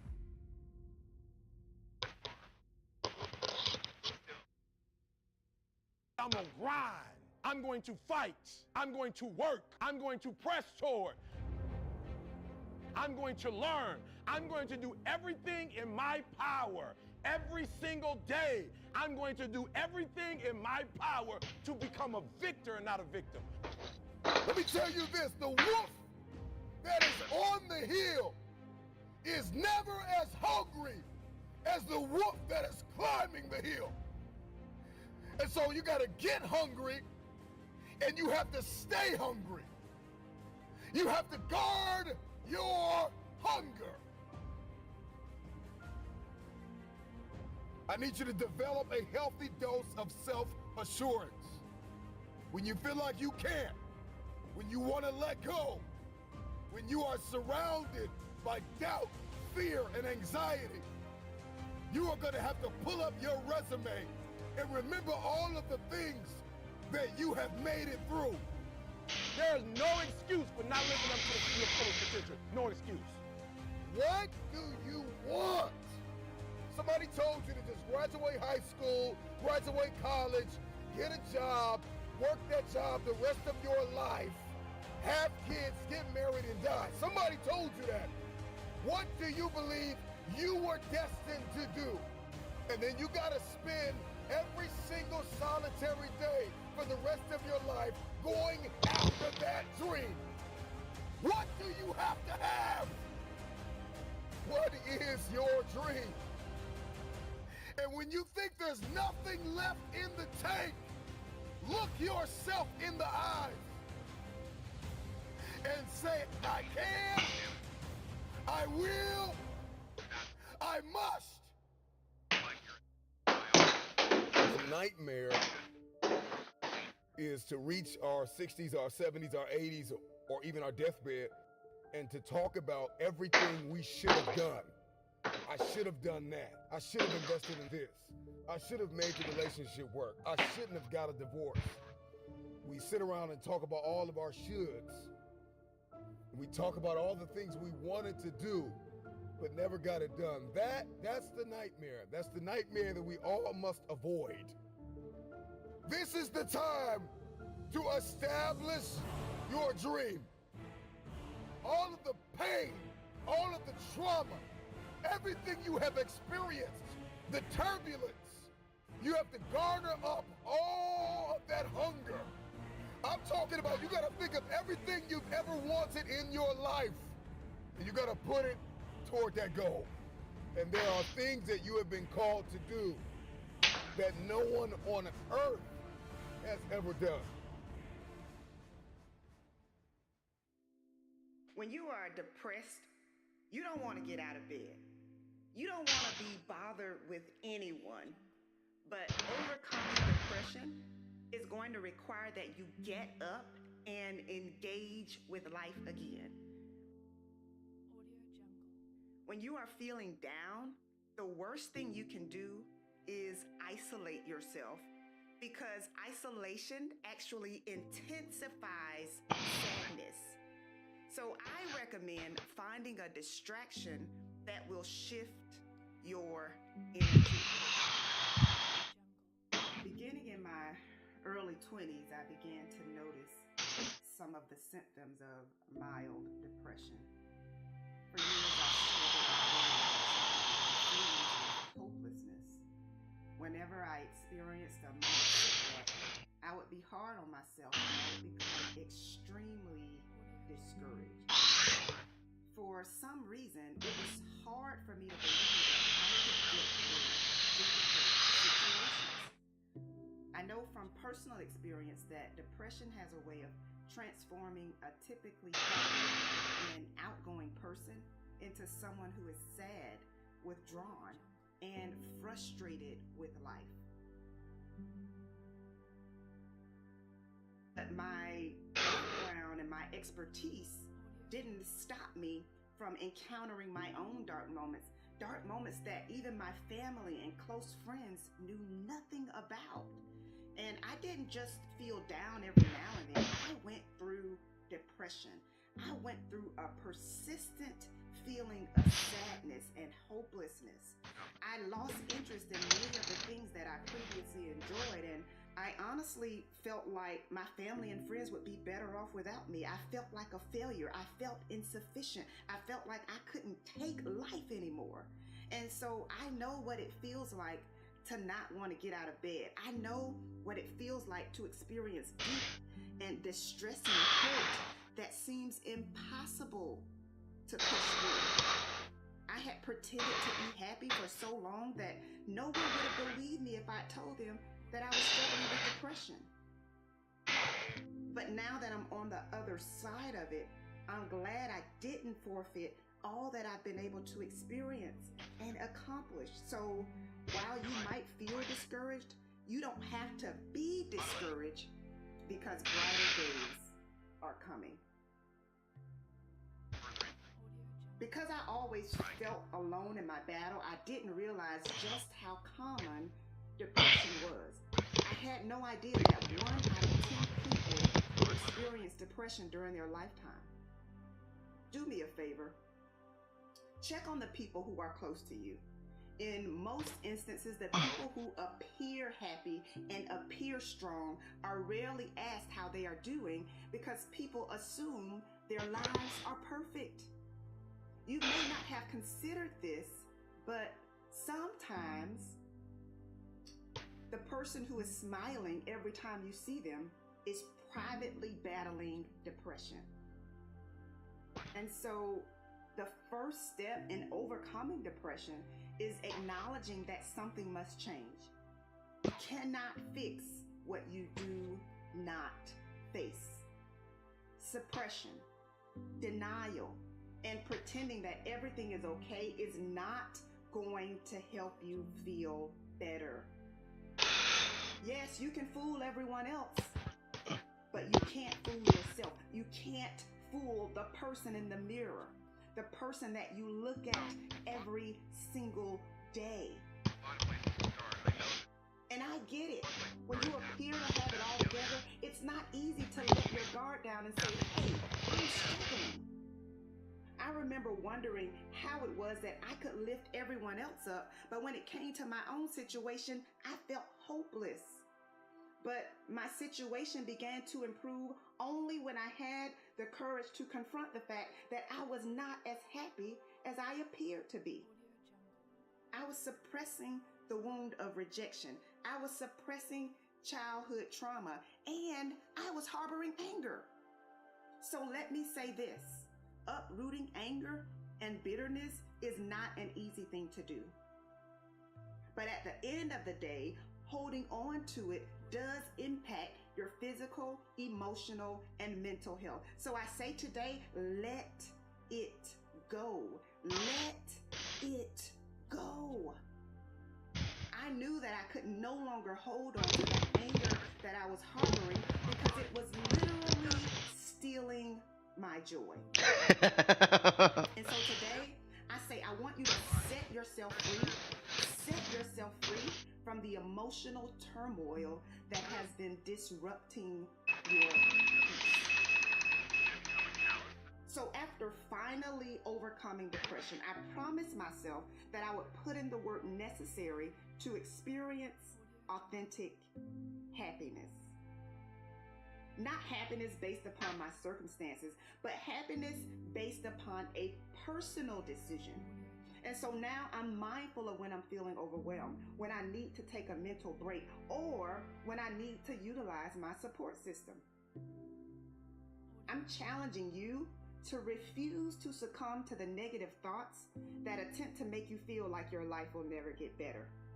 Remind yourself that you deserve to be happy and that your life will get better. When you are depressed, you don't want to get out of bed. You don't want to be bothered with anyone. So I recommend finding a distraction that will shift your energy. You could turn on some uplifting music, watch an inspirational video, go for a walk, or call someone who will make you laugh. The key to feeling better is doing the exact opposite of what you feel like doing. You've got to get up. You've got to connect with others, especially when you don't feel like it. You have to find ways to avoid sinking because despair diminishes your productivity. In most instances, anxiety stems from a past experience or an anticipation of a negative experience. When you feel anxiety trying to creep in, you have to shift your focus from "this is not fair" or "why am I having to deal with this" to "I may not be feeling my best right now, but I will not allow worry or fear to sabotage the gift of this moment." Though it may feel natural to allow your mind to wander into worry and despair, you actually reinforce negative thinking by not challenging it. Your thoughts are impressions. They are not your identity. So be mindful of your thought patterns and interrupt them before they get out of control. Overcoming depression and committing to happiness takes work, but it is not impossible. Yes, mistakes happen, but making a mistake does not mean that you are a failure. Overcoming depression is not an overnight process. It takes work. For some, happiness comes easy, but for most of us, happiness requires intention. Are you willing to fight for your happiness? It is my hope that joy and peace will track you down and give you the endurance you need to keep pushing. You may not be where you want to be right now, but you are still here. You are still standing, and you still have an opportunity to create a new path.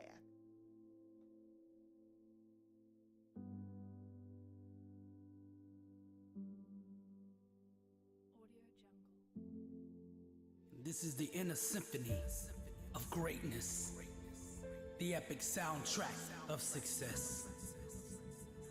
You don't need to see with your eyes to achieve greatness.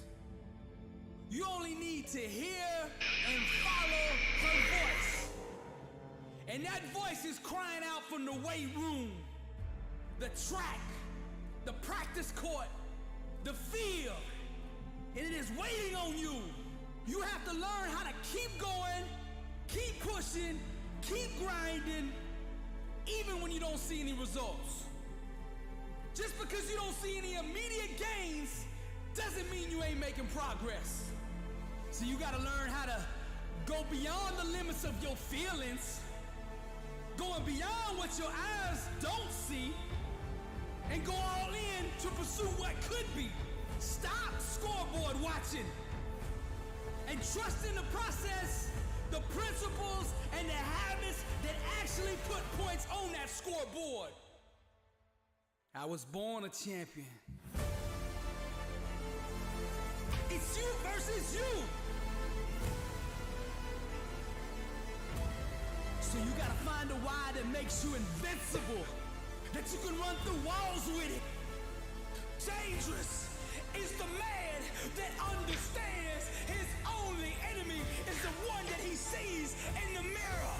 No limits, no boundaries, no restrictions. Dare to dream and sense the presence of a warrior who's got greatness on his mind. Rise, champion. Every time they mention my name, they will say champion. Because I am a champion. Every day that I get up, I say good morning, champion. When I look in the mirror, I see a champion. When I go to the gym, I work out like a champion. When I eat like a champion. The stuff I put in my mind is champion. Cause all day I am a champion. From sunrise to sundown, from the moment I open my eyes to the moment I close them, I am a champion.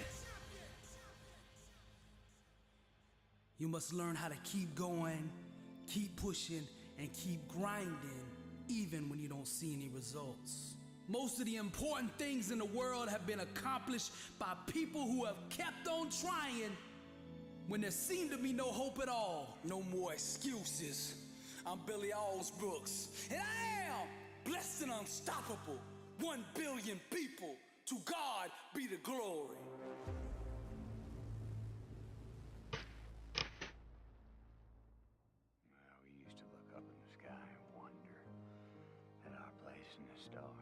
I want to skip the flattery and the attaboys, because I do know this. The sooner that we become less impressed with our life, with our accomplishments, with our career, with whatever that prospect is in front of us, the sooner we become less impressed and more involved with that, with these things, the sooner we get a whole lot better. It's like we've forgotten who we are now. Explorers, pioneers, not caretakers. Now, why do you pursue things that scare you? Why seek the role that's hard? Because it costs me something. Because it costs. It comes with a price. It's not really a risk unless you can lose the fight. I feel more alive in them. I have an experience in the making of them. I'm nervous every day I come to work. There are things you can get away with in this world. There are things you can't. Life is not easy. It is not. Don't try to make it that way. Life's not fair. It never was. It isn't now, and it won't ever be. Do not fall into the trap, the entitlement trap, of feeling like you're a victim. You are not. Get over it, get on with it. And yes, most things are more rewarding when you break a sweat to get them. I feel like when I nail a day and I knock it and I know I did, I feel like, yes. I have a measure at the end of the day of like, you set out to do something, you prepared for it, you had intention, and you did it. That gives me gratification. That makes me feel, gives me significance. That gives me confidence. So be brave, have courage, and when you do, you get stronger, you get more aware, you get more respectful of yourself and that which you fear. I want to talk about our opponent this afternoon. They're bigger, faster, stronger, more experienced, and on paper, they're just better. And they know it too. But I want to tell you something that they don't know. They don't know your heart. What, because heading out there is what I feel like I was born to do? And it excites me. Just because you can? Nah, come on. It's not a good enough reason to do something. Even when it means having more. Be discerning. Choose it because you want it, Do it because you want to. It's on you. It's on you. I can get through this. I will get through this. I must get through this. The days you're not plugged in are the days you don't get 120. I have too much to accomplish to be satisfied with where I am right now. I have too much on the line. I have too many people depending on me to win. I must stay hungry. You want to kill an alligator? You kill it right after it eats. Because right after it eats, it gets satisfied. And it goes to a state like it's almost paralyzed. Some of y'all in this room, are you paralyzed? You had a little success? You done what nobody else in your family has done and now you chilling? Come on, you ain't hungry no more? Next hunting, I need you to stay focused. Why? You should still be hungry. What have you eaten that's got you satisfied? What have you done? What have you accomplished that got you so full? I'm a contender, but the next 100 gonna change my life. You're gonna change this world. We're ordinary people doing extraordinary things. If that's you and you feeling me, just say I can. Come on, I can. I can. Come on, one more time. Yep, I will. Yep, I must. All right. You study any animal in the animal kingdom, and I will tell you this, that the lion is king because the lion is hungry. The elephant is bigger than the lion. The sheep is faster than the lion. But nobody is more hungry than the lion. Go ask any athlete, actor, musician, philanthropist, it doesn't matter. You ask anybody who is a champion, and the difference between them and their opponent is they were more hungry for it. If there's anything I can pour from my heart in this moment, my greatest piece of advice is to protect your hunger. I hate Plan B. When you start doubting yourself, that's very dangerous. Because now what you're basically saying is that if my plan doesn't work, I have a fallback plan. I have a plan B. And that means that you start thinking about plan B, and every thought that you put into plan B, you're taking away now that thought and that energy from plan A. And it's very important to understand that we function better if there is no safety net, because plan B becomes a safety net. It says that if I fail, then I fall and I get picked up and I have something else there that will protect me. And that's not good, because people perform better when there's no safety net. People perform better in sports and everything else if you don't have a plan B. I'm telling you, I've never ever had a plan B. I made a full commitment that I'm gonna go and be a bodybuilding champion.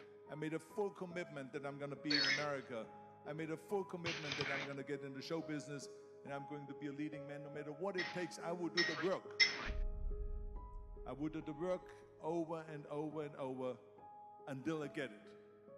And the same was in politics, in everything like that. So to me, it is very dangerous to have a plan B, because you're cutting yourself off from the chance of really succeeding. And the reason, one of the main reasons why people want to have a plan B is because they are worried about failing. What is if I fail, then I don't have anything else? Well, let me tell you something. Don't be afraid of failing, because there's nothing wrong with failing. You have to fail in order to climb that ladder. There's no one that doesn't fail. Michael Jordan said in one of his interviews, when they said, "You're unbelievable, you're the greatest basketball player of all times." And he says, "Well, you're just mentioning the successes." But he says, "For me to become the greatest basketball player, I missed 9,000 shots when I was playing basketball at the NBA games." So during these games that he was so successful, he missed 9,000 shots. Does it make him a failure? No. He's one of the greatest basketball players of all times, but he failed 9,000 times. Do you get it? We all fail. It's okay. What is not okay is that when you fail, you stay down. Whoever stays down is a loser. And winners will fail and get up. Godlike! Fail and get up. You always get up. That is a winner. That is a winner.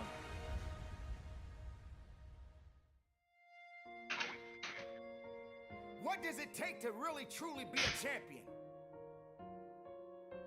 Well, it takes more than excuses. It takes more than just giving yourself a pass. There are only so many champions in the world.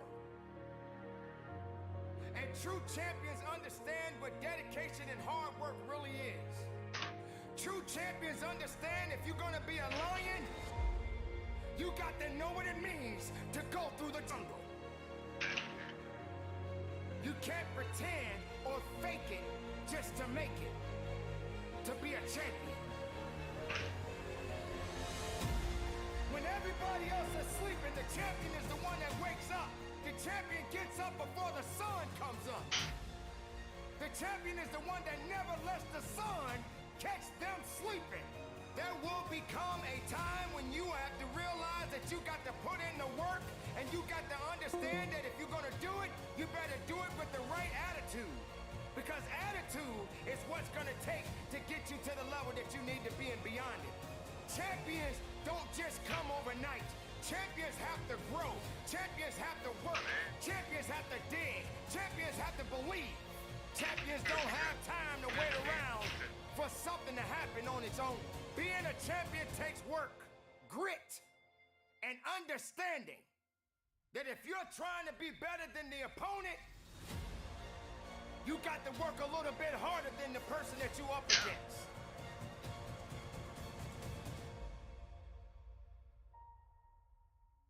You used to dream, my friend, when did you stop? You should have hope, my friend, when did you stop? I came by today to give you a little boost. I came by today to reach out a hand as a friend and pull you up. Sometimes when you're down, you need a hand of a friend to pull you up. I'm not coming here to put you down. I'm coming here to build you up, because all you need is a little nudge. I know how you've been wired. I know how you've been created. I know you've been sucker punched. I've been sucker punched too, but get up!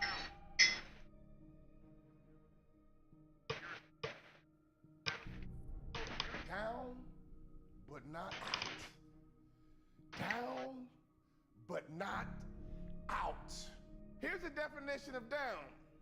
Downward, going in a direction, downward, being at a low position, or on the ground, floor, or bottom. Here's the good news about being down. You are already on a solid foundation. If you can look up, you can get up. You are down, but not out. How long will you be down, my friend? It's a temporary condition. It's up to you how long it lasts. It doesn't have to be a life sentence. Being on the bottom is temporary. Down but not defeated.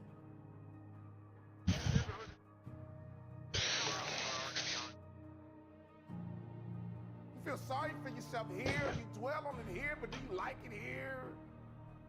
If you like the bottom, I can help you. If you hate the bottom, we can work. If you hate the bottom, I got you. Because if you got you there, you can get you to the top. It takes time to get to the bottom. In other words, it's a process. Even falling is a process. It's not instant. Failing is a process, and so is success. Failing is a process. Failing is a process. And so is success. In fact, failure does not happen overnight. It takes time. But success doesn't happen overnight. It takes time to be successful.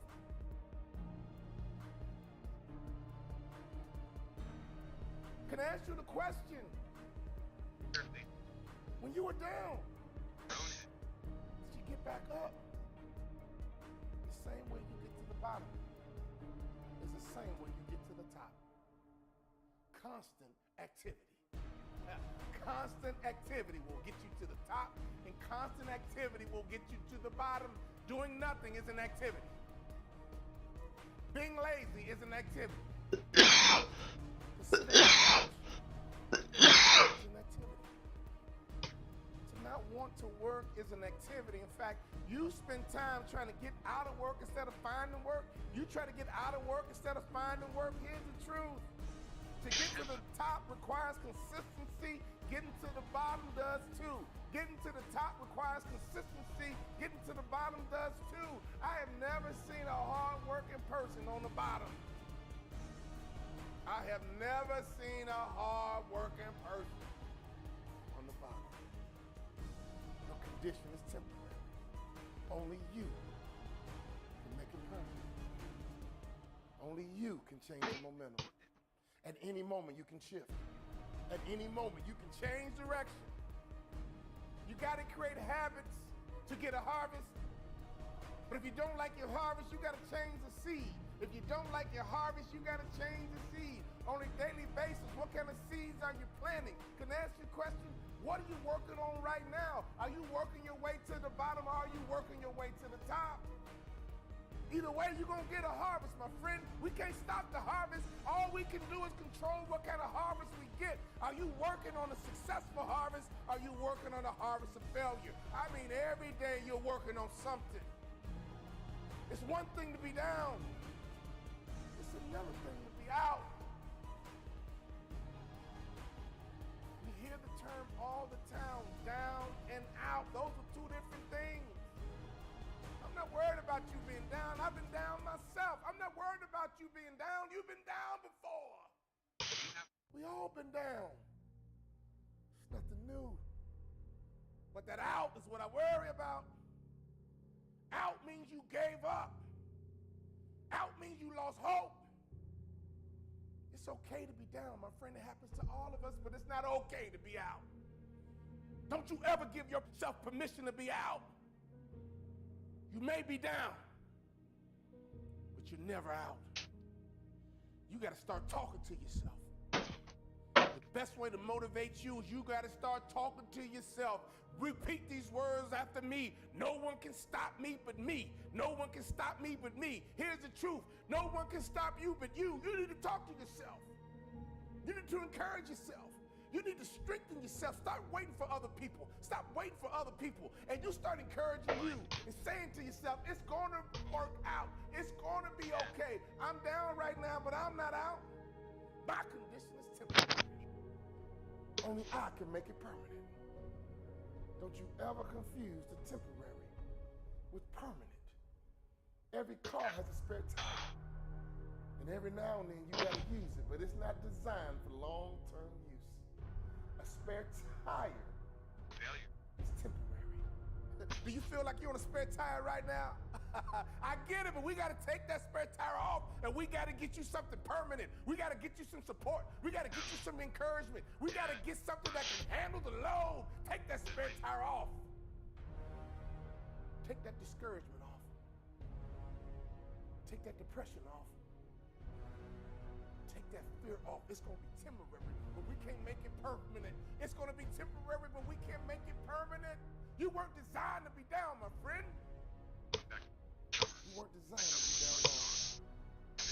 Open up your mouth and talk to yourself. Open up your mouth and talk to you.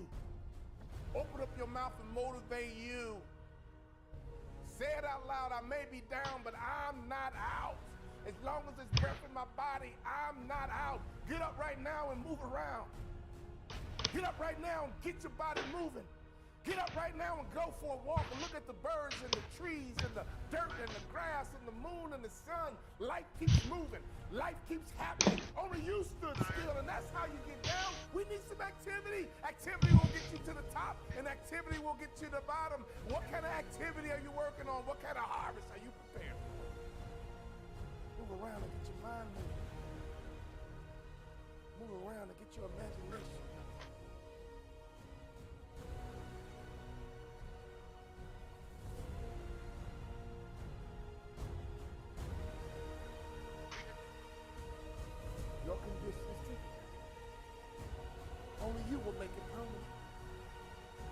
love again. You will thrive again. You will smile again if you give yourself permission. You will win again if you give yourself permission. You will breathe again if you give yourself permission. You will hope again if you give yourself permission. You will dream again if you only give yourself permission. You know what down feels like. But I want to encourage you to be stronger. And you tell people I used to be down, but not anymore. Now I'm wiser. My heart is healing, I'm better for it. It might have hurt, but now I know what love is. I know what it hurts. I know what success is. All I got to do is mount up once again, and I won't be denied this time. You can get motivated, my friend. But you got to learn how to motivate yourself. If you live long enough, I guarantee you one thing about life, you're going to have some ups.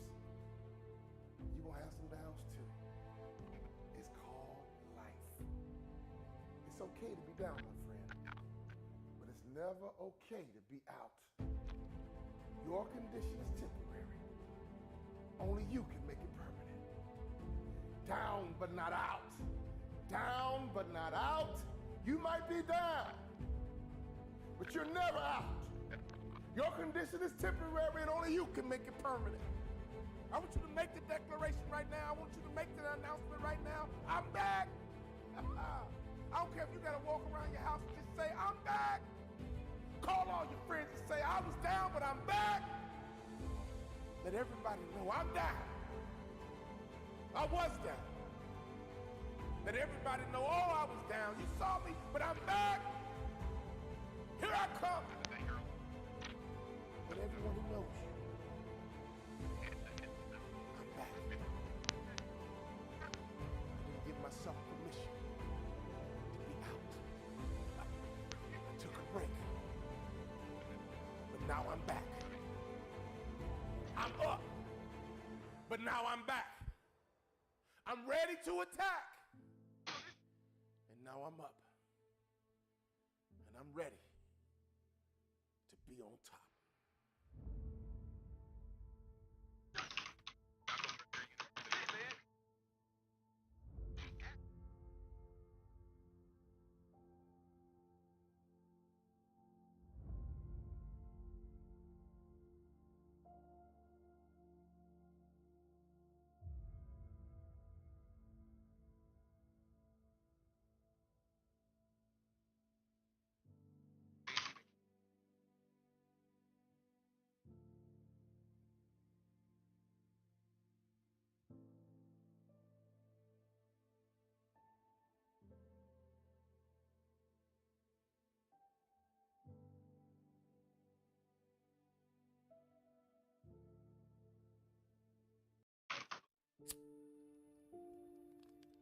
There is a light inside of every one of us, an ember that burns and begs us to become more than what we have ever been.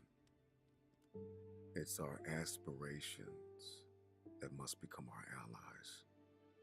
I noticed that everything that I've accomplished over the course of my life, I accomplished with a new set of beliefs and a new set of habits. I noticed I was able to make things happen when I destroyed the door in the room. See, I don't care what your goal is. It could be relationships. It could be to lose weight. It could be to make more money. It could be to become something nobody in your family has ever been. The moment that you destroy the door, the way out, in the room of your dream, that's when you make it happen. What you do while you are in pain will echo through the ages. Scrape the grill of your past and get all that junk out of there. Of every memory, of every failure. You need to unplug from everybody and everything that is telling you that you cannot have your future, that you cannot have this goal, that you can't do what's on your heart to do. You gotta unplug, unplug, unplug, unplug, unplug, unplug.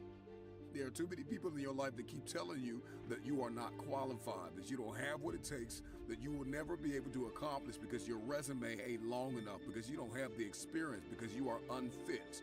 And so you got to unplug from all the negative voices. You got to unplug from everything and everybody that's telling you you cannot have that dream, that you are not qualified to have that dream. You got to unplug. You got to unplug. It may hurt because there are some people that you're going to have to let go of. There's some people that can't come with you to the next level. They're not qualified to fly at the frequency that you're flying at. They cannot come. And you got to get in touch with you. See, you can't have the dream unless you know you. Now, everybody wants this dream. Everybody wants this lifestyle, but they don't know themselves. And so you need to take some physical evaluation, some emotional and psychological evaluation, spiritual evaluation. And you got to figure out, okay, what works and what doesn't? And what are my boundaries and what are my limitations and what am I capable of and what do I need to work on? And then you need to connect with the people that believe in your dream. Life moves at the speed of your relationships, connections, and circles. You need to ask for forgiveness. You need to forgive yourself. You need to reprioritize your activities. Everybody wants the dream to come true, but nobody wants to reprioritize their activities. Nobody wants to hack into their habitual nature and build new habits that are going to give you the future that you seek after. If not now, then when? Dream big, start small. You gotta dream big, start small, act now. Dream big, start small, act now. Stop waiting for the temperature to change. Stop waiting for your feelings to be in check. Stop waiting for everything to line up. It's never gonna line up. It's never gonna be perfect. You just gotta jump. You just have to jump. There are no roses without rain. If you can remember that, then you will always see adversity as advantage and obstacle as opportunity. Know this, that your process may be messy, but your mess will become your message. So what is your why? Because if your why is powerful enough, then you can persevere through the process. What is it? Find it, define it, be reminded that you can, you will, you must never give up. The actions that you take, the moves that you make will echo throughout the ages, as there is a generation of people who are attached to your why. And if you don't succeed, they'll never believe. So make it happen.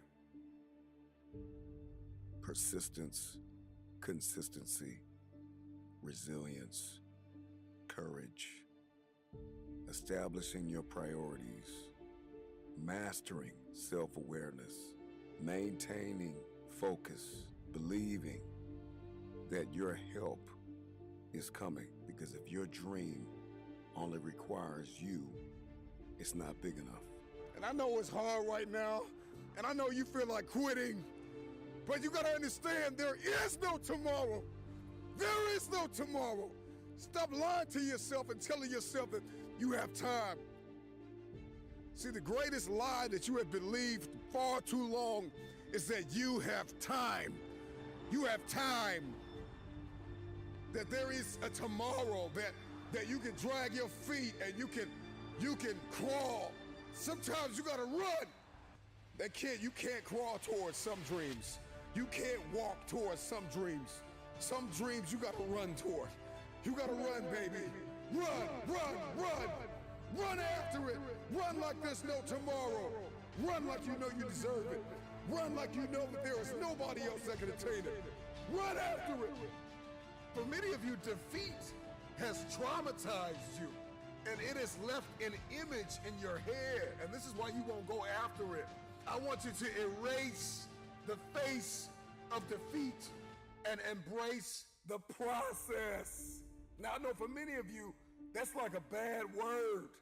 You hate process, but see, the process is a series of actions or steps taken in order to achieve a particular end. And in order for you to reach your end, that end is going to have to be extremely valuable in your eyes. The process is muddy, The process is murky. The process is dark.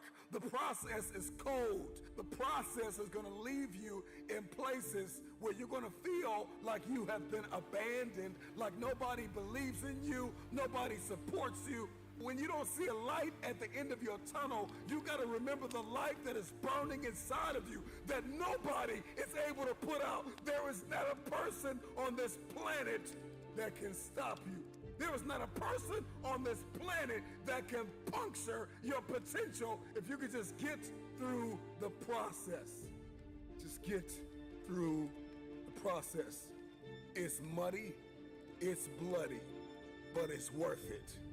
At the end of the day, it's worth it. No sunrise without a sunset. There is no one like you in all of the earth. There is no one that can do what you can do. You are the only option. You are the only play. Nobody else is going to be able to do this. Know this, that your process may be messy, but your mess will become your message. So what is your why? Because if your why is powerful enough, then you can persevere through the process. What is it? Find it, define it, be reminded that you can, you will, you must never give up.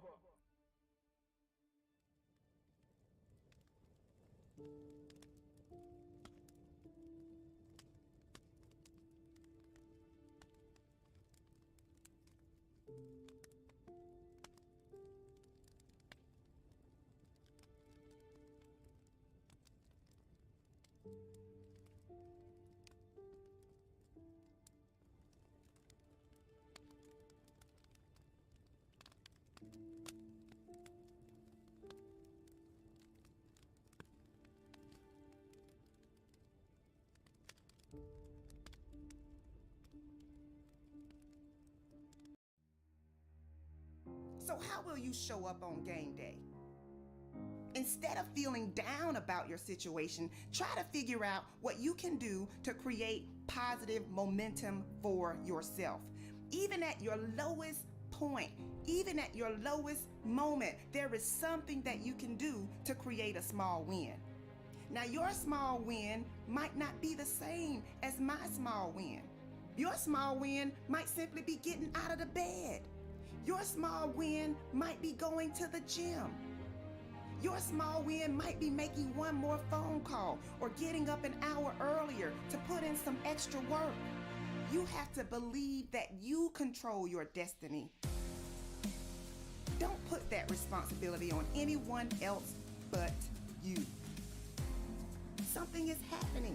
Something is taking place. The seeds that you've sown, they are still working for you. The time and energy you sacrifice, they are not in vain. When you plant a seed, which is really your goal, you have to nurture it. You have to protect it. You can't do one set of crunches and expect to have a six-pack. You've got to show up every day. You've got to show up day after day. You've got to show up when you're motivated. You've got to show up when you're feeling unmotivated.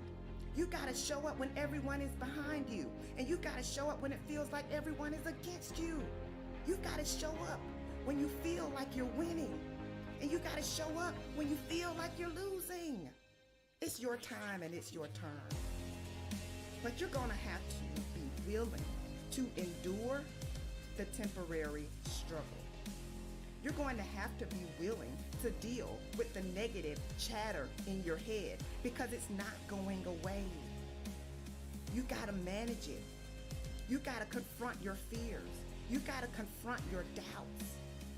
Success is not going to be handed to you. Nobody owes you anything, but you owe you everything. You owe it to yourself to hang in there when it gets hard. You owe it to yourself to get up every day and grind. You don't have time to focus on what other people are saying. You don't have time to focus on what other people are doing. Experiencing a failure feels like a loss, but it's not. Failure is your teacher. It's working for you behind the scenes, preparing you for your next win. There is no time like the present to fight for what belongs to you. Your toughest moments are preparing you for your biggest victories. Go after what you want and expect to get it. When you are serious about hitting your goals, you don't quit when it gets hard. I don't care how many times you've tried. Try again. I don't care how many times you've heard no. Ask again. I don't care how many times you fall. Get up. You don't stop when you get frustrated. You pursue for as long as it takes. So I have a question for you. Are you disciplined enough to keep going?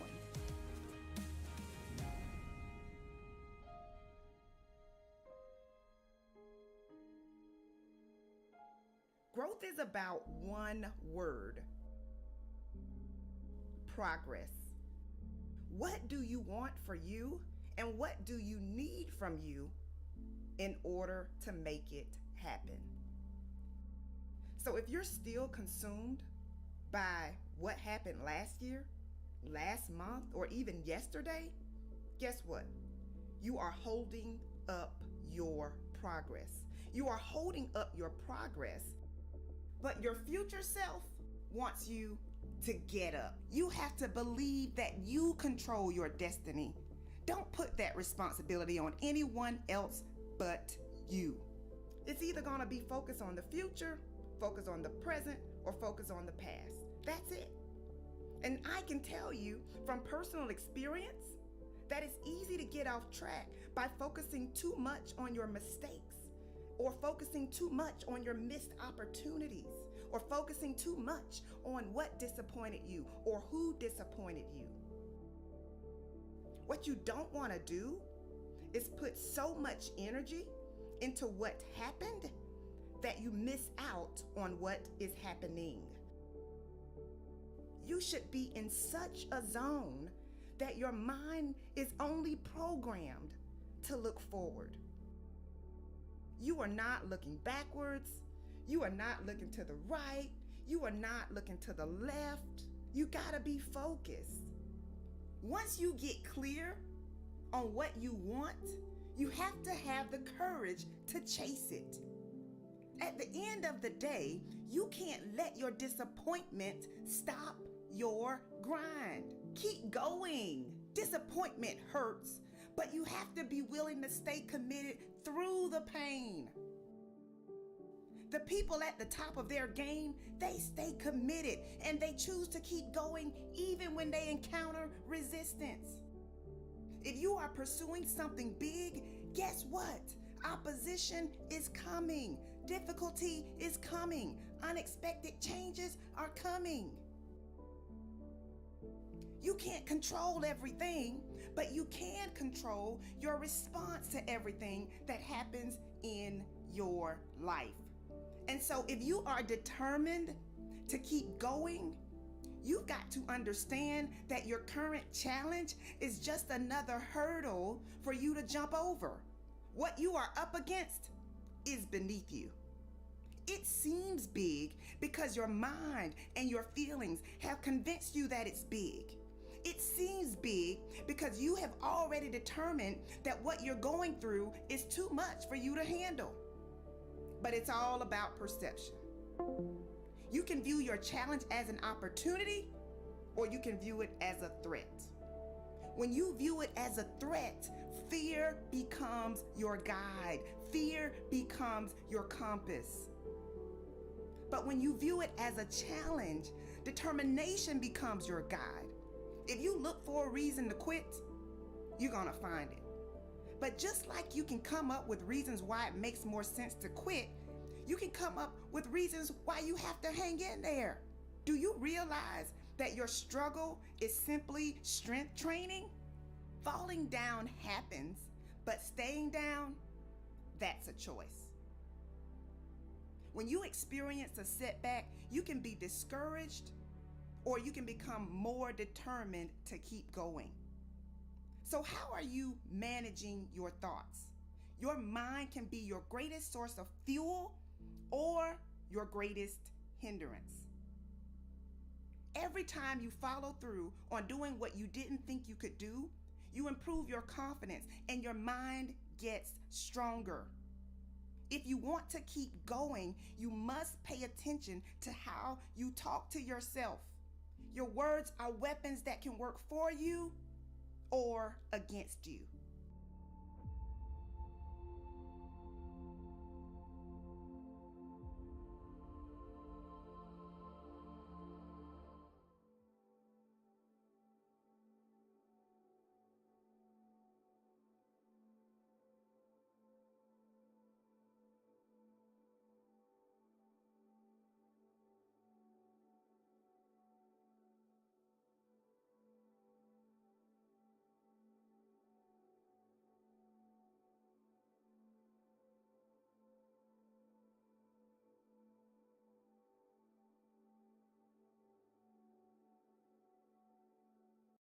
There's 200 people or 150 people that start the class. There's 100 helmets of people that quit. Grown men whose dream it was to be a SEAL that get there, that did all this physical training and all this preparation and signed that dotted line and committed to 6 years, and they show up there and they get to that training and they ring that bell. No one knows who's going to make it through that program. The only way to know what's in the core of a human being is to rip that thing apart and see what's in there. And until you rip it apart and see what's in there, you don't know. What does it take to not ring the bell? Don't quit. People always ask me, what should I concentrate on? What's your advice for me going to buds? Don't quit. Don't quit. Like, train hard, don't quit. Well, if you want to be a good leader, you have to understand human nature. And the places where human nature reveals itself most clearly are times of extreme suffering and inhumanity. I had a bunch of hard-headed, very determined, thick-skulled guys that, you know, I had to get them to do what I wanted them to do. I had to get them to want to do. Trust is built on relationships. Relationships are built on trust. If you don't trust me, we don't really have a relationship. My first platoon, we were doing a training operation. We get into this tactical situation. Everyone in my platoon is focused on one area. Everyone's looking down their weapons, waiting for a threat to expose itself, which means you got 16 guys looking down their weapons, and I'm waiting for someone to make a call. I was a new guy. I'm waiting for someone above me in the chain of command to say, hey, move here, or hey, move forward, or make some kind of a decision. And as I'm waiting, no one's doing it. So I'm a new guy. I'm scared to say anything, and I know I shouldn't say anything, so I'm just waiting, and no one's giving an order. No one's giving any direction. So I wait longer. And this goes on for probably 30 seconds or a minute, which is a really long time when you're trying to take down a target. And finally, I said to myself, all right, I'm gonna see what's going on. So I actually point my weapon at the ceiling, and I take a step back, and I just look around. And I see that every single person in my platoon, including my platoon commander, including the assistant platoon commander, including the platoon leading petty officer, everyone is just focused on their weapons, and no one's making a decision. And I can see this. And because I'm looking around, and I'm detached from the scenario, just by 8 inches, I stepped back and looked around. I can see what decision needs to be made. And so I summoned up as much courage as I could as a new guy, because new guys don't make decisions. And I said, hold left, clear right, which was a basic command that we had rehearsed and we would practice. And I expected someone to say, you know, shut up, Jocko. But instead, they repeated the command. They all said, hold left, clear right, which means we were going to execute it. And sure enough, the guys on the left held and the guys on the right cleared. And we got done, and instead of someone saying, hey, you need to keep your mouth shut, like one of the more senior guys said, hey, good job up there. Way to make a call. So I looked at it and I said, wait a second, how could I have, as a new guy, have made a decision in that situation that was better than what the more senior, more experienced guys were making? Hey, yo, how'd you do? So at that moment, I said to myself, okay, from now on, when I get into these tactical scenarios, I'm going to take a step back, and I'm going to try and look around, and I'm going to try and detach myself from the chaos and the mayhem. And I started doing it all the time. in every tactical situation, in the land warfare, in the mountains, in the urban environments. I was doing it all the time. And I was able to like see what was happening. It was like a superpower to be able to see what was happening and make decisions. And so then I actually started doing it when I was having conversations.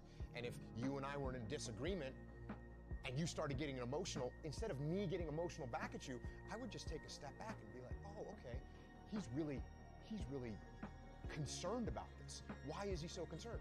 What does he see that I don't see? And I started actually just detaching all the time. And that became a very powerful tool in leadership that I use to this day. My second platoon, our platoon commander, the guy actually in charge of the whole platoon, he's not very experienced. He didn't listen. He didn't take advice. He didn't take guidance. Everything was like his way or the highway. And we had a mutiny inside of our platoon. We went to our commanding officer and said, hey, sir, we don't want to work for our platoon commander. He doesn't listen, he's arrogant. And eventually what ended up happening was this guy got fired as our platoon commander. And that left an impact on me because as I'm watching this going, I'm thinking to myself, why don't we like this guy? Why doesn't anyone want to listen to this guy? Why don't we want to follow this guy?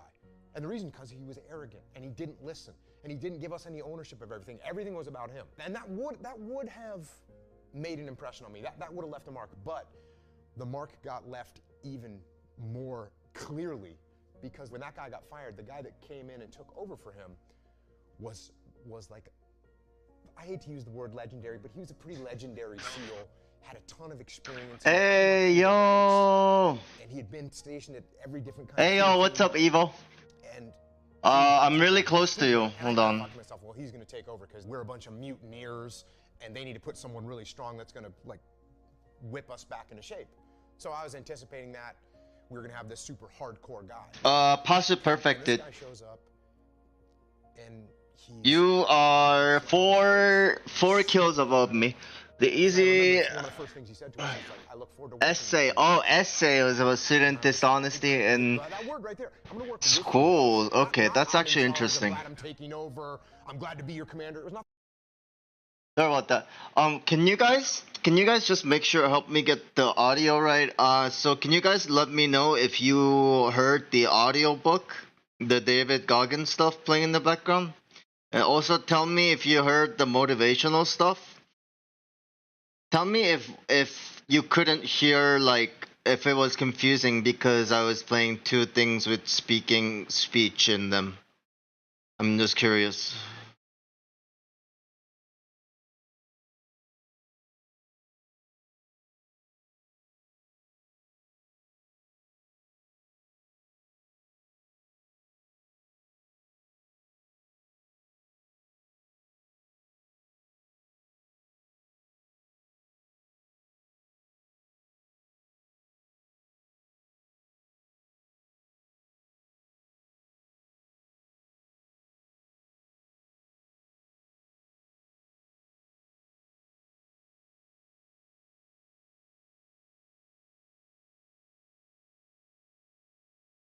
Motivational. David Goggins to snipe it. David Goggins didn't hear.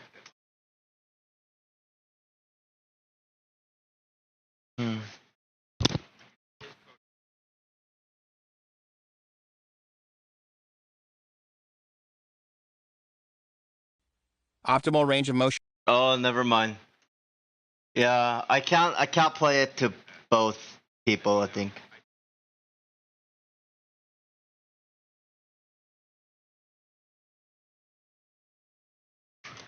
I could hear one. What is that? What does that mean? Oh, the audio. Okay, thank you. I'll just play the motivational stuff.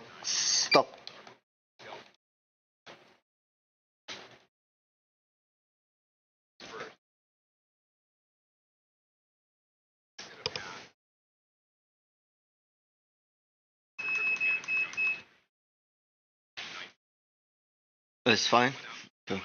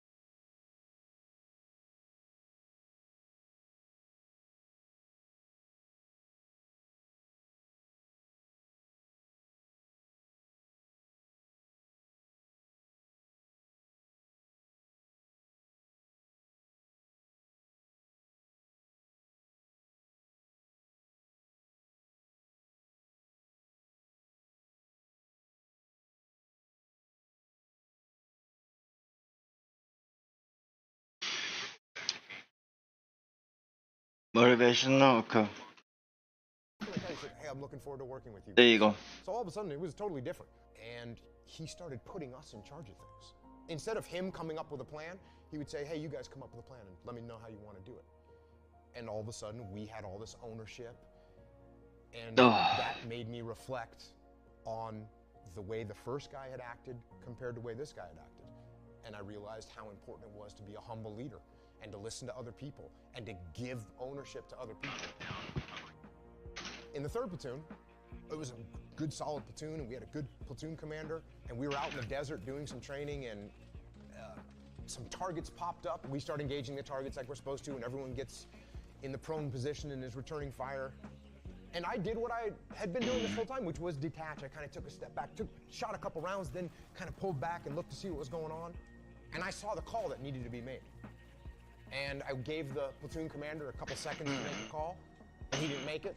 So, you know, I made the call. Peel left. And everyone said, okay, peel left. And we peeled left, and we left the scenario, and we got our distance, and then we stopped the training exercise, and we did a little debrief. And during the debrief, the platoon commander, you know, he said to me, well, why did you make that call? And I said, well, I could see what we needed to do, you know, and you hadn't made a call, so I made the call. And he goes, well, I actually didn't want to peel left. I wanted to assault the target. And right there in that split second, I kind of thought to myself, where was the pasta perfected? I can't seem to. Oh, I remember. I could have said something along the lines of, well, you need to make a call. Wallpaper test? I don't know what that is. I could have said that. But I realized at that moment in time, wait a second, I didn't need to make a call. The problem could have developed more. But for some reason, I thought that I needed to be the guy. And I said, no, you know what? You don't need to be the guy. You're a leader. You need to support your leader. And it's not about you.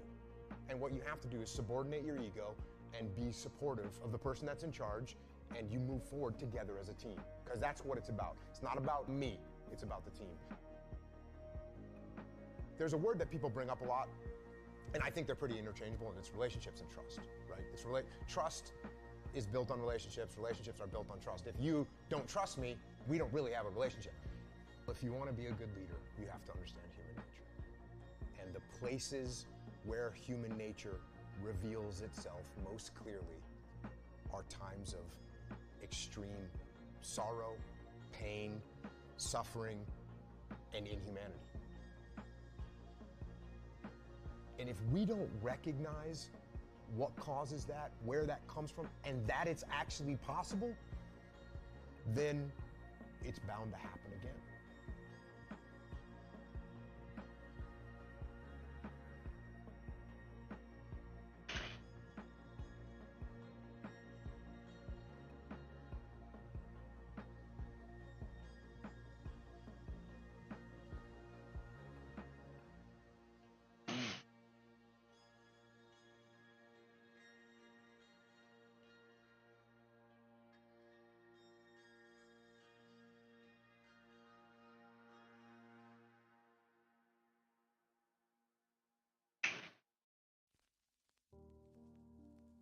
How dare you? How dare you complain? How dare you worry? How dare you give up? I want you to understand that you are not the only one that is going through a struggle. You are Oh yeah, I'll look it up. that's alone. You are not the only one that is hurting. There are people in the world right now that want to live a little bit longer, but they can't because they're fighting a disease. They can't do anything about this disease. This disease is terminal. They can't recover. No matter how much they fight, they can't come back from it. But they're not down yet. They're still hoping for the best. They're still believing that maybe there's a chance. And they haven't given up yet. But they're still fighting. You are not the only one. But you You are the one that's complaining so much. You are the one that is worrying so much. You're so afraid of your mistakes. You're so afraid of falling down. You're so afraid of people talking about you. The problem with you is that you're thinking too much. Stop thinking and start doing. So many people in this world are fighting many battles that are tough, that are not forgiving, that makes them feel less, that makes them feel hopelessness. But you are the one, the individual, who feels so sorry and so less of yourself because certain things are not going the way you want them to go. So you want to give up. You want to say you're done. How dare you? Sometimes things are gonna push you down a little bit. Sometimes things are gonna hurt you a little bit. Sometimes you're gonna struggle a little bit. Sometimes everybody's not gonna love you. Even though you're giving so much love to the world ain't giving you enough love back. Ask yourself, what is it so much of yourself that you have yet to give? How much more of yourself have you given? Do you feel that you made enough sacrifices? Do you feel that you're so weak and you're so miserable that you have nothing else left of yourself to push yourself forward? You don't have the right to stop living. This person you never known in your life is fighting every day for their lives. And you are complaining. You are worrying. You are stressing because your day is not going so great. But this person, this other individual, these other people in the world, their life is on the countdown. But they're not down yet. They're still hoping for the best. Low sense? Yeah, low sense right now. But all you care about is how bad your day is. So what? That job just didn't work out for you. So what? Many people rejected you. But what are you going to do? How much do you care about your day? How much do you care about your life? How much do you care about your success? How much do you care about living your life? Do you realize who you are? Do you know what you are? Do you know what kind of person you are inside? Do you realize that you matter more than you think? But all you care about is how bad your day is. All you care about is what you don't have. All you care about is what you lost. Anything that's materialistic can be replaced. But when your life is over, it will not come back. So why can't you understand the significance of life? You don't get a pass. You don't get a pass to keep making the same mistakes over and over. You don't get a pass of feeling sorry for yourself. You don't get a pass to saying it's okay, at least I tried. You ain't got time to try. You need to start living your life. Troll video? What's the troll video? I did make a video. And walk with power and walk with faith. It's on the channel. Your potential, your truth, everything about you is beautiful. Stop letting the ugly things possess you. Stop letting the world shut you down. It is not the world's responsibility to make you better. It is not the world's responsibility to build you up. Find a way, make a way, and keep living every single day of your life. How dare you? How dare you fall back? How dare you say you're done? How dare you say it's over? How dare you commit? The voice. Yeah, I had to speed it up to make it fast. Oh shit, what is this? Oh my god, I'm so dizzy. Ugh. Stop letting your weakness Oh. and your fears and your misery and your doubt, I'm gonna throw up. all of these things Oh. are hurting you. Maybe you're that person that's Damn, it makes me dizzy as fuck. But I like it. It's a good movement scenario. Oh, except it makes me dizzy as fuck. nothing at all to give back. They've given everything they thought they had. And now they feel their life is over. But I'm here to let you know that you are not over. You just gotta get over. Thank you for that, I guess. Recognize your purpose in this world. We are all responsible. We are all made to do great things. Be accountable. Be productive. Be powerful. And from the bottom of my heart, conduct your business.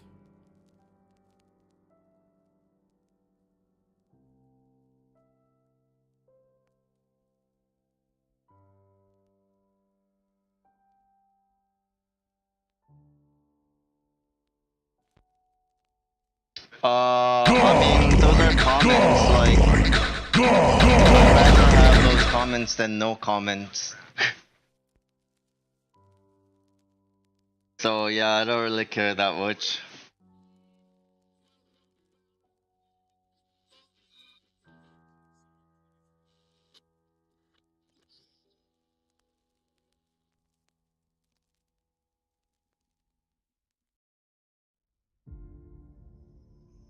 I'm talking to that football team. I'm talking to that baseball team, that basketball team. I'm talking to that fighter. I'm talking to that track star. I'm talking to that athlete. I'm talking to that student. I'm talking to the person who failed the exam over and over and over again. I'm talking to that individual who feels as though all hope is lost, who feels as though they gave it their all. If you are still alive, you've got something left. You still think failure is final.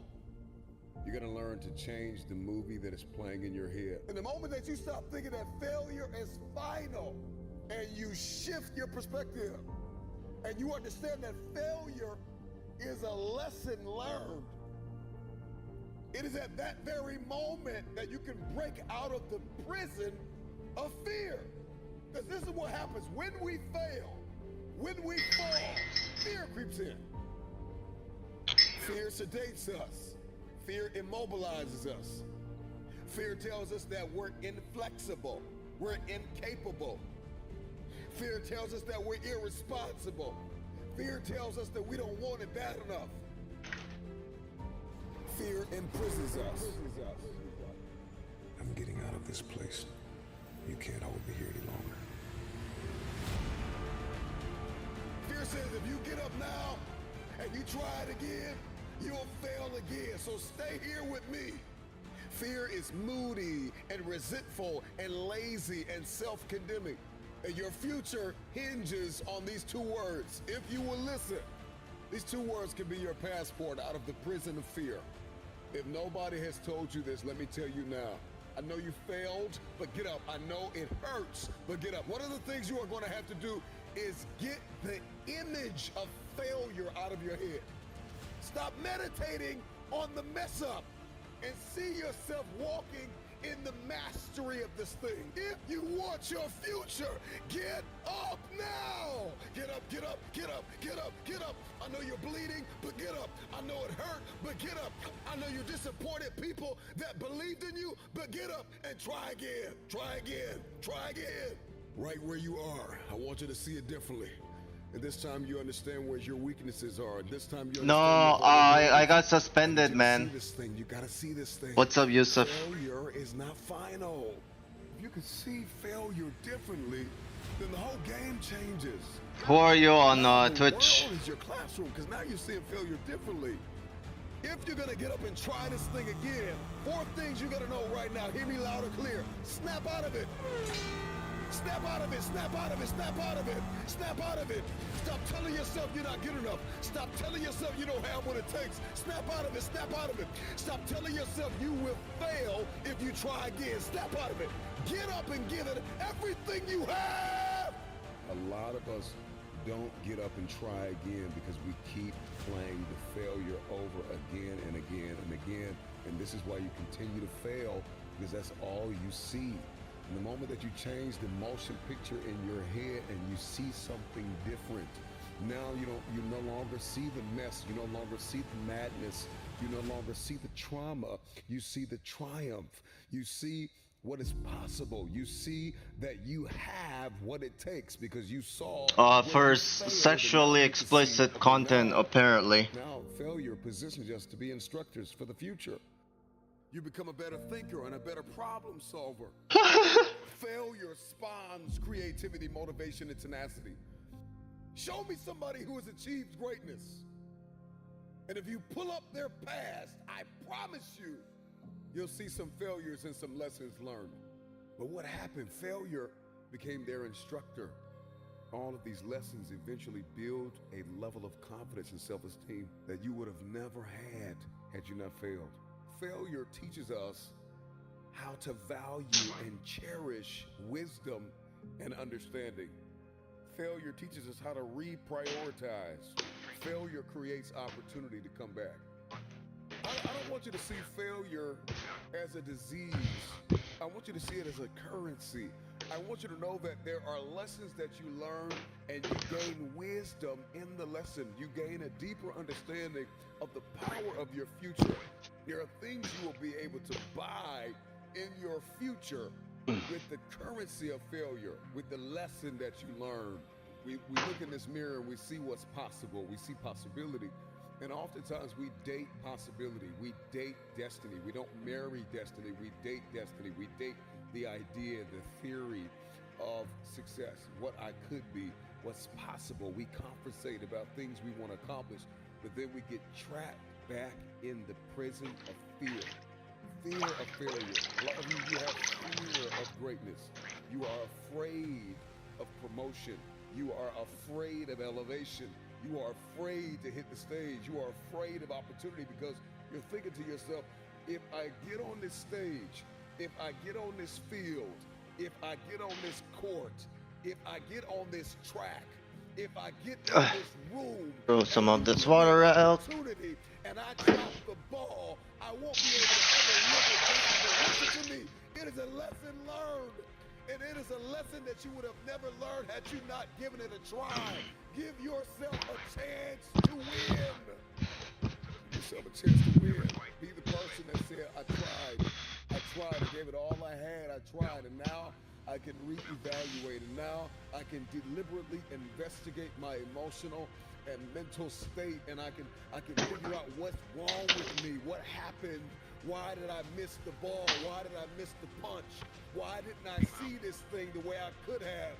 What can I do better? If we can change our perspective on failure, our lives will never be the same. You're going to learn to change the movie that is playing in your head. A lot of us don't get up and try again because we keep playing the failure over again and again and again. And this is why you continue to fail, because that's all you see. The moment that you change the motion picture in your head and you see something different, now you no longer see the mess, you no longer see the madness, you no longer see the trauma. Someone reported, yeah. What is possible? You see. Search for the bottle. What bottle? Which bottle? Where you failed, and now you can see. Okay, now failure positions us to be instructors for the future. And see, when we get into the prison of fear, because we have fallen in an area, fear has friends. One of the chief friends of fear is doubt. And doubt kills more dreams than failure ever will. There are people who have failed in For my water bottle? they even reach the field. So I want to invite you to renounce. Just look for 128 OZ water bottle, 128 ounce. Failure is the only opportunity to begin again. And if I'm talking to anybody that's hungry for the future, all you need is an opportunity to try again. Failing doesn't make you a failure. Yeah. It's something you did. It's not who you are. Do you know any good ways to get more views on YouTube?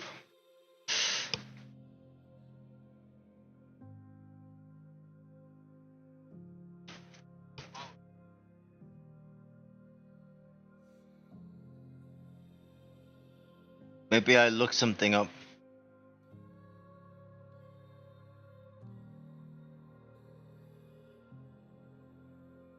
Can I tell you something? You ain't met the real you. How to get more YouTube live views. That's the real you. Many of you, you're like a superhero. Truth be told, you ought to rejoice because you have love power, joy power, faith power. You also have Maybe I posted on Twitter. power. What is comeback power? Comeback power is the ability to overcome any obstacle, challenge, or difficulty. You have this innate ability, this instinct on the inside, that you can come back from anything. Your human side quits everything quickly. You start a relationship on Monday and you quit it by Wednesday because FB Gaming. Hold on, maybe I come back. that's your human side. But then you got this other side that can come back from anything. There's a part of you that don't throw in towels. Facebook streaming. There's a part of you that never says die. There's a part of you that refuses to quit. There's a part of you that has long suffering.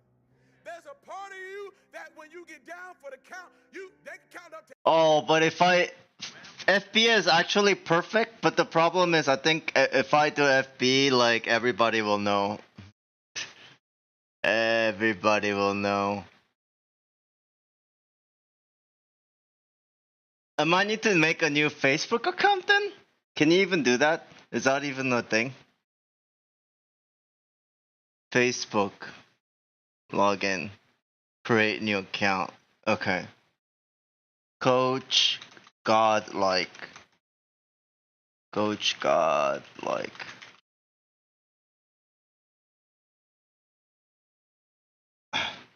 So I'm gonna maybe have to use either Restream or some kind of a thing on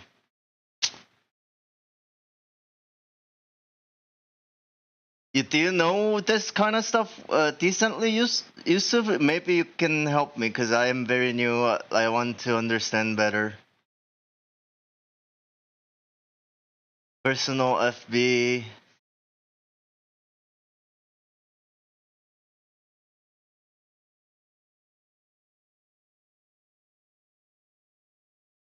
Yeah. Coach. They won't let me use Coach Godlike as name. Godlike.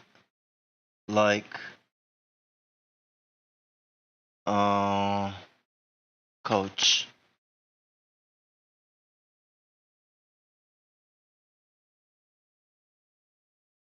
Require they use and everybody what they're on Facebook. Yeah, they call me Godlike, you piece of shit. First name, okay. God like. Maybe I'll just do God and then like as first name. Dude, fuck you.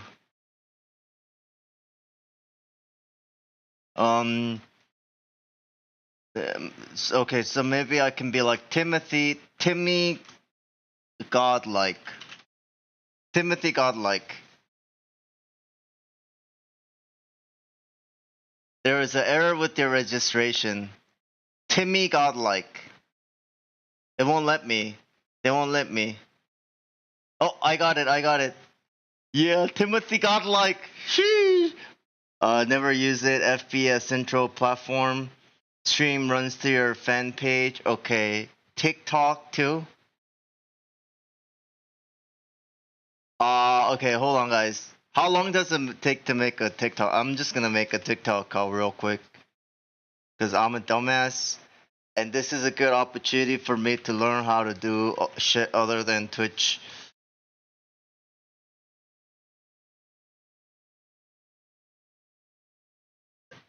No, that's not my real name. I just thought it's not. I just like, cause it's Timmy. Cause I don't know. I admire him. I think he has a big cock.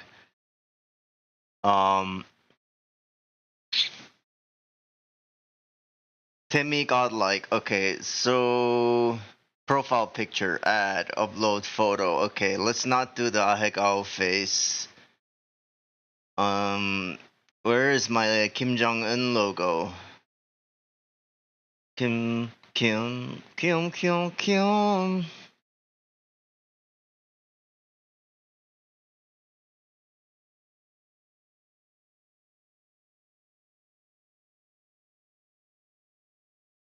There you go.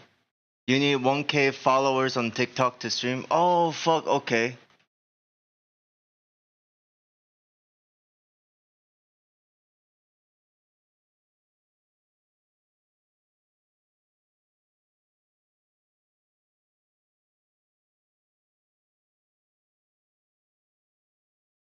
So I guess I gotta get TikTok then. TikTok account new. Alright, cool. Confirm your account. Yes. Timmy Godlike is... Okay, now how do I get on stream? Creator Studio. Okay, TikTok, sign up.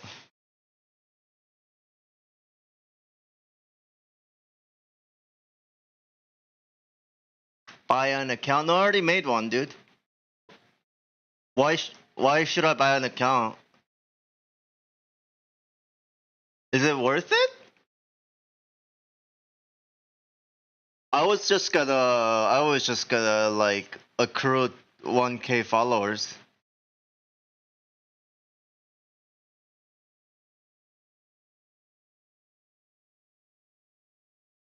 Cause I mean, they're not gonna be relevant, right?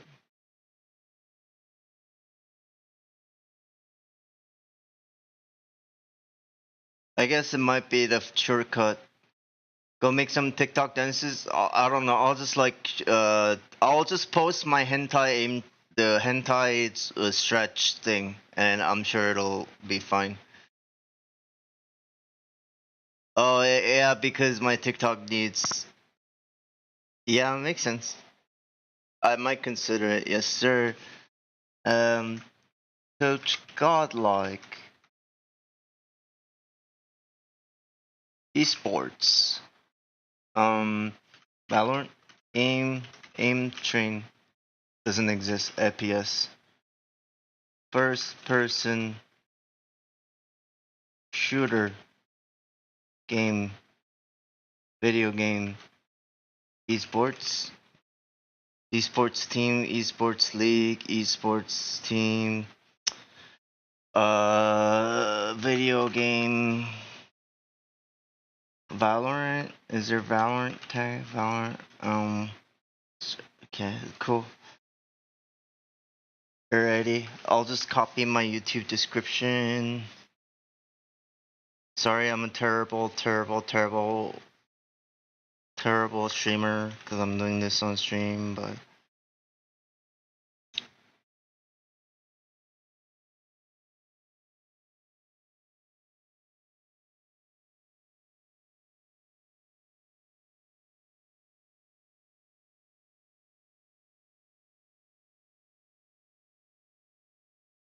Leave, add a button, view photo, edit profile picture, upload photo. There you go, Mr. Kim. Maybe I'll do it on here so at least you guys can see what the fuck I'm doing.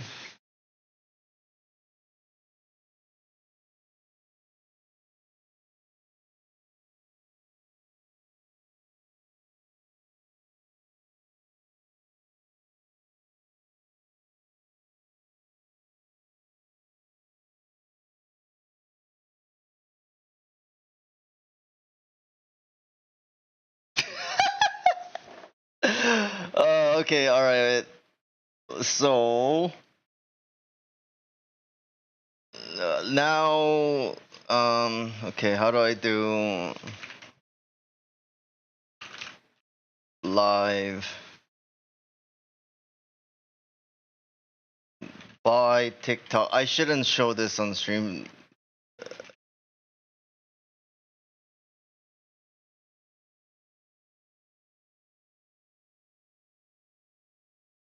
What? Buy TikTok accounts? What do you mean? I didn't know what you're talking about. That's highly fucked up. Officer, he didn't say. Bismillahirrahmanirrahim. Who are you?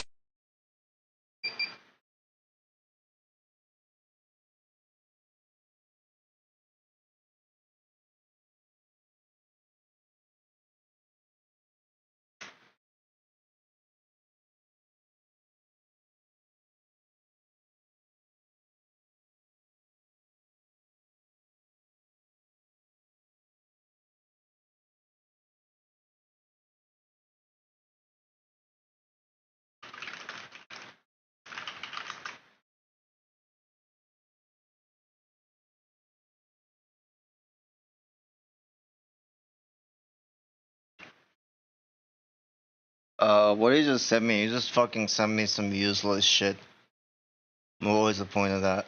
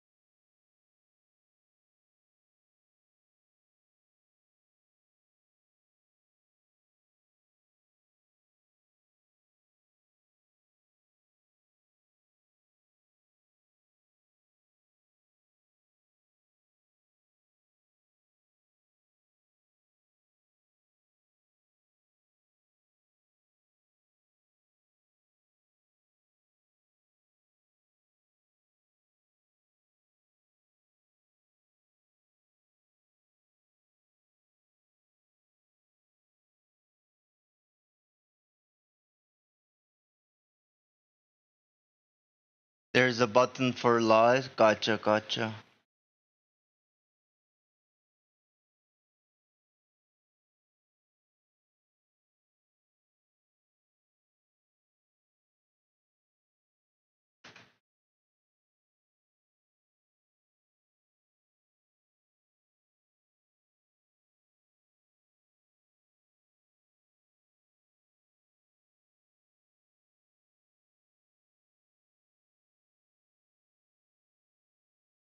Go live now. Go live now within by yourself.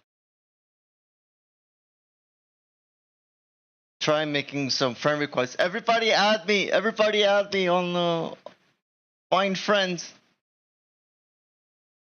Friends. How do I get more friends? Oh, just drop me your Facebooks. Guys, drop me your Facebooks.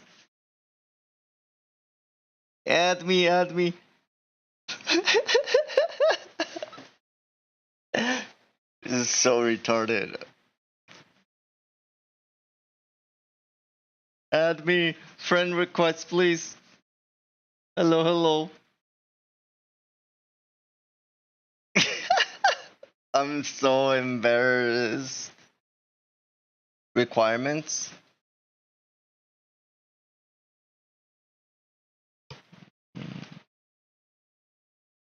Who doesn't have Facebook?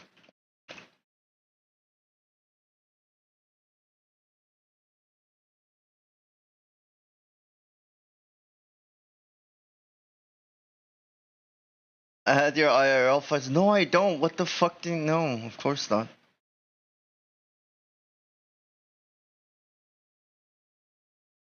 How do I even add people?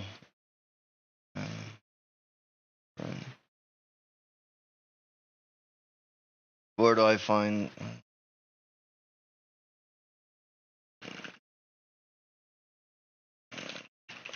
Fuck. Alright, I'm just gonna like not show any of this. Sirs.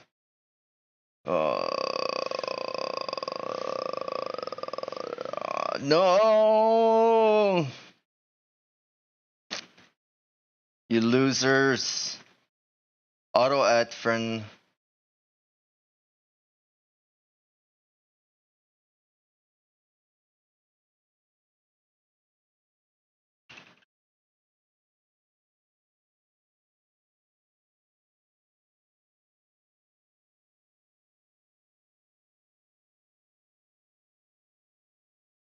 Is there a Valorant group?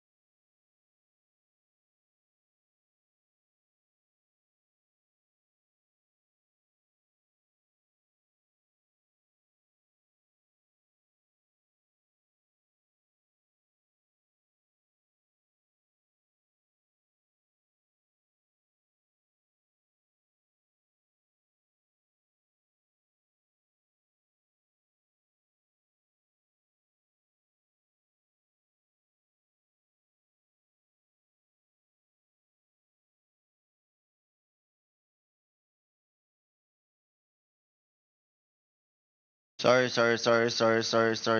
1 second.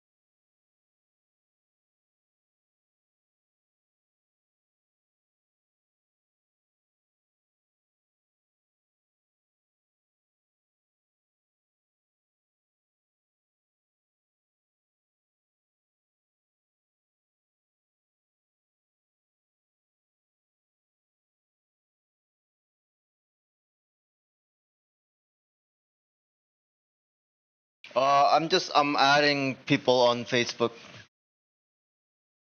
Sorry, it's not showing up, is it?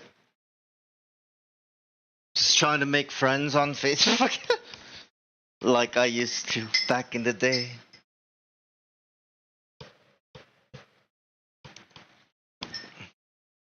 And then I'm gonna do TikTok, probably just buy TikTok and then get back to training. Sorry.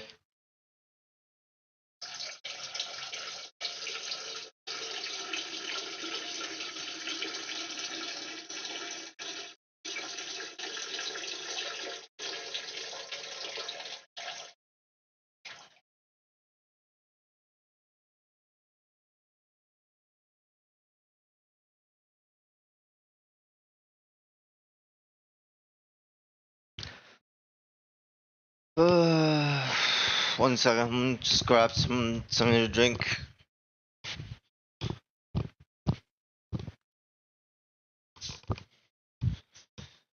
I promise after I set it up, everything's gonna be fine.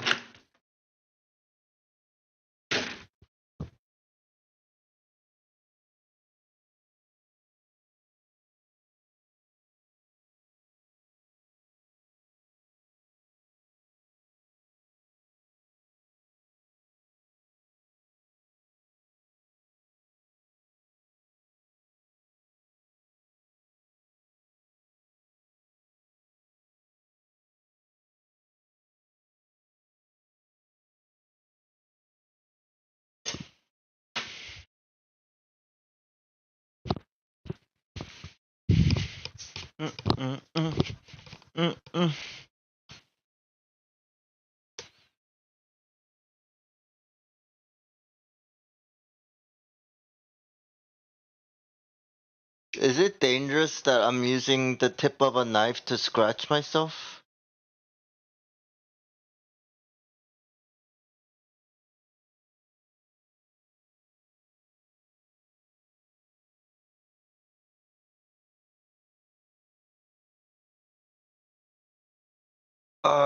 Feels good though. Just hope it doesn't bleed or anything like that. Then I'm gonna get kicked off stream for mutilation or some shit. I don't know. Probably.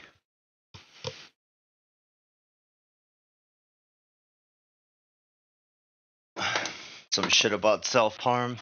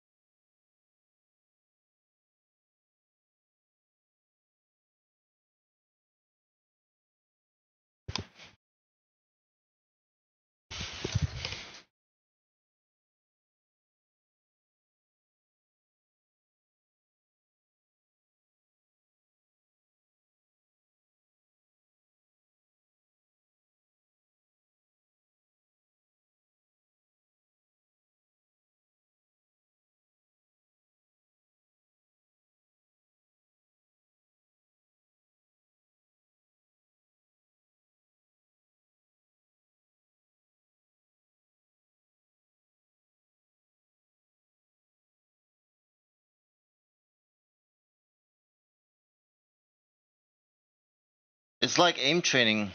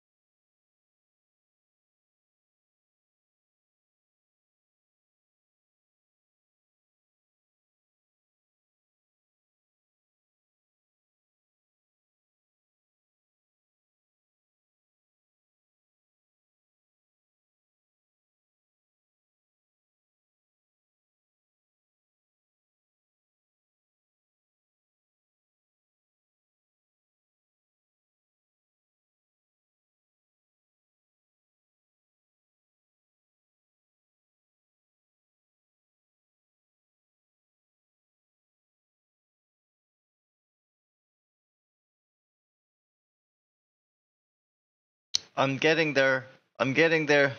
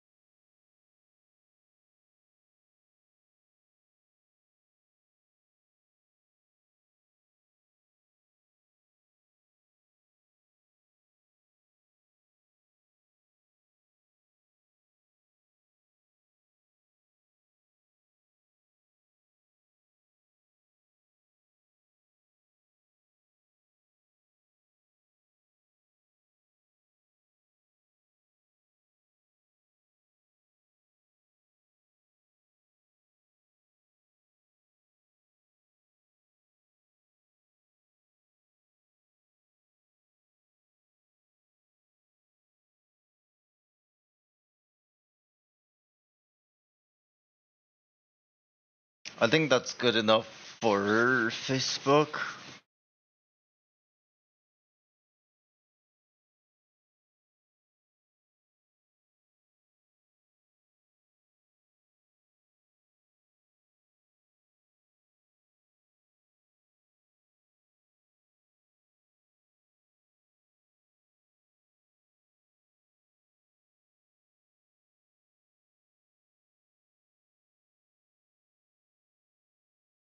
Stream key. Okay, I'll be back. I'm just gonna turn off the display so I can set up Facebook.